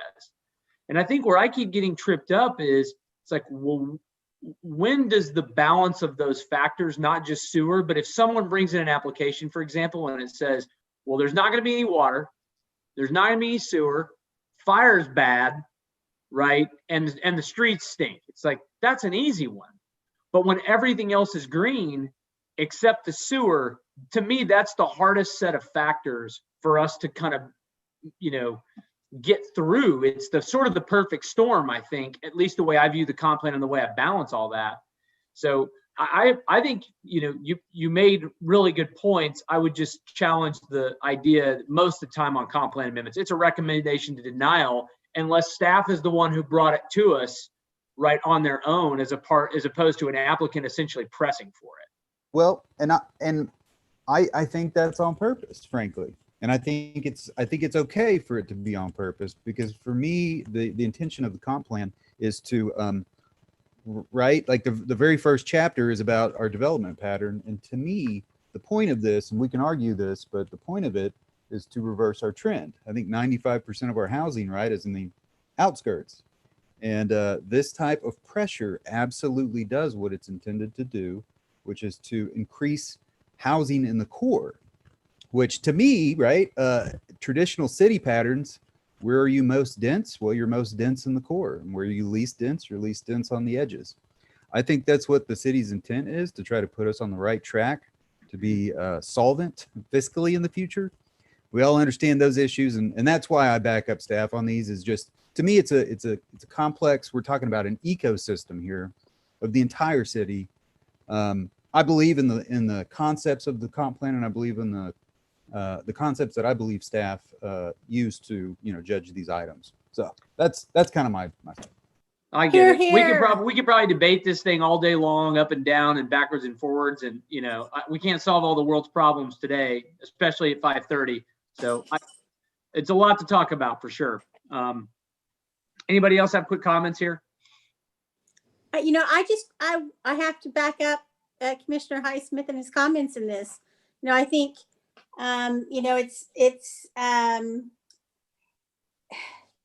the fact is that there are a lot of different things that make Oklahoma City. One of them is the rural areas that are included within its city limits. They are just as much a part of the comp plan and its considerations as the, denser, more suburban areas. And the idea that cheap dirt is appealing or attractive is not a new concept. And yes, as long as it's out there, there's going to be, development pressure, but that doesn't mean it's the right thing. And there is both the fiscal consideration with respect to that constant movement further out, but there's also the protection of a way of life. And all of those were part of the considerations in the adoption of the plan. And, the default position here would be no. And yes, there is an exception if you can meet A, B, and C. That doesn't mean, well, but how about if I just meet A and B and not C? Well, okay, well, then it doesn't really matter. I just don't agree with that. Recommendation here is for denial, and that's going to be how I vote. Okay, appreciate your feedback there. Anybody else before we take a motion from Commissioner Coffey? Mr. Chair, could I make one comment briefly? Sure. To the comment about way of life, I think if we look at way of life as it relates to this subject tract, we have half-acre development to our east, half-acre zoning to our north. We're twice the size. So in terms of way of life, I think this is compatible with what the developed area is, save for one street. Yeah. I see some folks that have raised their hands. We're going to move to a motion phase. I think we understand the issue. We've talked about this thing ad nauseum on multiple applications. So at this point, we're going to forge ahead. Commissioner Coffey, do you want to make a motion here? Yes, I will make the motion that we change CPA 2020-0006 from rural medium to urban low intensity. Okay, I have a motion to approve the comp plan amendment. Do I have a second? Second. I have a second from Commissioner Pennington. So I have a motion and a second to approve the comp plan amendment to CPA 2020-0006. Please cast your votes. when it's available. All the votes have been cast. And the application is approved. Item 20 is the companion zoning item. If we can get an introduction here. And Yep, item 20 is case number PUD 1778, and it's an application to rezone 2701 South Cemetery Road from AA to PUD 1778. JJ? Okay, this is the companion with the comp plan amendment you just heard. It's north of Southwest 29th on the west side of Cemetery. It's going from AA to a PUD with an RA base to permit 1 acre lot development. Staff found it to be not in conformance with the rural medium LUDA, but that was just changed. David Box represents the applicant. Mr. Box, anything to add to staff's introduction of your item there? Briefly, Cindy, could you display the exhibit that I have previously sent you? So I mentioned some part of this in my discussion on the comp plan, but I think it's worth looking at the, so Cindy, that is on item 16, 17, 18. There should be the second exhibit I sent you on this item. There we go. So you can see the subject tract is outlined in red, and the purpose of this is to show you not only recent trends, but built environment. So as I mentioned, immediately north of us is 140 acres, approximately of half-acre lots, with the corner being duplex lots. Immediately east of us is 1 acre lots and half-acre lots. Mark Grubbs is a civil engineer, fully aware of the core regulations and permits that must be met as it relates to any waterways that may be present on the site. And we will meet or exceed all state, local, and federal regulations. So we would ask you approve this. Again, these are 1 acre lots compared to what we are surrounded by on the north and east of half-acre lots. Be happy to answer any questions you may have. Thank you, Mr. Box. Commissioner Coffey, this is your ward, ma'am. Do you have questions or comments on this item for the applicant or staff? No, once again, I have met with the applicant and am in agreement with this application. Okay, before I ask members of the public, and in particular, Wayne and Carolyn Williams, if you're listening, I saw your hand up at the comp plan amendment, and I certainly want to give you a chance to be heard on this item if you'd like to be. So I'll be looking, I'm watching to see if you guys want to be heard. But before I do that, are there other commissioners that want to be heard on this or have questions of the applicant or staff? Hearing none, I've got several hands raised, screens hopping around. So Wayne and Carolyn Williams, I'll recognize you first. If you'd like to make comments, this would be your opportunity. I'm not well versed in the language of the law, but you talked about a little bit ago about a lifestyle. And my husband and I have lived on this 5 acres for over 52 years. And yes, we know that progress comes along with housing developments all around us, and we're being very squeezed in at this point. But I look out every morning and watch the sun rise over a field and trees. And now I'm going to have to look out over a whole 28, 29 rooftops. And my privacy is going to be invaded because up to this point, you know, we felt free and open. I know it sounds silly maybe to everyone, but we feed skunks, we feed raccoons and possums with our cat food. They make themselves welcome here. We hear the coyotes howling. All of that's going to be disturbed. All of our environment is going to change with this development. And maybe that doesn't mean anything to anyone but the people on this road.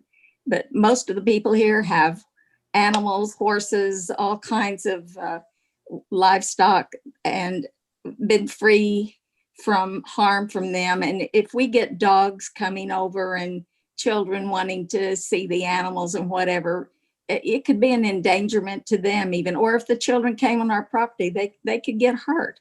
We need protection from that type of thing too. And I didn't plan to speak this morning, but listening to all this and how, I'm sorry, but it seems very cold to me. There's no heart in it. And I just wanted to inject a little heart into the situation. So thank you for listening. Well, Ms. Williams, we appreciate you calling in, and I assure you, I think, however, sort of administrative and procedural this may feel, everybody who's on our commission today has been on the commission for at least 2 years. And so we hear these kinds of discussions back and forth on cases a lot. And it's not that it's cold or we don't understand the sentiment. This is a regular problem between the growth on the rural edges of our city and the ability for property owners to develop. And it's just something that we're all very aware of. And we're used to the argument. So it is not that it's cold or that we don't sympathize or empathize with the challenges that it creates for the existing property owners. We do, and I appreciate you, taking the time to be with us. What is quickly becoming this evening, and for having to invest the time to spend with us to make your point across. And that's why I wanted to be sure and call on you here, so you had a chance to be heard, because your voice does matter and we are listening, and I appreciate you doing that. So Ms. Yarborough, I know you wanted to be heard, and then I also have Ms. Carter. Ms. Yarborough, why don't you go first? Yes. Ms. Coffey pointed out that she met with the applicant, with Mr. Box, who seems to be representing a lot of these cases. However, she never met with anyone on our street.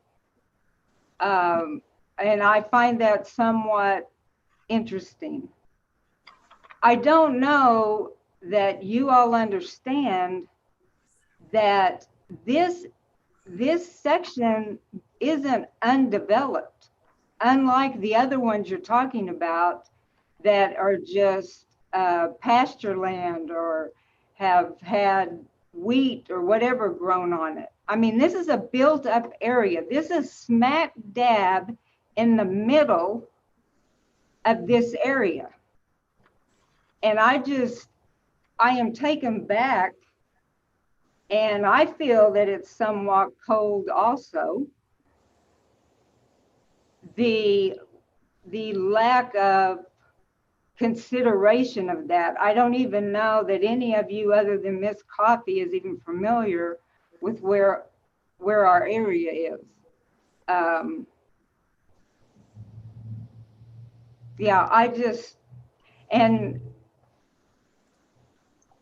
think that our section is a different situation. We're not just wide open land like these other areas that have come in our area have been developed. We know that's going to happen, but you're talking about an area, we all live around this. The staff report, which if you don't listen to them, I don't know why you all even have them waste their time, says that this section, this proposal, the north, south, east, and west sides are all occupied. This is in the middle of a section that is developed. It's not undeveloped land. So I just want to make that clear to everyone, and I appreciate your time. Thank you very much for your comments. We appreciate you giving us that feedback a lot. Ms. Carter, your hand was raised. Do you want to be heard on this as well? Go right ahead, ma'am. If you want to unmute yourself on *6, we'll take care of that. Or I'm sorry, you're on the computer, so space bar. Yeah, can you hear me? I can. Okay. I understand that you guys are all for development and continuing to develop and develop and develop, and that you think that we should get used to this. But I mean, I know this is going to be a rhetorical question, but at what point do you stop pushing us out? What point do you stop and listen to the people that are living in these rural areas just right outside of the city, or we're in the city limits? But so I feel like we've done a lot of research and we've came to you with our concerns. And I know that you say you're listening to them, and I like to believe that you are, but like Anna said, regardless if your staff has said not that they think it should be denied, I mean, everybody is going against what your own staff is saying. But anyway, back to the rezoning. So the request to rezone this, which right now I think is about a 5% coverage, and they're wanting to even change the RA of the normal 30 to 45% to a 50% coverage. So you're placing 1 acre lots with 50% coverage. So this will not, complement the surrounding areas at all. We already have flood and drainage problems in our area. Again, I'll go back that the developer hasn't even bought this land. So no studies have been done. No studies have been performed as far as drainage goes that we've been told about. On our meeting with David, I'm assuming it was Mr. Grubbs, maybe that's the engineer, and he didn't prove to us that he had done due diligence as far as looking at the drainage. They've not submitted a plan, as far as I know, to the Corps of Engineer for the permit as far as the jurisdictional waterway. Just placing homes that on these 1 acre lots that are 50% coverage does not only go against everything in this area, but it doesn't provide the best management practices for the riparian area, and that it runs right through the middle of this property. The lot layout provided at the previous meeting with Mr. Box and the developers and the others shows 28 1 acre homes and doesn't account for the pond, any of the trees, the jurisdictional waterway. And as a comprehensive plan, I know that you have to at least have, I'm pretty sure it's 100-foot buffer from the riparian on both sides. So the plan showed no such plan for that. And also the plat that was given to us, it didn't show, of course the developer is going to tell us, oh yes, we're going to save the trees or save some of them, the prettiest ones or whatever, but it doesn't, the plat that was given to us shows no plan for any of the landscaping character or the natural landforms to be saved. But as stated in your staff reports, this should not be approved. It's not in conformance with the comp plan. Well, it wasn't. And we're going to remain firm in the opposition to any changes in this comprehensive plan and the rezoning. There's been no measures that have been identified or offered that would be sufficient to mitigate any of the effects of the proposed developments, other than you guys saying that we just need to get used to change coming. So we completely agree with the staff again. And we're going to continue to object any proposals, not only at the planning, but we'll go to the council level, and we've retained legal counsel that will fight in district court if the need arises. And so, David apparently has a seat on, I've seen him pop up numerous times of him showing, so, and everybody seems to be meeting with him. So what exactly do you guys, at what point your changes are arbitrary and capricious, and we Miss Carter, I'm gonna interrupt you. I'm sorry. I'm gonna interrupt you just for a moment, okay? Okay. So I appreciate all of your comments. Let me try to address at least a handful of them, okay, as effectively and efficiently as I can. When a notice is sent out on a rezoning, anybody, applicant, protestant, etc., can reach out to city staff who can get them engaged with planning commissioners. It happens all the time. Each ward of the city is represented by a planning commissioner, and I will speak for everyone on this commission without any reservation and tell you that if you reach out to any of them and want to discuss an application, they will always respond. We are always willing to meet with people. Mr. Box, Mr. Grubbs, there are a handful of people that are engineers and attorneys in the city that represent a large number of applicants. And so, yes, they regularly appear before the commission. And as a result of that, they regularly request to visit about applications in advance.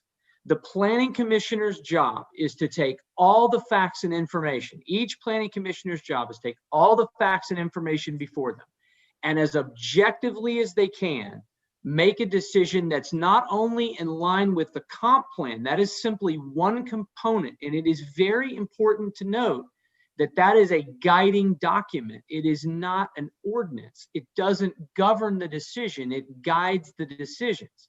It also provides a map for how those decisions should be guided. And staff uses that report, that comp plan, to make staff reports that are in line with that. But it does not obligate planning commissioners to vote in line with it at all times, because there are any number of reasons, some of which are policy reasons, some of which are practical reasons, some of which are legal reasons, why an application should go forward the way it is. The Planning Commission's job is to, not politically, but to objectively look at all the factors surrounding zoning, surrounding density, likely encroachment, infrastructure, access to infrastructure, forthcoming infrastructure, and make decisions about compatibility of surrounding uses, and make decisions about whether or not this particular application is appropriate given all the facts and circumstances. I will tell you, each commissioner has a slightly different view. And I hope you've heard, if you've listened, we sometimes, professionally and respectfully, we like to believe we keep dignity in our political process here in Oklahoma City. We respectfully disagree with one another, but we have very different policy views about the way things should go. Hence the reason a lot of the votes today have been 5-2, 5-3, all kinds of things. So it isn't cold. It isn't intended to not be respectful or understanding of your perspective. It's that we're just weighing all this stuff a little bit differently. And I encourage you to reach out to your city council person, to share your concerns about this rezoning, because we are making a recommendation here today, not a decision, to the city council on this application. And 6 weeks from now, it will go before them, and they have the ability to make the decision that will ultimately rezone the property. And I would encourage you to reach out, but I will speak and defend Mary in that I assure you, if Mary had known you would have wanted to visit, she would have been glad to have visited with you. She saw the letter in the packet the way we all did. We read it. I read the letter. I saw what came in there, but we don't necessarily know till we get to this meeting how people in the community feel about it, which is why we have it. We hear it out, and then we have to make a decision. And that's what we're here to do. And that decision here is recommendation based. So please, your council person right now is Larry McAtee. He's Ward 3. I assure you, if you will call 297-2289, city staff will certainly get you directed how you can contact him. You can also find an email for him, which is simple. It's ward3@okc.gov. And I would share your concerns and let him hear it before it appears on his docket 6 weeks from today. So I appreciate everybody being here. We are listening. It's not that we're not, I promise. And if it feels that way, I apologize. But we're just weighing things differently. And at this point, it's time for us to weigh this one. And so I'd like to hear from the commissioners about your views and your opinions on this case. We've heard from protestants. I don't have any other hands up. I'd love to hear any commissioners' perspectives on it. I'm sorry, Commissioner Coffey, I'll start with you. If you have comments, this would certainly be the time to add them in. No, I have no further comments. I'd like to hear what other commissioners have to say if there are other comments. Other commissioners have comments? I mean, I guess I'll just say quickly that I appreciate when we have neighbors who are there and able to make their comments. It saddens me. I know it's hard to believe, but it saddens me genuinely to hear people feel like we don't care what their concerns really are. The difference is we hear these concerns every 2 weeks. We meet with people every single week. So we have a lot of familiarity with a lot of these same problems. So I guess we might not talk about them as thoroughly as you would like. And I apologize for that. I don't know how we can more adequately help people understand that we really do care and we really do listen, because we listen to these same issues. This is not the first time we've dealt with an issue like this with very, very similar sets of circumstances. So I apologize. I care. I appreciate hearing from the neighbors. I value that input, and I hope that you will continue to make your opinions heard when it goes to the city council. And just so you know, when we make this comment about it going to the city council. It goes to city council regardless of whether we recommend approval or whether we recommend denial. So that is not an assumption about the outcome. That is just letting you know that this is just one part of the process. Thank you, Commissioner Pennington. Anybody else have comments? I will say this, this is Commissioner Powers. I wouldn't want anybody to leave this process today. I know the day is late. These discussions have gone on perhaps longer than some would have liked them to. People's patience may be a bit frayed, but I wouldn't want anyone to leave here today thinking that, you know, they've gotten short shrift from this process. This particular issue, it is true, is a recurring issue, and it is one that has been well worn, but we are also aware that to you, it's the first time and the most important time and the only time. And I don't want you to think that people are voting without having thought through their positions about this, whether you agree with them or not. And I have served on this commission for a very long time, and I wouldn't want anyone to go away thinking that the members of this commission are not giving their full and proper attention to these cases as they come before us. Thank you, Commissioner Powers. Anybody else want to be heard, Commissioner Wise? Okay, Commissioner Coffey, it's your ward, it's your motion, ma'am. Well, yes, before I make a motion, I would specifically like to address Mrs. Williams and tell her that we all do have a heart. And, you know, if we were allowed to only vote with our heart, we would probably vote a lot differently on many of these motions. I've lived in my home about 40 years now, and at this very moment, I'm watching the view out my back door where I have wild turkeys and 2 or 3 deer and wonderful wildlife. And that view is going away because of a housing addition that's being built behind me. So I thoroughly understand how it feels in my heart. So I just wanted Mrs. Williams in particular to know that. With that being said, I am recommending to City Council the approval of PUD 1778. I have a motion. Do I have a second? I'll second. That was from Commissioner Privet. I have a motion and a second to recommend approval to City Council on PUD 1778. Please cast your votes when available.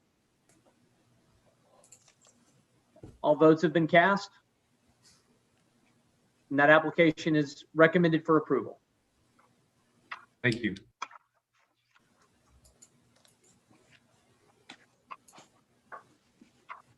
Item 21. All right, couldn't unmute myself. There we go. Item 21 is the introduction of the proposed capital improvement plan. That's for fiscal year 2021 through 2025 to set it for adoption on November 12th. And we have Erica Vandersijpen here from the Finance Department to walk us through that. Gentlemen, this is Commissioner Highsmith. I apologize. I've got to go now as well. It appears that you still have a quorum. I apologize again. I hope that's okay. But I didn't expect us to go to 6 tonight. Nobody did. Have a good evening. Thanks. See you guys. Hello, my name is Erica Vandersijpen, and as Mr. Butler said, I'm with the Office of Management and Budget. I'm the capital specialist. I hope that you can see my screen now. We can. Okay, very good. I just want to briefly go over the 5-year CIP plan and hopefully make it brief so that we can, I know that we are getting later in the evening. So, hey, Erica, I don't mean to jump out in front of you, but I actually looked at this thing. It's really interesting to me because I'm a numbers nerd. Do you have one of these that breaks down the projects by ward? No, I don't, but I could gather some information for you on the dollar amounts per ward. The only reason I bring that up is because for like the sewer and the streets and stuff like that, I think it would really be great if planning commissioners could see, without having to dissect this thing on a ward by ward basis, what what projects were coming to their ward, so that as they talk with neighbors and they hear applications, they have that in the back of their mind. Okay, I can definitely work on gathering that information by that format. And I can get with Mr. Butler in the planning department to get that over to you. This Commissioner Powers, I have a question. In the past, when we have voted on capital improvement plans, we've had the department heads from each department come and speak to us at a study session. Are we not going to do that this year? Are we deviating from our previous practice? Yeah, this is Jeff. This year, because we've already approved so many of them through when we did the 2017 bond, the Planning Commission reviewed that for conformance with the comprehensive plan. So there were just a lot fewer capital projects, and it was also, some of the projects, police cars and so forth. The comprehensive plan doesn't really have much to say about it. So what we thought we would do is just introduce it at this point and see what kind of questions and information you would like, and then we can come back with that at a later point. I don't know about that. I mean, I just in the past, that has been so helpful to have the department heads come to us, present to us their portion of them, and really inform us about what it is that not only what's included, but what their needs are, where they're headed, what the future holds even beyond the confines. I'm not sure, just looking at this in a quick run through, that any of us would be able to articulate what our real questions are. I think it's a bad idea to deviate from that previous practice. Jeff, what is our role here? What is really our role? So the role is the state statute says that before any capital improvement like a street or major public infrastructure is built, that the Planning Commission should approve it. And so that's really why we bring this forward to the Planning Commission. And there's the statute doesn't really say that every single expenditure that the city makes needs to be approved by the Planning Commission. Is a little more specific. Don't mince words. I mean, it's okay. I just want to know, I want to understand really what our role is and what it isn't, because we're ultimately not allocating funds. So what's our role? Yeah, it's just to make sure that capital improvements are consistent with the comprehensive plan. Got it. And so, mostly the comprehensive plan has things to say about, transportation improvements and, parks and, those are kind of the big ones, honestly. And so, when we came forward with the with the 2017 bond, we purposely did that. And because the bond language is specific enough that it says, here's the project, we're resurfacing this street from here to here, or we're doing this, we're improving this intersection. So we brought it to the Planning Commission all at once back in 2016 or 17, whenever that was, so that we could get a blanket approval and wouldn't have to bring it back to you again, because if we were to bring that back again anyway, we're legally obligated. And so there really wouldn't be anything the Planning Commission could do. So we did that then because that was the correct time in the process to do it. In the past, we'd continued to bring these four forward to the Planning Commission in the CIP. It's still in the CIP, all these hundreds of bond projects, but you've already approved them. So what's left is a much smaller list, some of which are sales tax projects, which the sales tax board has already reviewed and approved. But there are other projects which Erica can talk about that other departments have. But the issue with having other departments come forward and make those presentations is that there so many of them are not really anything that the plan OKC or the Planning Commission would necessarily have much to say about, like how many police cars we purchase and things like that. Admittedly, there are some, and anything that's got a spatial element at all, or transportation or parks, or that certainly does. But maybe the airport, what they do out there, not so much. So that's kind of where we are, and we want. I don't agree with that at all. So much. Scott, you can look at the statute yourself and read it. The Planning Commission has a very broad authority, and it stretches a long way in a lot of different directions. I don't think it's appropriate for us to be. I mean, we've just been talking recently about making changes in our policies and practices without even consulting the Planning Commission. This seems to me like one of those, A. And B, having said that, this doesn't seem to me like a good one, a good change. I think that the way we have done this in the past has been extremely helpful, extremely informative, and it really helps give us a better idea about a lot of little things that really do come into play in our decision-making week in and week out. Got it. I mean, I don't necessarily disagree with you, Janice. I just want to make sure I fully understand what your position is and what the role is. And do other commissioners have thoughts or comments on this? Do we want to table this? Do we want to hear it? People need to speak up here. We're going to hear a long time. I agree with Janice in this point. I think we don't have enough. I'd love an opportunity, and I know it's a late hour, and I'm sure that impacts things, but I would really prefer an opportunity for us to have all the time and ability to really understand this.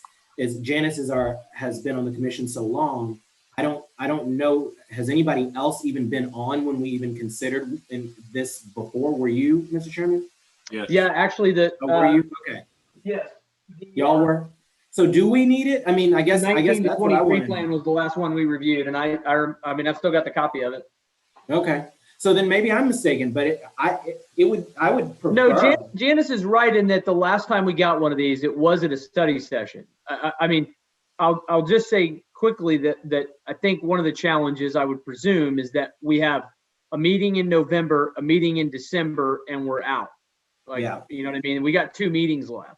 So we would have to have the study session, pretty soon. And that's going to be a challenge too, just logistically, I think, with everything that's going on. True. I mean, so it's a virtual, and then we potentially run into the problem of post November 15th having to have this meeting in person. In person, true. I mean, that's why I'm trying to vet out, like, is it really worth digging our heels in on this or not? I think Janice is right, but I'm not sure what we have to gain, because as Jeff points out, we did sort of already do this. Mr. Chairman, if I could just read what the statute says, that might clarify. It says, before final action may be taken by any municipality or department thereof on the location, construction, or design of any public building, statue, memorial, park, parkway, boulevard, street, alley, playground, public ground, or bridge, or the change in location or grade of any street or alley, the question shall be submitted to the Planning Commission for investigation and report. That's under public, well, sorry. Oops, wrong one.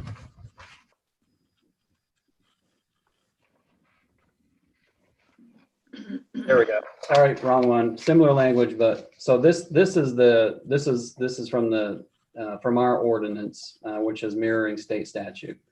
So no street, square, park, or other public way, ground, or open space, or public building or structure, or other government enterprise shall be constructed or authorized in the municipality or in the planned section and district until the location, character, and extent thereof have been submitted to and approved by the commission. So those three things, the location, character, and extent, are what the planning commission, has purview to look at. And so, like I said before, when we did the 2017 bond, we knew all that stuff, so we could cover all those. But with some of these things that are in the CIP, you all haven't seen those yet. And so that was the reason for bringing them forward. But again, public way, so transportation, square park, so, public parks and green spaces, that sort of thing, open spaces, public building or structure, those things are what are covered by the ordinance. So that's kind of what you see, and what we've had in the past. We can certainly do a study session if that's the desire of the commission, but we've had. I would say that we may want to look at what we're actually presenting, because some of the things that we have presented in the past are not really covered by that, and therefore wouldn't be in the purview. And that's really on us to talk to the department heads and make sure that they tailor their presentations accordingly, to kind of save time. But we can certainly do that if that's the desire of the commission. Well, let's leave that there. Let's see if that's the desire of the commission.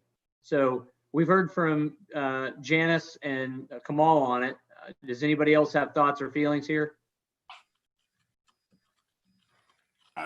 Me, not much. I went through it, and a lot of it was familiar, but and there's a lot of it that really I'm never going to understand anyway. So. Okay. Privet, let me ask the question more directly. Would you prefer that we have a study session to review this, or do you want to hear it today? Either way is fine with me. Okay. Anybody else feel differently? No, either way is fine with me. I've gone through it, but knowing just clarification on what's expected of us as a commission, I guess, other than just a quick review, or do we need to delve into it to study it more? I'm not sure what's expected of us. What the intent is to come back at the next meeting with a more in-depth analysis, and staff typically does do, like we would for any action the commission takes, an analysis of whether or not it's consistent with the comprehensive plan. So that was what you were going to see at the next meeting, and that would be forget the date. I think it's the December, or excuse me, the November meeting. So the intent was to leave you with the capital improvement plan, so that you could see, you could peruse it over the coming weeks, and then we would present you with that report at that time. But we can divert, we can pivot rather, and do whatever the commission would like. So we're not taking any official action today. Is that accurate? Correct. This was the introduction, just to kind of get you familiar, which is kind of what we're doing right now, just kind of get you familiar with it, and answer any questions. Yeah. Then Mr. Chairman, that affirms my opinion that we need to have a study session officially before. Okay. I would rather have it, knowing how long the November meeting's going to be, because we're only having one. Yeah. I would rather us do a study session between now and then, if possible, or even if we have to go ahead and do it in person. Because I just feel like we don't have enough information, and it's 6 o'clock. And so are we gonna, I would prefer that, especially since no official action has to be taken today. Does anybody object to that? This is Sarah. I just want to say you do have an action. The action would be to set it for adoption. We would bring back a resolution. So the action would be to set it for public hearing on November 12th. So the idea would be we would have to have the study session November 12th, so we can vote on it November 12th. You can't have it November 12th if you want to have the school's study session on November 12th. Got it. So we'd have to call a special meeting, but that's what a study session is. Got it. Okay. I would be, I guess, hearing everybody's thoughts just to try to advance the ball here. I think I would be in favor of setting the special meeting. If nobody's comfortable advancing it, that's about our only option here. So does anyone object to that? No, I think that's what we need to do. Okay, then I'll take that motion. I move that we set this for a study session.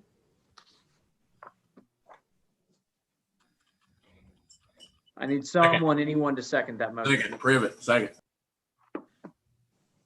I have a motion and a second to continue this item for the purposes of setting a special meeting to be defined at a later date and publicly noticed. Yes, Sarah? Go ahead. If you continue the introduction, it can't go to, you have to continue the introduction until November. Is that the action you're taking today? Yeah, essentially we'd have to continue the introduction to November so that we can set the meeting in the interim so that we're ready to introduce it in November.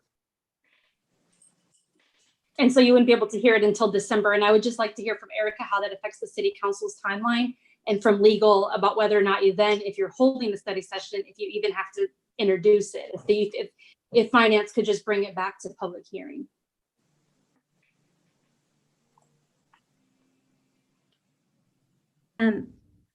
I believe that if we have the study sessions like we have in the past, then we wouldn't necessarily have to come back and do an introduction presentation like we were planning today. It could be just submitted to the Planning Commission so that they could review it.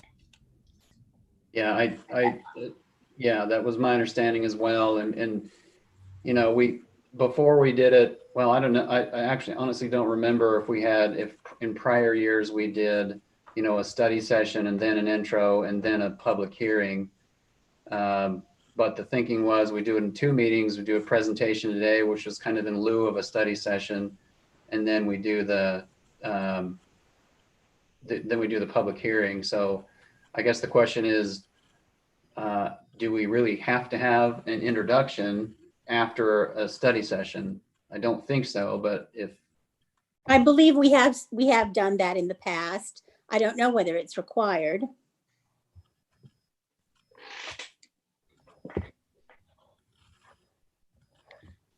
Sarah, are you still concerned? No, I'm not concerned. I'm a little concerned about the timing of the study session and being able to get all the department heads all in the virtual room at the same time. So we'll work on that. I'm just wondering if there's a potential for you just to go ahead and introduce it, and even, I guess it doesn't matter. I guess. Well, if we can't get the department heads, they can send a representative, so we can we can handle that. So just to be clear, we're going to set this for introduction at the special meeting is the point. We're going to introduce it at the special meeting so that we can then vote on it in December.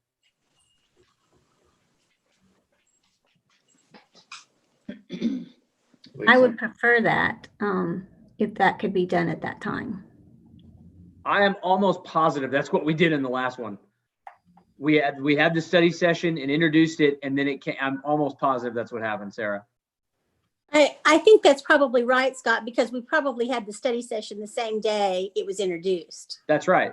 Yeah. I mean, we did it separately. We had the study session, and then at Planning Commission that day, we introduced it. Right. Yep. So that would be what we would be doing here. We would be having the study session prior to November the 12th, and then setting it for introduction on the 12th, and then adopting it in the December meeting. I think that makes sense. I'm not opposed to us, you know, having it introduced on the 12th of November. I'm just saying we need to have a study session to discuss this before it's voted on. Okay. Does anyone have any disagreement with that? This is Doug Dowler. I'm the budget director and was in the process the last several times. The only thing I could see is if the study session is not a public meeting, would you be able to set it for introduction at that time? We can set it for introduction. We can continue the introduction to November the 12th, have the study session prior to that, right? And then do the adoption at the December meeting. Okay. That just delays us getting to council, but we can live with that. So Just to be clear about this, if staff wants to give us a little short rundown this afternoon, even though it's now 6:15 in the evening, I'm not opposed to that. If we want to take action on item number 21 and set this for introduction on November the 12th, I'm not opposed to that either. But before we vote on this, we need to have a study session. I think this is Sarah again. I think that's what my question was if we're able to pull a study session together, next week, we have an extra week in here, which is one of the thought processes about giving you the projects early, because instead of a 2-week turnaround, it's 3. If we could pull a study session together next week, which is October 26th through the 30th, then with the benefit of those presentations, is that enough time for you to then hear it for adoption on November 12th and not delay budget in their timeline that they're moving along now?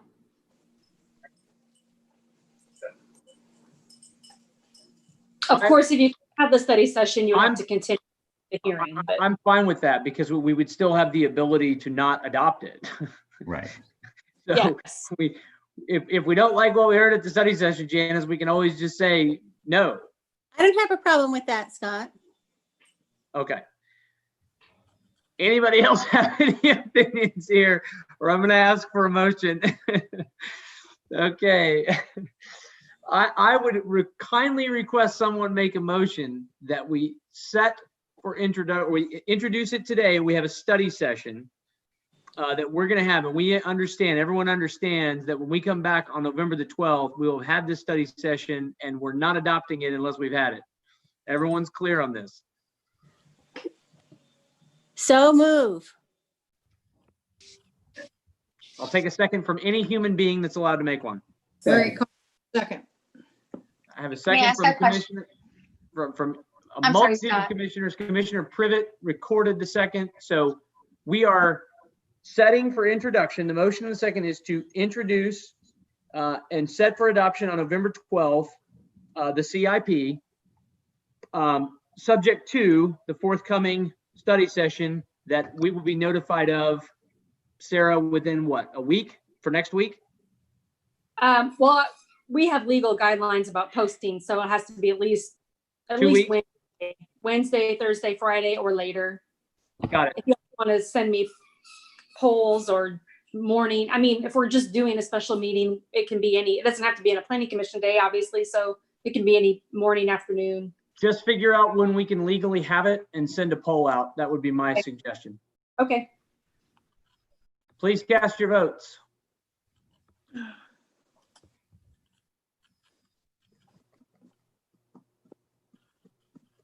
Everybody's voted because Matt and Asa are gone. And it passes. 22. I'll be right back. What was that? He'll be back in a minute. Me too. I'll be back in 3 shakes. Okay, 22 is consideration of a resolution amending the comprehensive plan to make various text and map amendments. And it's we had a study session before, so this would be just the consideration of the item. Excuse me, Paula? do we still have a quorum? I don't think you know what? We don't. You're right. Thank you, Paula. You're welcome.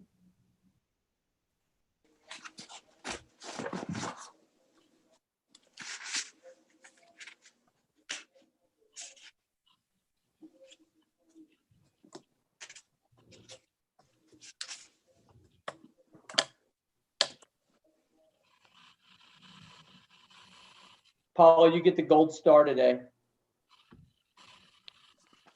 Thank you. I think Cindy deserves it. Well, that's fair. Cindy gets a lot of gold stars. We'll share it. Yep. we can make more.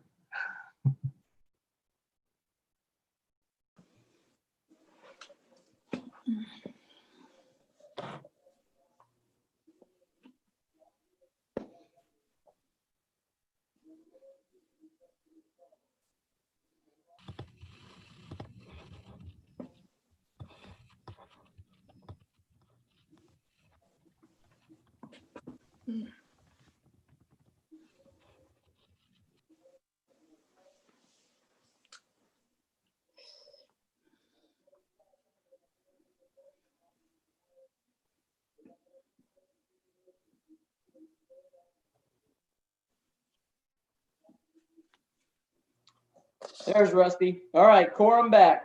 Ready, set, go, Jeff. Okay, quorum back. Sorry about that. I had not moved in 5 hours. Sorry about that. No need to apologize. I guess I'll reread it. Introduction of a proposed, consider resolution amending the comprehensive plan and make various text and map amendments to update and clarify the document. And given that it's 6:19, Ava has a presentation, which is basically what we saw before in the study session. I think most, if not all, the planning commissioners were there, but we can go through it quickly. But if there's a need to slow down, please let us know, ask questions, and we'll proceed at whatever pace you would like. Do we, Mr. Chairman, do we even have members of the public even here? You know, there are still some that I see on my side on the attendee list. I don't know if they're still listening or not, but there are, I do see some people that are still with us. Yeah. So just to be very clear, these are changes that we have already reviewed through study session process. Is that right? Yeah, that's correct. And we brought, the commission voted to take everything forward except for that paragraph in the school, the school update. You know, there was a paragraph on one page and like 3 words on another that are not being brought forward. Okay, great. Thank you.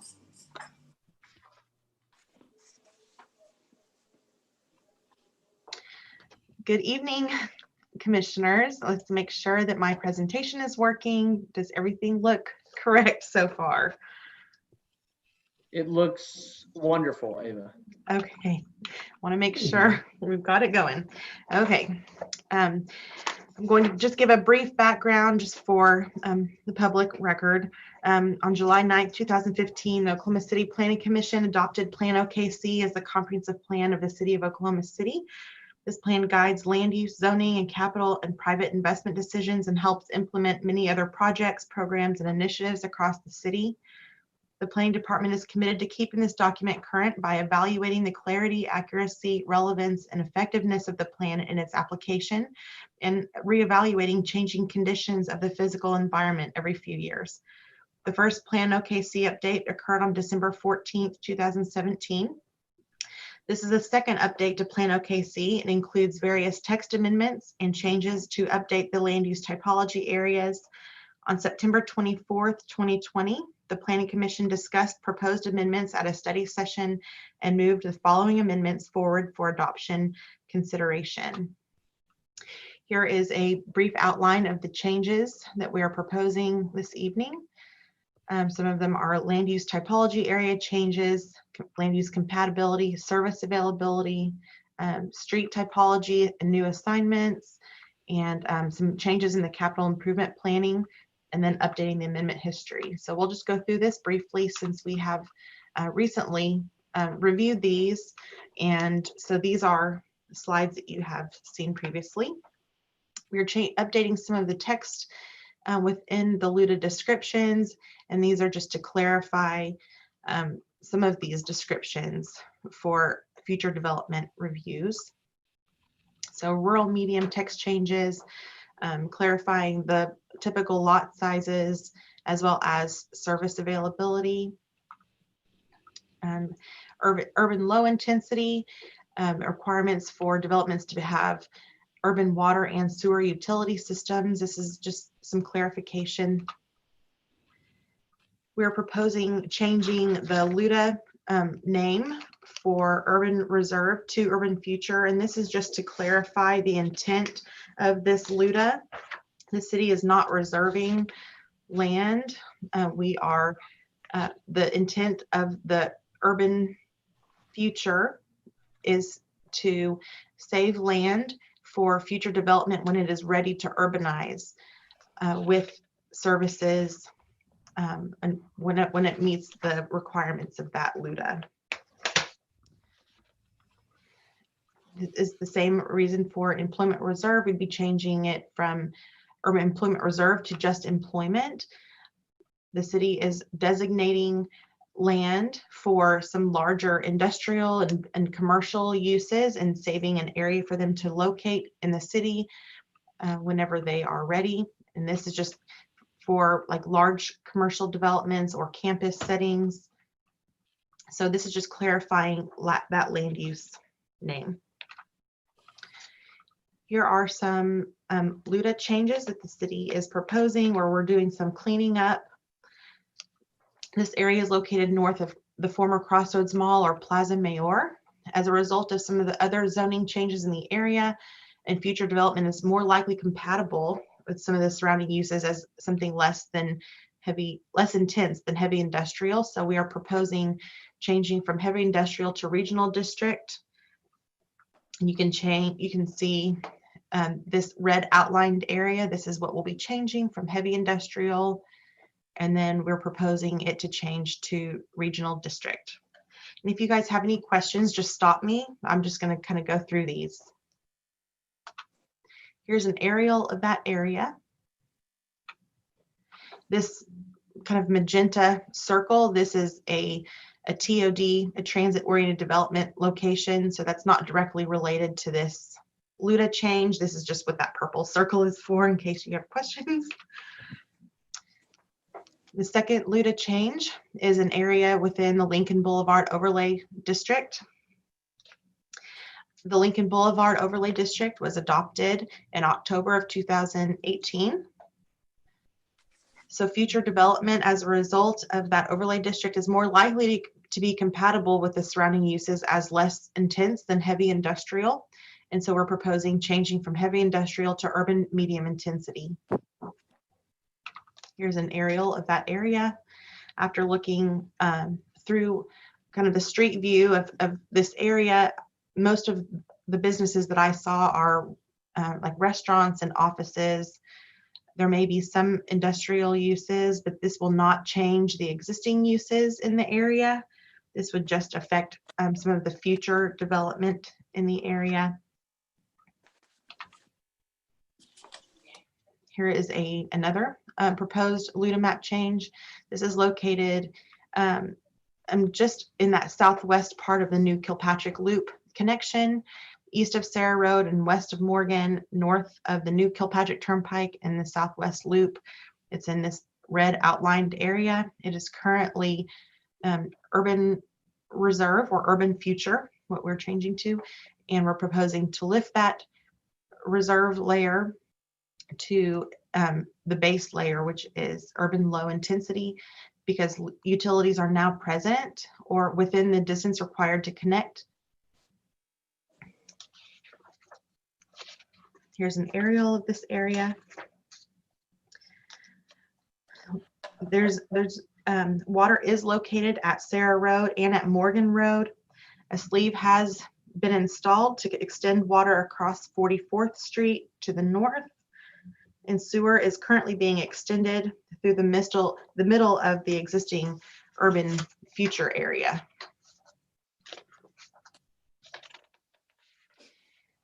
Here is another, this is just kind of a cleanup area as a result of a rezoning earlier this year. This area was not noticed in time, so we're kind of cleaning that up now. This is located at south of Southwest 29th Street and west of Check Hall. Although utilities can be extended to serve this area, the surrounding land uses would be more complementary to change the base layer from urban low intensity to rural medium intensity. There is a river that runs across, and you can see it here. So this just kind of cleans up this area to be more compatible with the surrounding land uses. Here's another one. This is located south of I-44 along North Midwest Boulevard. The reasons we are proposing lifting the urban future layer and changing the base layer from urban low intensity to rural medium intensity. The reasons are water and sewer are not available to serve this area. And it's also covered in 95 to 100% upland forest. You may remember there was just a recent rezoning that was approved in this area. Sewer would have to be served by Edmond to the northeast, which we haven't ever done anything like that before. The closest city sewer is located approximately 1.5 to 2 miles to the southwest. And water is located approximately 2 miles away to the west.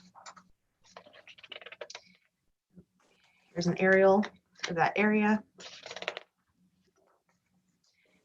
This is another cleanup area. This is located southwest of North 122nd Street and County Line. We're proposing amending the map on 2 existing and 1 proposed parcels to lift the employment layer to urban low intensity, to the urban low base area designation. These don't meet the minimum lot or acre requirements for employment anyway, so we're just cleaning these up because these were left over from a previous rezoning. Here's an aerial. There's an upcoming rezoning application down here, so we're going to go ahead and propose to lift the employment from those areas as well. Here's the an updated LUDA map with the changes that we've just reviewed. And we'll go into land use compatibility. We're just clarifying some of the text in the incompatible areas for proposed developments. You know, sometimes new developments or proposed developments, it may not be the ones that are creating a negative impact. Sometimes they are coming to a negative impact, such as like a residential use coming to a heavy industrial use. So this just clarifies those incompatible uses and how to address those in future development proposals. This is an updated sewer service map. We have clarified the legend and the gradients and what the difference is between these. We have also, this has changed the sewer area color from yellow to orange right here east of the river. Sewer would be, after more review, sewer would be required to cross the river and provide a lift station or connect to admin service, which is, we haven't done that before. So this is actually would be more difficult to serve this area with sewer. So it has changed from yellow to orange. And let me go back a little bit. Here's just some new growth areas. The water service availability map has been updated. Fire service availability map has been updated. And then we'll go into some of the livable streets and street typology areas. Here's some clarification of the neighborhood description in the downtown areas. It says neighborhood streets and urban high and downtown LUDAs may function at an increased capacity due to shortened block lengths and more efficient dispersal of traffic through a grid network, while neighborhood streets and urban low may have longer block lengths, lower intensities, and less connectivity. So this is just clarifying the neighborhood streets within the downtown area. We are updating some of our street typologies. Some streets haven't been assigned a typology, so we're clarifying this section. One of the areas, the downtown development framework has already been referred to in the street typology section of Plan OKC. So we're just proposing to clarify that boundary within the Plan OKC document and the map. So the DDF was adopted in 2015. It was recently amended at the beginning of 2020. And so we're just outlining that area. So streets within the DDF boundary will refer to that document, will refer to the Downtown Development Framework document. Other streets outside of that will continue to go by the Plan OKC descriptions. There are several streets that need to be assigned a typology, such as the Oklahoma City Boulevard west of the DDF, which will be a major arterial. Memorial Road, east and west of Lake Hefner Parkway would be assigned major arterial. Northwest Expressway would be assigned a major arterial. This area is located at just north of Quill Springs Mall and south of 150th Street. Gamble's Trail Drive would be a connector. Watermark Boulevard and Northwest 145th Street would be considered connectors. This is over in the Chisholm Creek area. Highland Park Boulevard and Pawnee Drive would also be assigned connectors. This is an area just east of Will Rogers Airport, right in front of the Amazon Distribution Center, kind of along I-44. This would be assigned an industrial street. This is primarily for shipping and heavy industrial uses. As a result of a recent annexation along West Indian Hills Road, just west of South Santa Fe Avenue, we need to assign that little piece there a street typology, which would be a minor arterial. Here are some, this is just kind of a general map of some of the new streets that have come up recently. Everything else would be assigned a neighborhood street typology. It just kind of helps to see a graphic of where the new development is located. We're updating the capital improvement planning section to align with some new documents and map changes.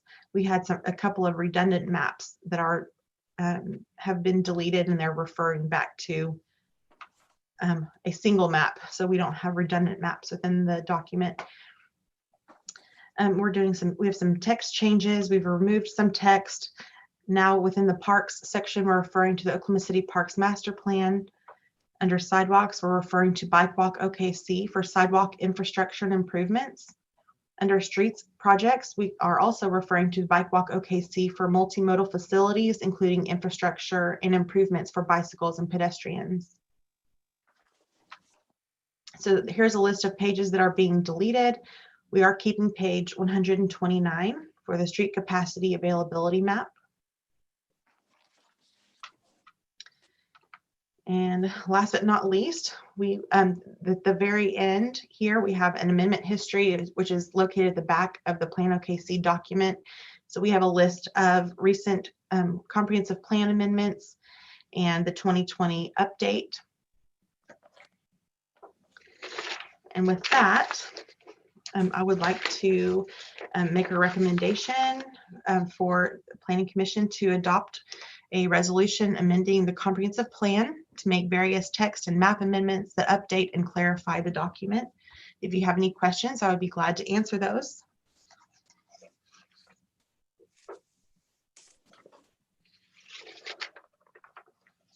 Mr. Chairman, we can't hear you. Sorry. Does anybody have any questions on this? It is the second time we've sort of heard it, but I just want to make sure there's nothing that we need to talk about. So, because if not, I'll take a motion in line with Ava's recommendation. Mr. Chairman, I move approval of the resolution as read. Okay, I have a motion. Do I have a second? Second. Second. I have a motion and a second to adopt a resolution amending the comprehensive plan to make various text and map amendments and clarify the document as read by Ms. Ava. Please cast your votes.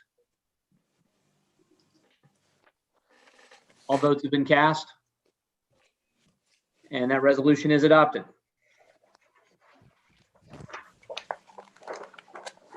Next item on the agenda today, that's our last item for separate consideration, if you can believe that. Planning Commission committees, we have none. Planning Commission members, Commissioner Powers, I think you have something you wanted to say to the group. I do. We lost a planning commissioner that I served with for 7 years. I was a little surprised to learn that it was that long.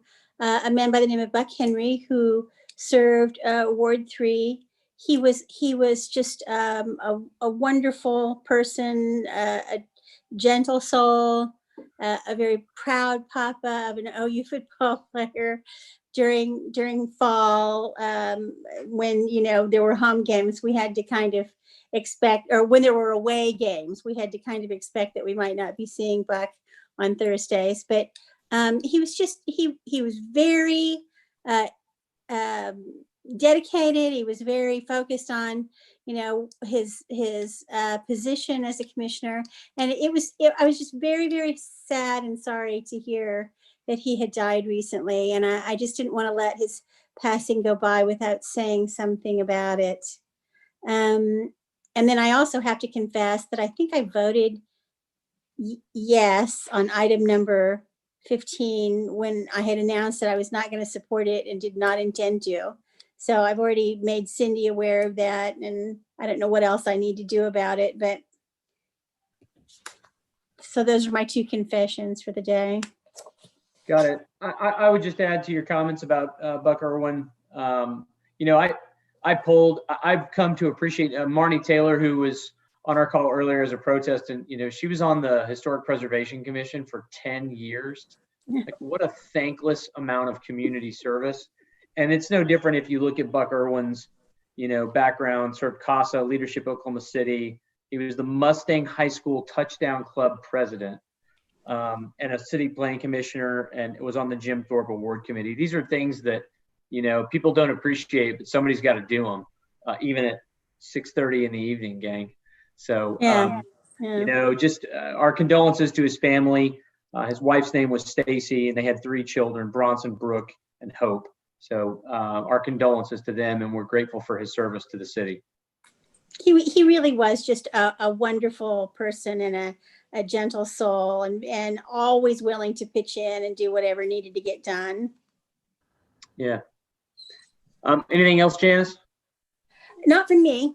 Okay, Commissioner Coffey? Nothing from me. Commissioner Privet? Nada.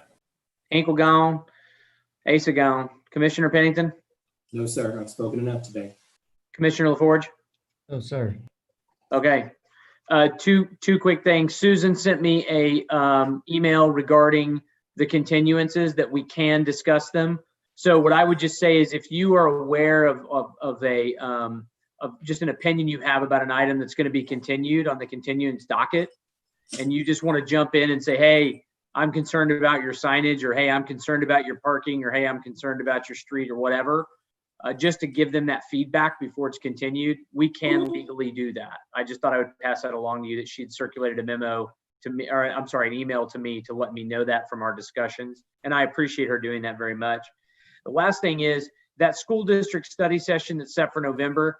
I would actually ask two things of my fellow commissioners. I think it would be great if we as a commission could get to a 9-0 recommendation to send a letter to city council on 2 fronts. The first would be a list of suggestions for how the city can better involve the school districts, just because we keep having these discussions with these school districts. And that's really what the study session is about, is to get their feedback. And as it relates to the planning commission discussion on, should this be a part of our comp plan review and what role should we play there? I would love it if we could come out of that and write a letter to city council just saying, hey, look, this is something that needs to be addressed, and here are our thoughts. Because that's where things are really going to get done. And I really think we should do it on these little lots with septic systems too, and just sort of send a message, because we're clearly torn as a commission. Man, we beat that horse to death today. And it was really contentious, and there's clearly a lot of differing opinions. And at a different time, I'd love to visit about it as a group, and try to send, it's like somebody said, there's a quote. It's like, I thought to myself, somebody should do something. And then I remembered I was somebody. Well, let's use our voice. If we keep seeing these issues, let's use our voice. Let's send a letter to them signed by all of us that says, this is an issue. We'd really appreciate if you guys would take it up as an ordinance. I think it's just a way for us to communicate to the council about ways they can help us be more effective, because people coming in from the community thinking that we're cold and we don't care and we're not, we just don't have any tools, and it's a hard thing to do and a hard line to walk, and know that's hard for the public to come into one meeting and understand. But I'd just love to see us do that. I'd appreciate your consideration of that as we go into those study sessions. And that's all I have. I appreciate it. Planning department. Just on that note, if you all want to have a study session on that, we can. We've got materials from 2016 that, I think maybe Janice is the only one that was there, I think. Yeah, I know Rusty came on right before me, but I think Janice is the only one that was here in 2016. Yeah, so we can revisit that in whatever form you want. And, you know, if you want to, if you want to address it through some kind of a comp plan process / amendment, or if you just want to focus on the ordinance, like I said, it already is our intent to do that as part of the code update. And the only reason it hasn't been done already is just capacity. I mean, there's only so much we can put through the funnel at the time, and at the moment it's sign code. So yeah, so there's that. You know, we can. So, you know, that obviously is a priority. So message received there.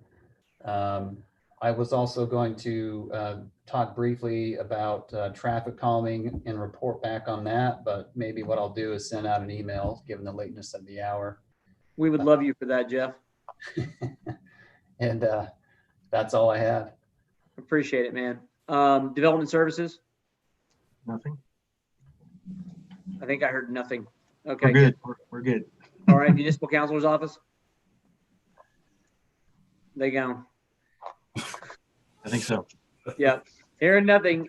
Citizens to be heard. Last I looked, there was somebody still on. Is there anybody that wanted to be heard from the public on any matter at this point? This is your time to do it.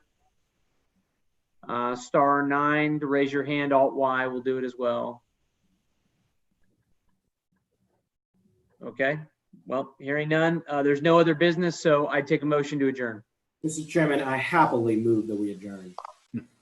Somebody second that thing. Second. All those in favor? Aye. Any opposed?